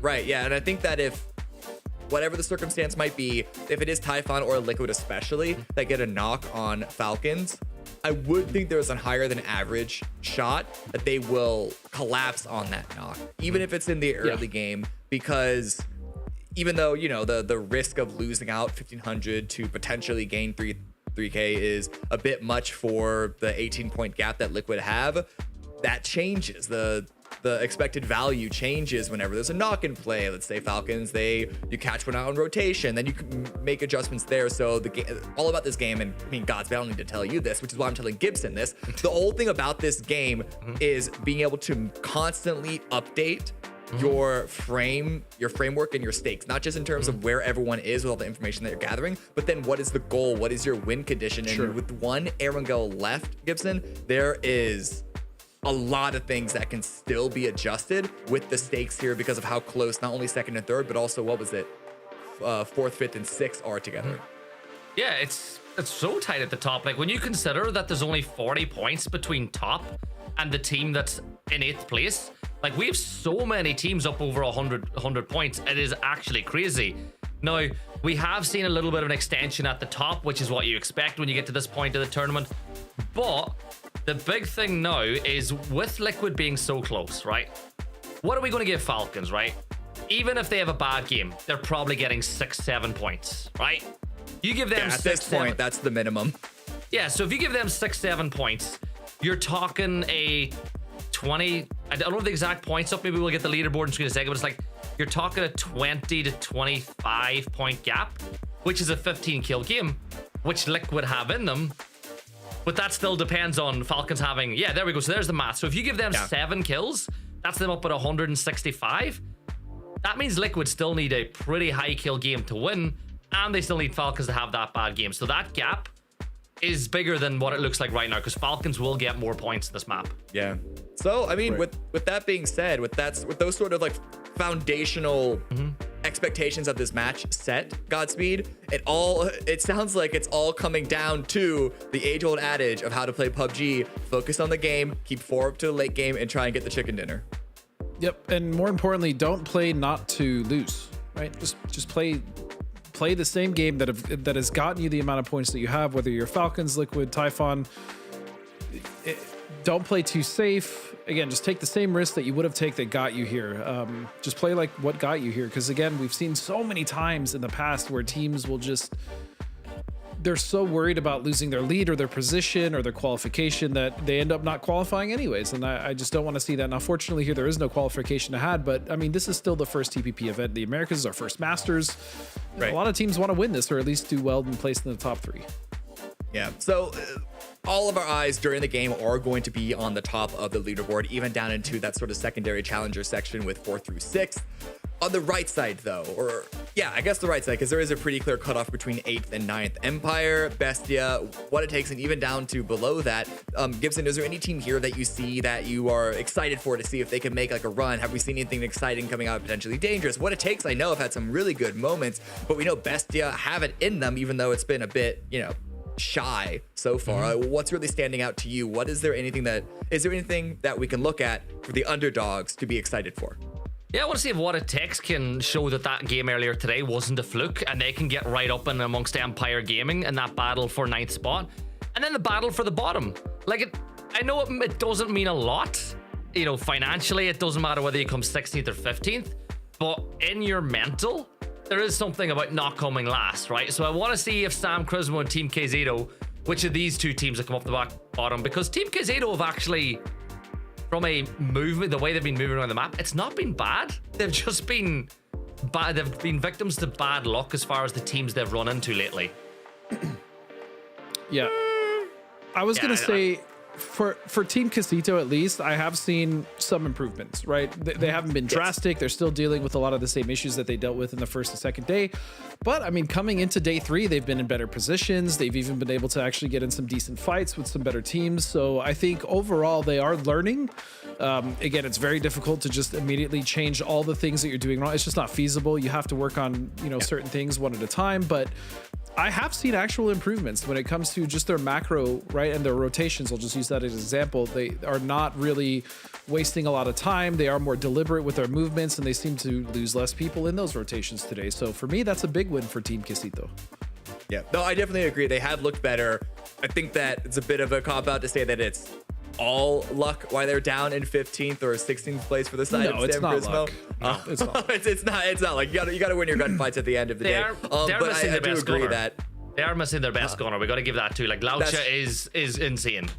that is also true. That is also true. But I do think that the growth that we've seen from them, and even Sam Crismo have had a couple of good moments. None of the teams, even at the bottom of the leaderboard, are teams that should be ashamed of their performance. And as much as we're saying it would be cool for whoever wins the very first Masters, it's also the very first Masters. So for a team that is looking to, I don't know if they're going to full commit to TPP, but at least learning what this new series is like, I'm really excited to see what the growth is going to be, because this is only the beginning of TPP in the Americas. We have a whole bunch of events happening across this entire year, Gibson.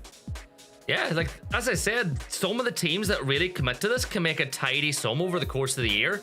Like, LG told me they had committed, and you know what? Where they are on the leaderboard, when you consider the teams in the lobby, they should be pretty damn happy with it. Like, Falcons winning is what you expect. Like, the big thing that I've noticed is through the open quals, we had a lot of teams qualify through that never really played comp. We didn't know who they were. And then it's like they run into the final boss that is Falcons. So they're in top spot. It's no surprise. But the likes of Team LG, Toyo, especially the teams that didn't make it to the upcoming international events, I'd be putting a lot of stock into the money I can make of this. But we got a hot drop in Gatka. I had a whole script written out, but it doesn't matter. Hot drop time. Take it away, boys. I see you at the end. Yes, sir. It's going to be AKA. And Maximus Decimus Aurelius goes down, the Gladiator. So it's just going to be a 3-on-4 so far to start this one out. And the advantage goes to Sam Crismo. And looking back, by the way, sorry, real quick to interrupt you, Gibbs. I did look back at PAS, and their Sam Crismo's highest placement in all of PAS Grand Finals was 4th. So they have struggled even there to really find their way into the top 3. Yeah, they really have, and they're struggling here now too as they lose one jib. Your ammo's limited with that. You don't have a lot of 5.56, and the M249 is a very thirsty gun indeed. So maybe you should save it for a player who is. Oh no! Oh no! That was so nice. Yeah, and he's still got 9 more. You can reload that thing, but it takes a minute. And while this is going on at the top, have you seen we've got ourselves some drive-by action with an Uzi in the bottom left as well? Oh man, a true drive-by here is. Silson is just waiting for Vinny to bring him closer and closer, and he is in a .cs, so they are going to beat that UAZ. And he has 40 rounds to do it. I should say 65. But he is being elusive down there, isn't he? Oh, don't spit out! Oh, no! That could be the disaster! Oh, don't help him! Don't spit out. And that is it. No. Trisk, 55, find more early game woes. That's going to be a free kill on the side of Silson and Bestia. Meanwhile, AKA is still trying to clean up the last member here of Sam Crismo. He's going to do that with a shotgun. Yeah, I was looking. He was still aiming with the Uzi with 9 bullets, and here comes Baki with a couple of his own firing down inside, but the Datsi is proving good cover inside shelter, and I think Baki is you don't want to run down that tunnel. I think he's made the right decision to stay where he is. So we'll jump back on board. Dartek knows the chap is up on the top. As far as firepower is concerned, Dartek has the advantage in this close range situation. Couple of warning shots fired with the ace, but he's only got 5 more left to work with. Like, AKA, they've got Shap surrounded, but because of how little ammo they have, oh no. Oh no, Team Liquid have already extended out from up on the top, and they're going to third party this one, and all of a sudden, a little assist. You know, maybe, just maybe, there's a chance for Sam Crismo here. I'm not gonna lie to you, Gibbs. This is giving me real Game 6 Scrims vibes, right? A little bit. This is a little chaotic, and this fight may go on, honestly, for the duration of this game as we find a... No, he gets him right in the kneecaps. That had to hurt, and so AKA will clean up, and even though they lose one, you take a 1-for-4 trade every single time. Every day of the week. Every day of the week, and then on twice on Sundays, because today, of course, is a Grand Final Sundays. So, with that being said, Team Liquid, we know they're the team that's chasing, so that's why Alo was extended down. The rest of the team, like if you look at Kurt, they're bridge camping the other bridge inside of George, hoping that the likes of Alcudsia will come. Yeah, unlucky with the pans with their Draft King as the wacky races continues between Bestia and 55. As they're just playing a completely different genre of game all by themselves. But talking about elsewhere, so as I said, the viewers who have the map stream open, Liquid are bridge camping inside of George. Alo is taking space closer to the center of the circle. They're the team that have to be proactive, right? Yes. Yes, I would 100% agree. Proactive they will be. Meanwhile, still it's 55 entangled with Bestia, but yeah, to your point with Liquid, they need to make sure that they are getting as many points as they can if they need to actually pass Falcons, and bridge camping and going for these aggressive plays, flexing out Alo early in order to, oh, that's going to be a clean spray, flexing out Alo early to pick up that kill off of AKA, right? Like, these are all things that you would expect a team in second place in the chase to do. And every single kill that goes elsewhere is a kill that Team Liquid can't get. So it's worth keeping an eye on that as well, as we've lost 2 teams in the early stages.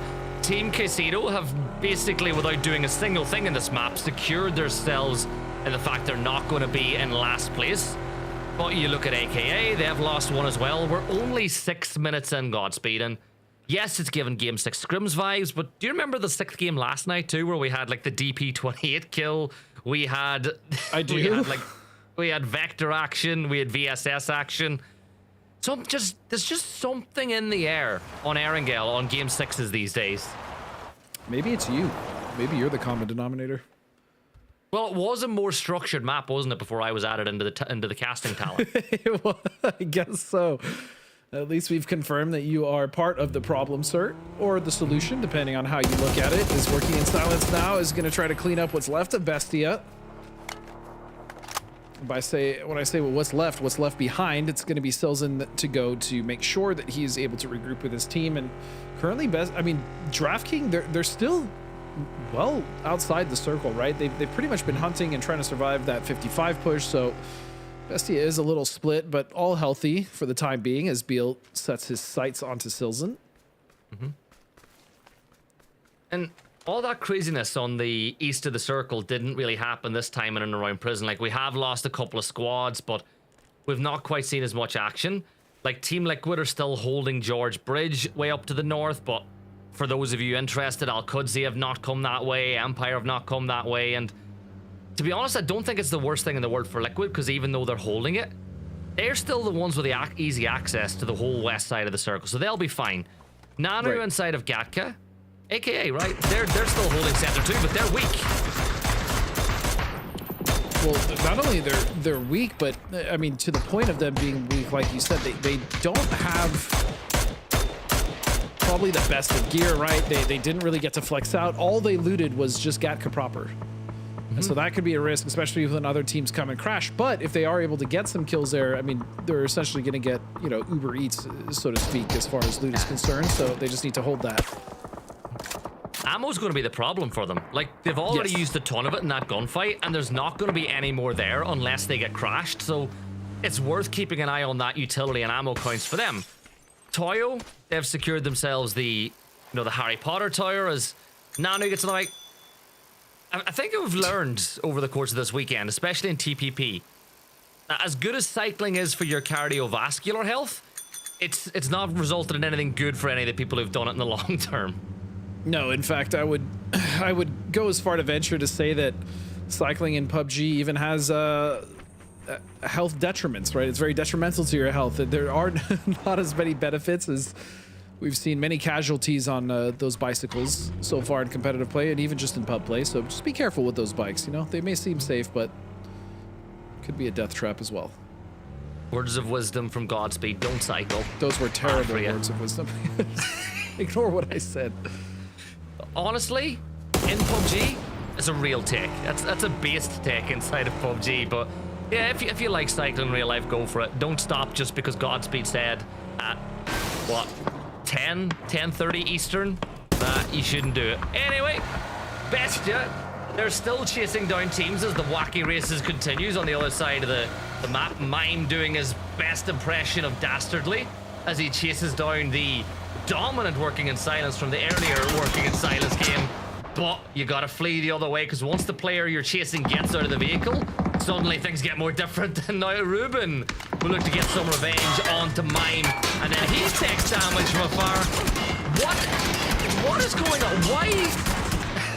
What is this death race?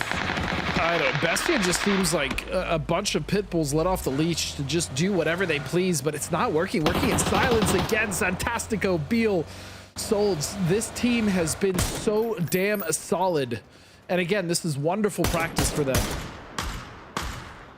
I love it. I also love this for Empire, who are looking to get over the 100-point mark, which is also something that I think you can be pretty proud of in your first TPP tournament, getting over that 100-point mark, which surprisingly 8 teams have already managed to do, and a few more might even manage it. But for Bestia, it could be a tough ask. Nobody there, Finna. I know that you don't get the benefit that we do, but you're inside the blue. You're in your natural element. Let's focus now on getting into the circle and getting those extra few points to get you over that 100-point mark. But elsewhere around the map, what's happening? Essentially, Team KZito secured at least in 15th place. They're making a stand for some really powerful positions in and around Quarry. Oh, what a spray. But yeah, Team KZito, we saw where they went last time, right? To the McDonald's God compound. Now they've actually opted to go Quarry even earlier, as the circle did favor it. I would say, I guess a little more, because it was more of a southern circle, but either way they find a good position for themselves. Meanwhile, Luminosity now have to be pushing right on the doorstep here of what it takes. And Vox is actually going to go down to Veros. And look at the weapons that what it takes are bringing in as well. There's a Panzer at the ready, so Gat will do well to just go back up the hill before you fall at the hands of your teammate. As Lucid will confirm out Vox. Remember, Luminosity are within touching distance of at least 4th place. They're not far off 3rd. The money between those positions is a big chunk, so Luminosity want to keep all 3 players up. Like, this is the first Masters event. Because there's no international events off the back of this, it's just about prize pool. And for a team like Luminosity, those extra few points, getting above like Working in Silence and Typhon, it'll give them a hell of a boost. Yeah, it will. It absolutely will. As we now see Team Liquid just coming in towards the western edge here. This is a really good spot to play. I mean, had Circle favored it, but even still, the rotations that you get off of it are very strong. And you get vision, right? It is elevated, so they can see into swamp. Not all of it, but just some of the edges. They can also see the road that they'd potentially want to cover, so definitely a good pivot point for Liquid. As Typhon now still just holding in this 2-2 split. Yeah. Like, they don't need to be aggressive, because, yeah, you could say they're in the argument to win the game, but the main thing for them is to just keep into the late game, give yourself a chance of getting those 10 points for the win, and see what happens from there. So don't go chasing things when you've got 2 good compounds and you're waiting for that next split. Like, I feel like Liquid have been the team that have been trying the hardest to find kills so far, but it's almost as if there's like a violence Teflon that they're wearing where they just can't seem to find a fight in the early game no matter how hard they go looking. I believe there was a famous philosopher that once said, don't go chasing waterfalls, right? And so we definitely don't want to see a similar situation happen here to one of these teams, right, Gibson? Are you saying they should just stick to the rivers and the lakes that they're used to? I think they should. I really think they should. I think that's a very viable and optimal strategy here as we see the circle shift and more fields in play. As you can see, QAD with a 1-1-1 split completely surrounding, working in silence, and it's working for them as they're able to find Beal. Yeah, BL will get dropped, and here comes Souls to attempt to get the res, but a big enough timer's been done and enough damage has been dealt that he will just mosey on in and around Chopstick and Dumpling. Drumstick? You're hungry. I got ahead of myself. You want a drumstick. I got ahead of myself. I was going to say dumpling and chopsticks at the same time, and I just said drumstick. Drumstick. So maybe I am hungry. Maybe it's close to 4 a.m. where I'm at. But I promise it was just sleepy Gibson mixing two words up in the worst possible way. We'll see how sleepy Veras is, if he's gonna go ahead and take the shot. No, he opts not to, and I don't think that's a bad decision either. He can maybe sneak onto the rest of the teams of what it takes. It's gonna be just Marcus, Ketter, and Lucid left here.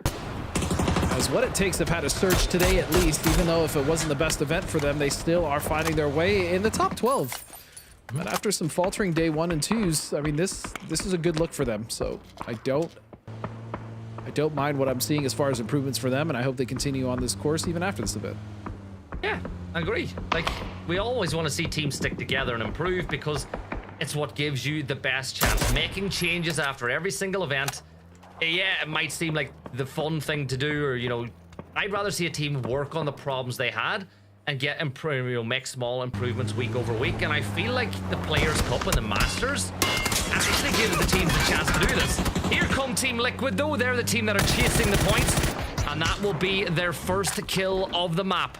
A Sparking will find one. The gap towards Falcons is the exact same as it was when we started because they got a kill a little bit earlier. But here is Dartek, and he's going to step on over. Now, does Sparking know? That nade will tell you, yes, he does. But Kurt, you got to be careful because you are exposed and out in the open, and your rivals, Falcons, are continuing to pick up points off of the other side.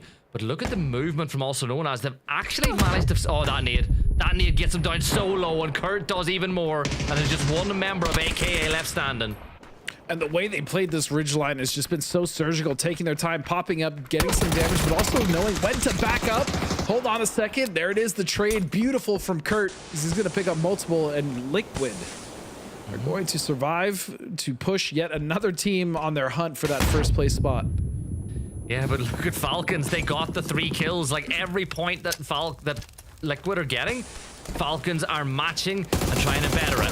Cowboy steps on out, and there's a knock on to Valiant, and it's all be a lot of pressure now being put on top of Michael because, as I said, they want to get to that 100-point mark, and it's not going to be made any easier as Cowboy with a great molly will find Michael, and it's all left to Finna. Can he find those extra couple of points?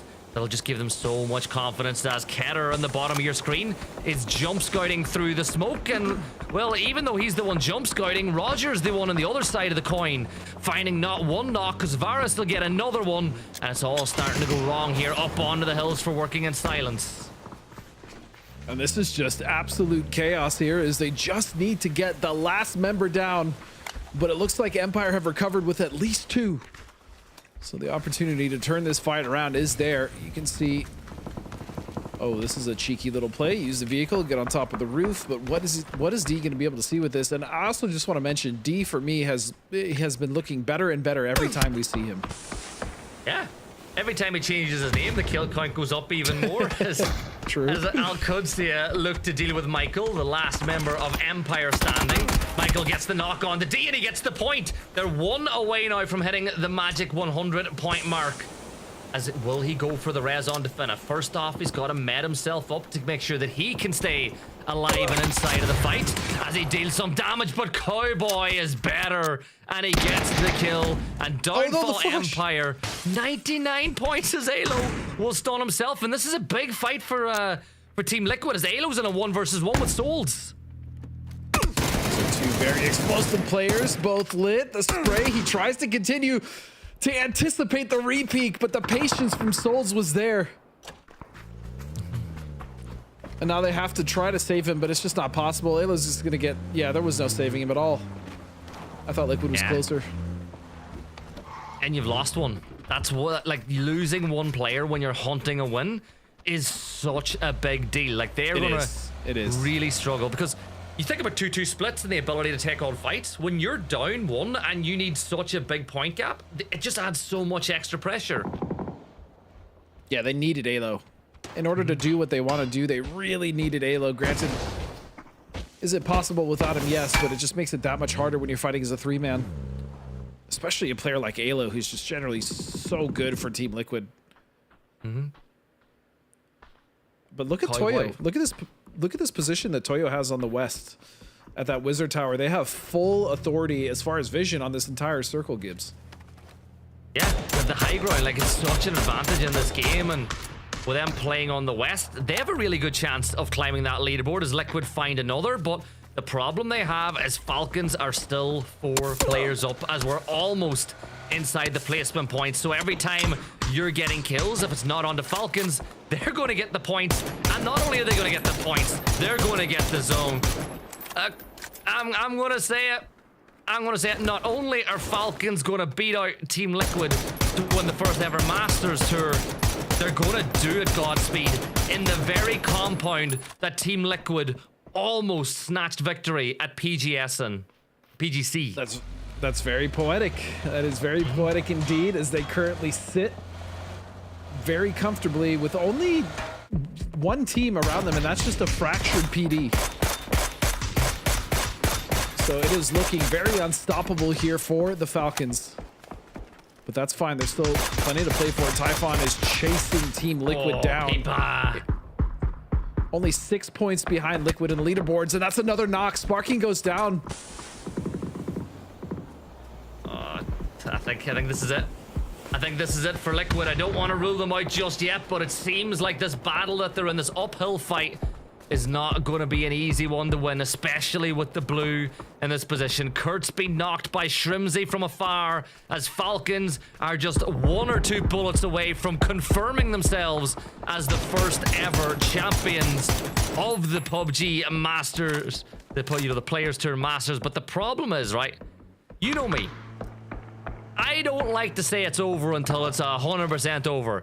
Maybe Typha could do something crazy, but no, H1 finds another one. Shrimsy's got himself a Panzer and a gas can, by the way. Shrimsy's got a Panzer gas can combo on that door. Yeah, and why not? Just to be safe, right? They always say the best home defense is a Panzerfaust, so I tend to agree, especially in this case, as Luke 12 will be the last one left for Liquid. And really the last hope of staving off Typhon taking second place from them. Like, you think about it too, if you're Typhon and you're seeing Liquid down to just 1 player left alive and you're counting all the points in the kill feed, you see a chance now to get that extra few thousand. Remember what Liquid are eliminated, Koyo gets the kill. Remember what Kami said? The drop, but you know, it's a 3k gap between first and second, but you lose another 1.5k if you drop down to third. So Typhon now could potentially increase their coffers by 1,500. All they gotta do is stay alive for a few more teams. Like, if they get second place now and 1 kill, that should be enough to get them second place in the overall leaderboard as well. Yeah, it just might be that extra push they need. Toyo still just gonna kind of wrap onto who's left still up there. It's just, oh, it's Veras. That's right. It's gonna be Team Quesito. And the good thing for them, as you said, Gibson, earlier, is, you know, at least they did not finish in last. They managed to pull their way out of it. It's the little things. It's the little things, and they're inside the placement points in the last game. Capitan will get that kill for Toyo, who've got their sights potentially set on second place as well. As it is feasible. There's enough players left alive in this 4v4v4v4v2. PD, they've got themselves center of the circle, all to themselves, which would lead you to believe that they might survive that a little bit longer, because El Proyecto, they're the team worth keeping an eye on now. You've got Falcons ahead of them on the north side of the circle. You have Typhon ahead of them on the, the southeast side of the circle. If you try to go between the two, you're going to be in a sandwich that both teams will happily extend out to. Yeah, and what I'm curious if Toyo is going to try to wrap on the north side of this, because there are deflates that they can absolutely play, especially with TPP. You can kind of play that underside, but it's either that or they crash straight into that barn on the west, which they are looking to posture towards, but you can see the area where they can actually play. There is a pocket there that is open, but it is tentative because of where you see Tiggleton playing. Yeah, they want the knock. Like, the decision gets made so much easier if you get a knock onto Falcons, because while they're preparing for the res, you can go and make your push, but they didn't find it, so the time is up. Now, with Falcons getting pushed on the other side by El Proyecto, that might just make the mind up for Toyo, and that's exactly what's happened. With all the fighting going on by the other side of the compound, they have decided they can move on in, and that is great decision-making from Toyo. But for Falcons, now they got to deal with El Proyecto.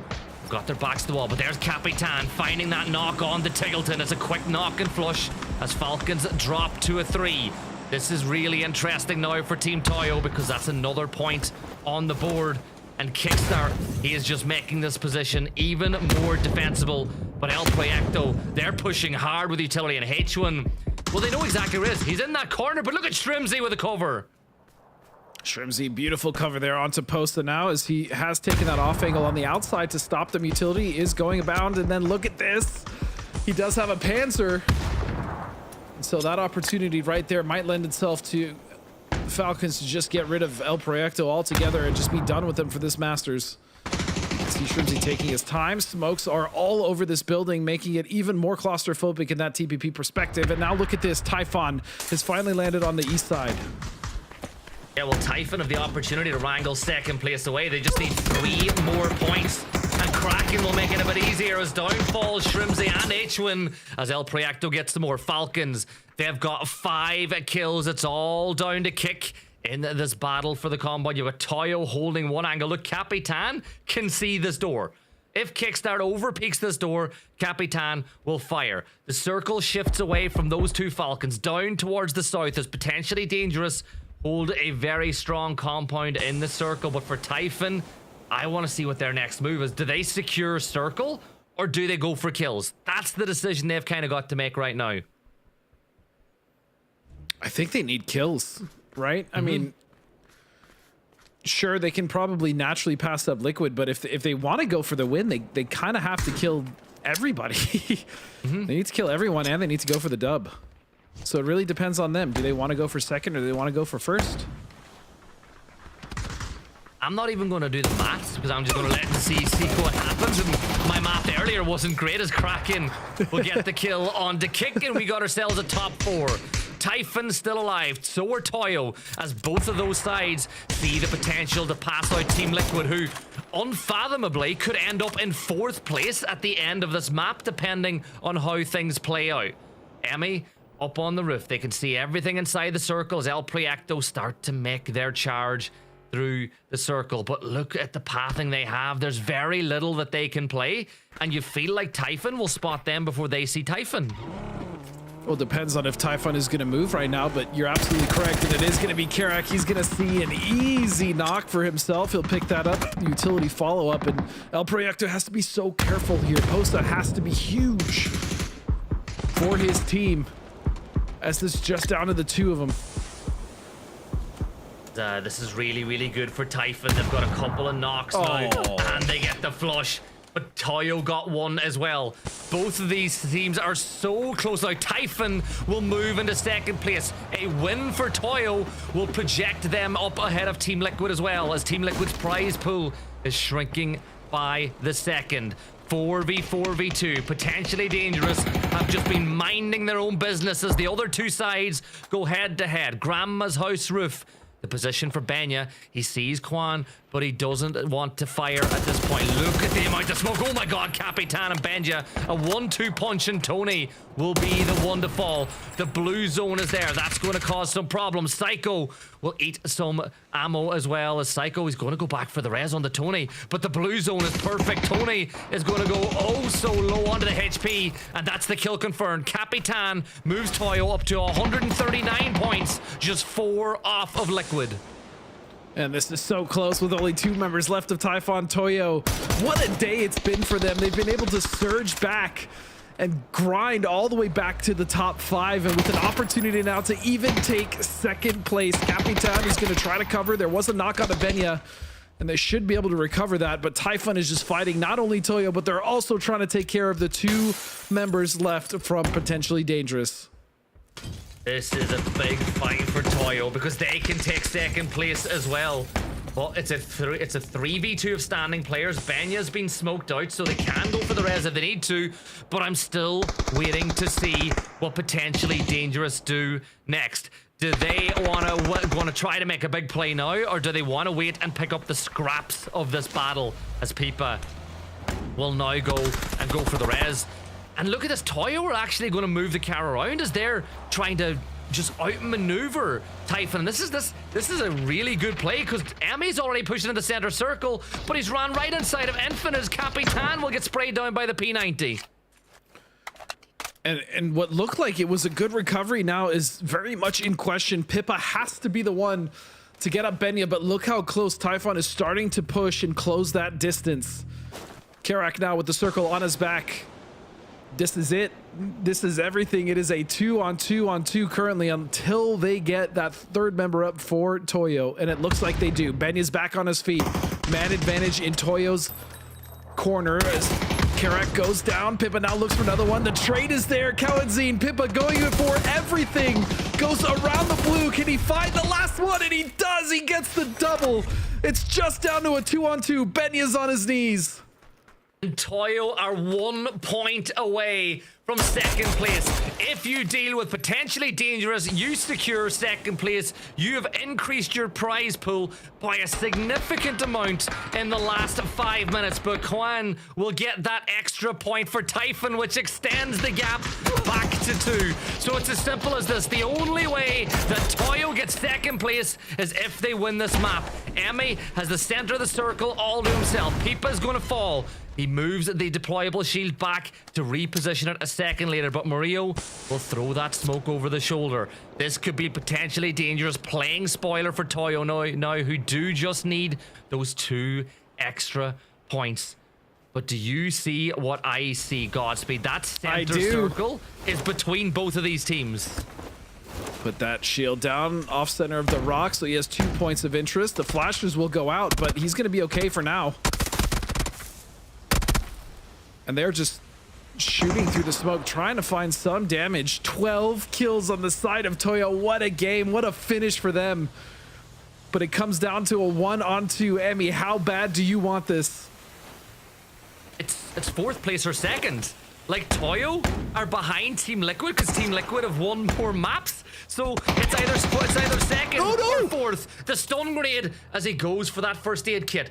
2-1-0. 2 players sprinting around the side. Emmy, double headshot, gets himself a chance. Peace once more, but potentially Dangerous. Take the win, and in doing so, ensure that Toyo will stay in 4th place. But what an effort it was for them. What an effort it was for Emmy. But it just came down to that level 3 gear in the P90. It was just too strong. I also wonder with that flash bouncing back, it could potentially cost him time, but that means that your Masters 1 champions will in fact be Team Falcons, and what a weekend it was for them. Oh, incredible. And look at the fidelity on the photos. And then 20 pixel Tig in the background. Like, I'm staring right into the soul of the rest, and Tig is, I suppose it is because he's Australian. Look, there just wasn't enough pixels or megapixels in order to cover all that bulk that Tig has put on. So it's understandable, but those are some good-looking boys and some damn fine PUBG players. So congratulations, Cammy, to Team Falcons, man. Yeah, listen, the more things change, the more they stay the same. Falcons established themselves, this roster established themselves as one of, if not the greatest North American team. I'm going to say it of all time, starting in 2021, and it's 2025, early 2025. They are still doing it to this day. It doesn't matter the perspective. They're coming out on top, and I'm going to say it a pretty comfortable way as well, Godspeed. It was close up until today, right? And then that's really when they started to separate. But I also have to give a monumental shout out to Typhon Gaming, clinching it out, reaching all the way to second place, stealing it from Liquid, who again had a crazy surge today, getting over 50 points. Toyo working in silence, even just real nail biters. Toyo tried so hard, being short 2 points has got to be devastating. That's so much money, but still very well played.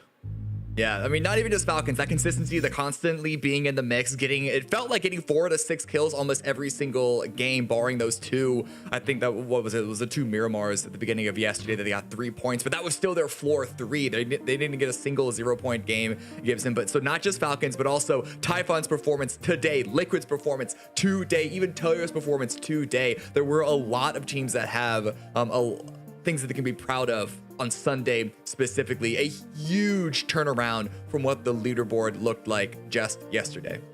Yeah, like it turned on its head for everything except for the Falcons, that is, who get the win. But yeah, I think Typhon showed so many good things. Like, they really went under the radar on day one. Like, we were talking about all these other teams, and then halfway through day 2, we were like, hold on a second.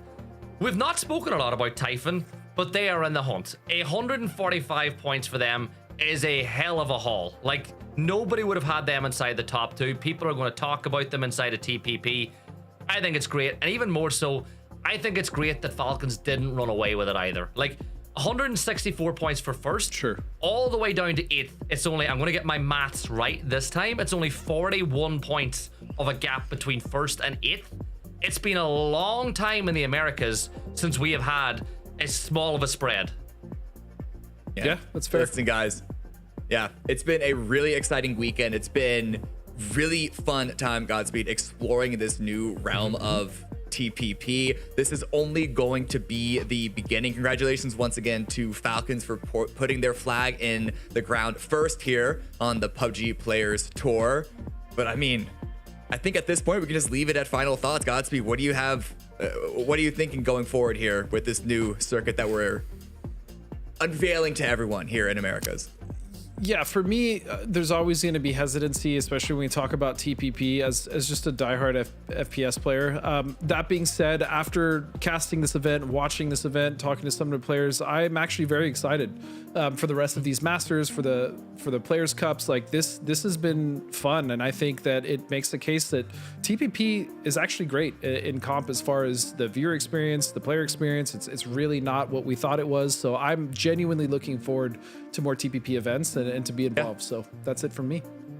Yeah, well, I don't think you have to wait long. This series is not going to have many breaks in between. It started from scrims, then into cups, and then into Masters this weekend. The scrims, Gibson, they start, what, this week, next week? There's not that long of a break. So if you guys at home are interested in playing, sign up now. This is a train. This is a cavalcade that is just not going to stop. Isn't that right, Gibson?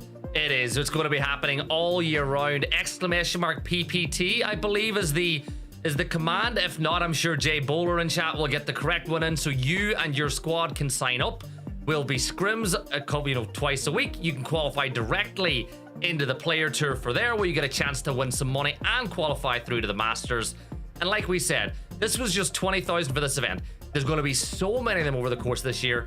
It's been a long time since we have had so much Americas and EMEA PUBG on our screens over the course of an entire calendar year. So just enjoy all the action we're going to get this year, because it's been a long time since we've had it this good. So let's enjoy it while it lasts. Right, guys, it's been a very, very exciting weekend. Shout out to Toyo coming out as one of the new powerhouse super teams from south of the border. Liquid showing that they have the skill and experience to have the grit to power through and shoot up the leaderboard in one final day. And then Typhon, the team who even failed to make it to PAS 5, coming out and getting second place here against the best of the best in Americas. And then, of course, Falcons. The more things change, the more they stay the same. they are reminding all of us at home that they are the best in the region, and for now they'll continue to be so. So from us here to everyone at home, thank you so much for tuning in. I hope you had a great time with us this weekend, and we will see you next time, whether it's the scrims, whether it's the cups, or whether it's the next Masters, or of course all the global events that PUBG has to offer. Play more PUBG.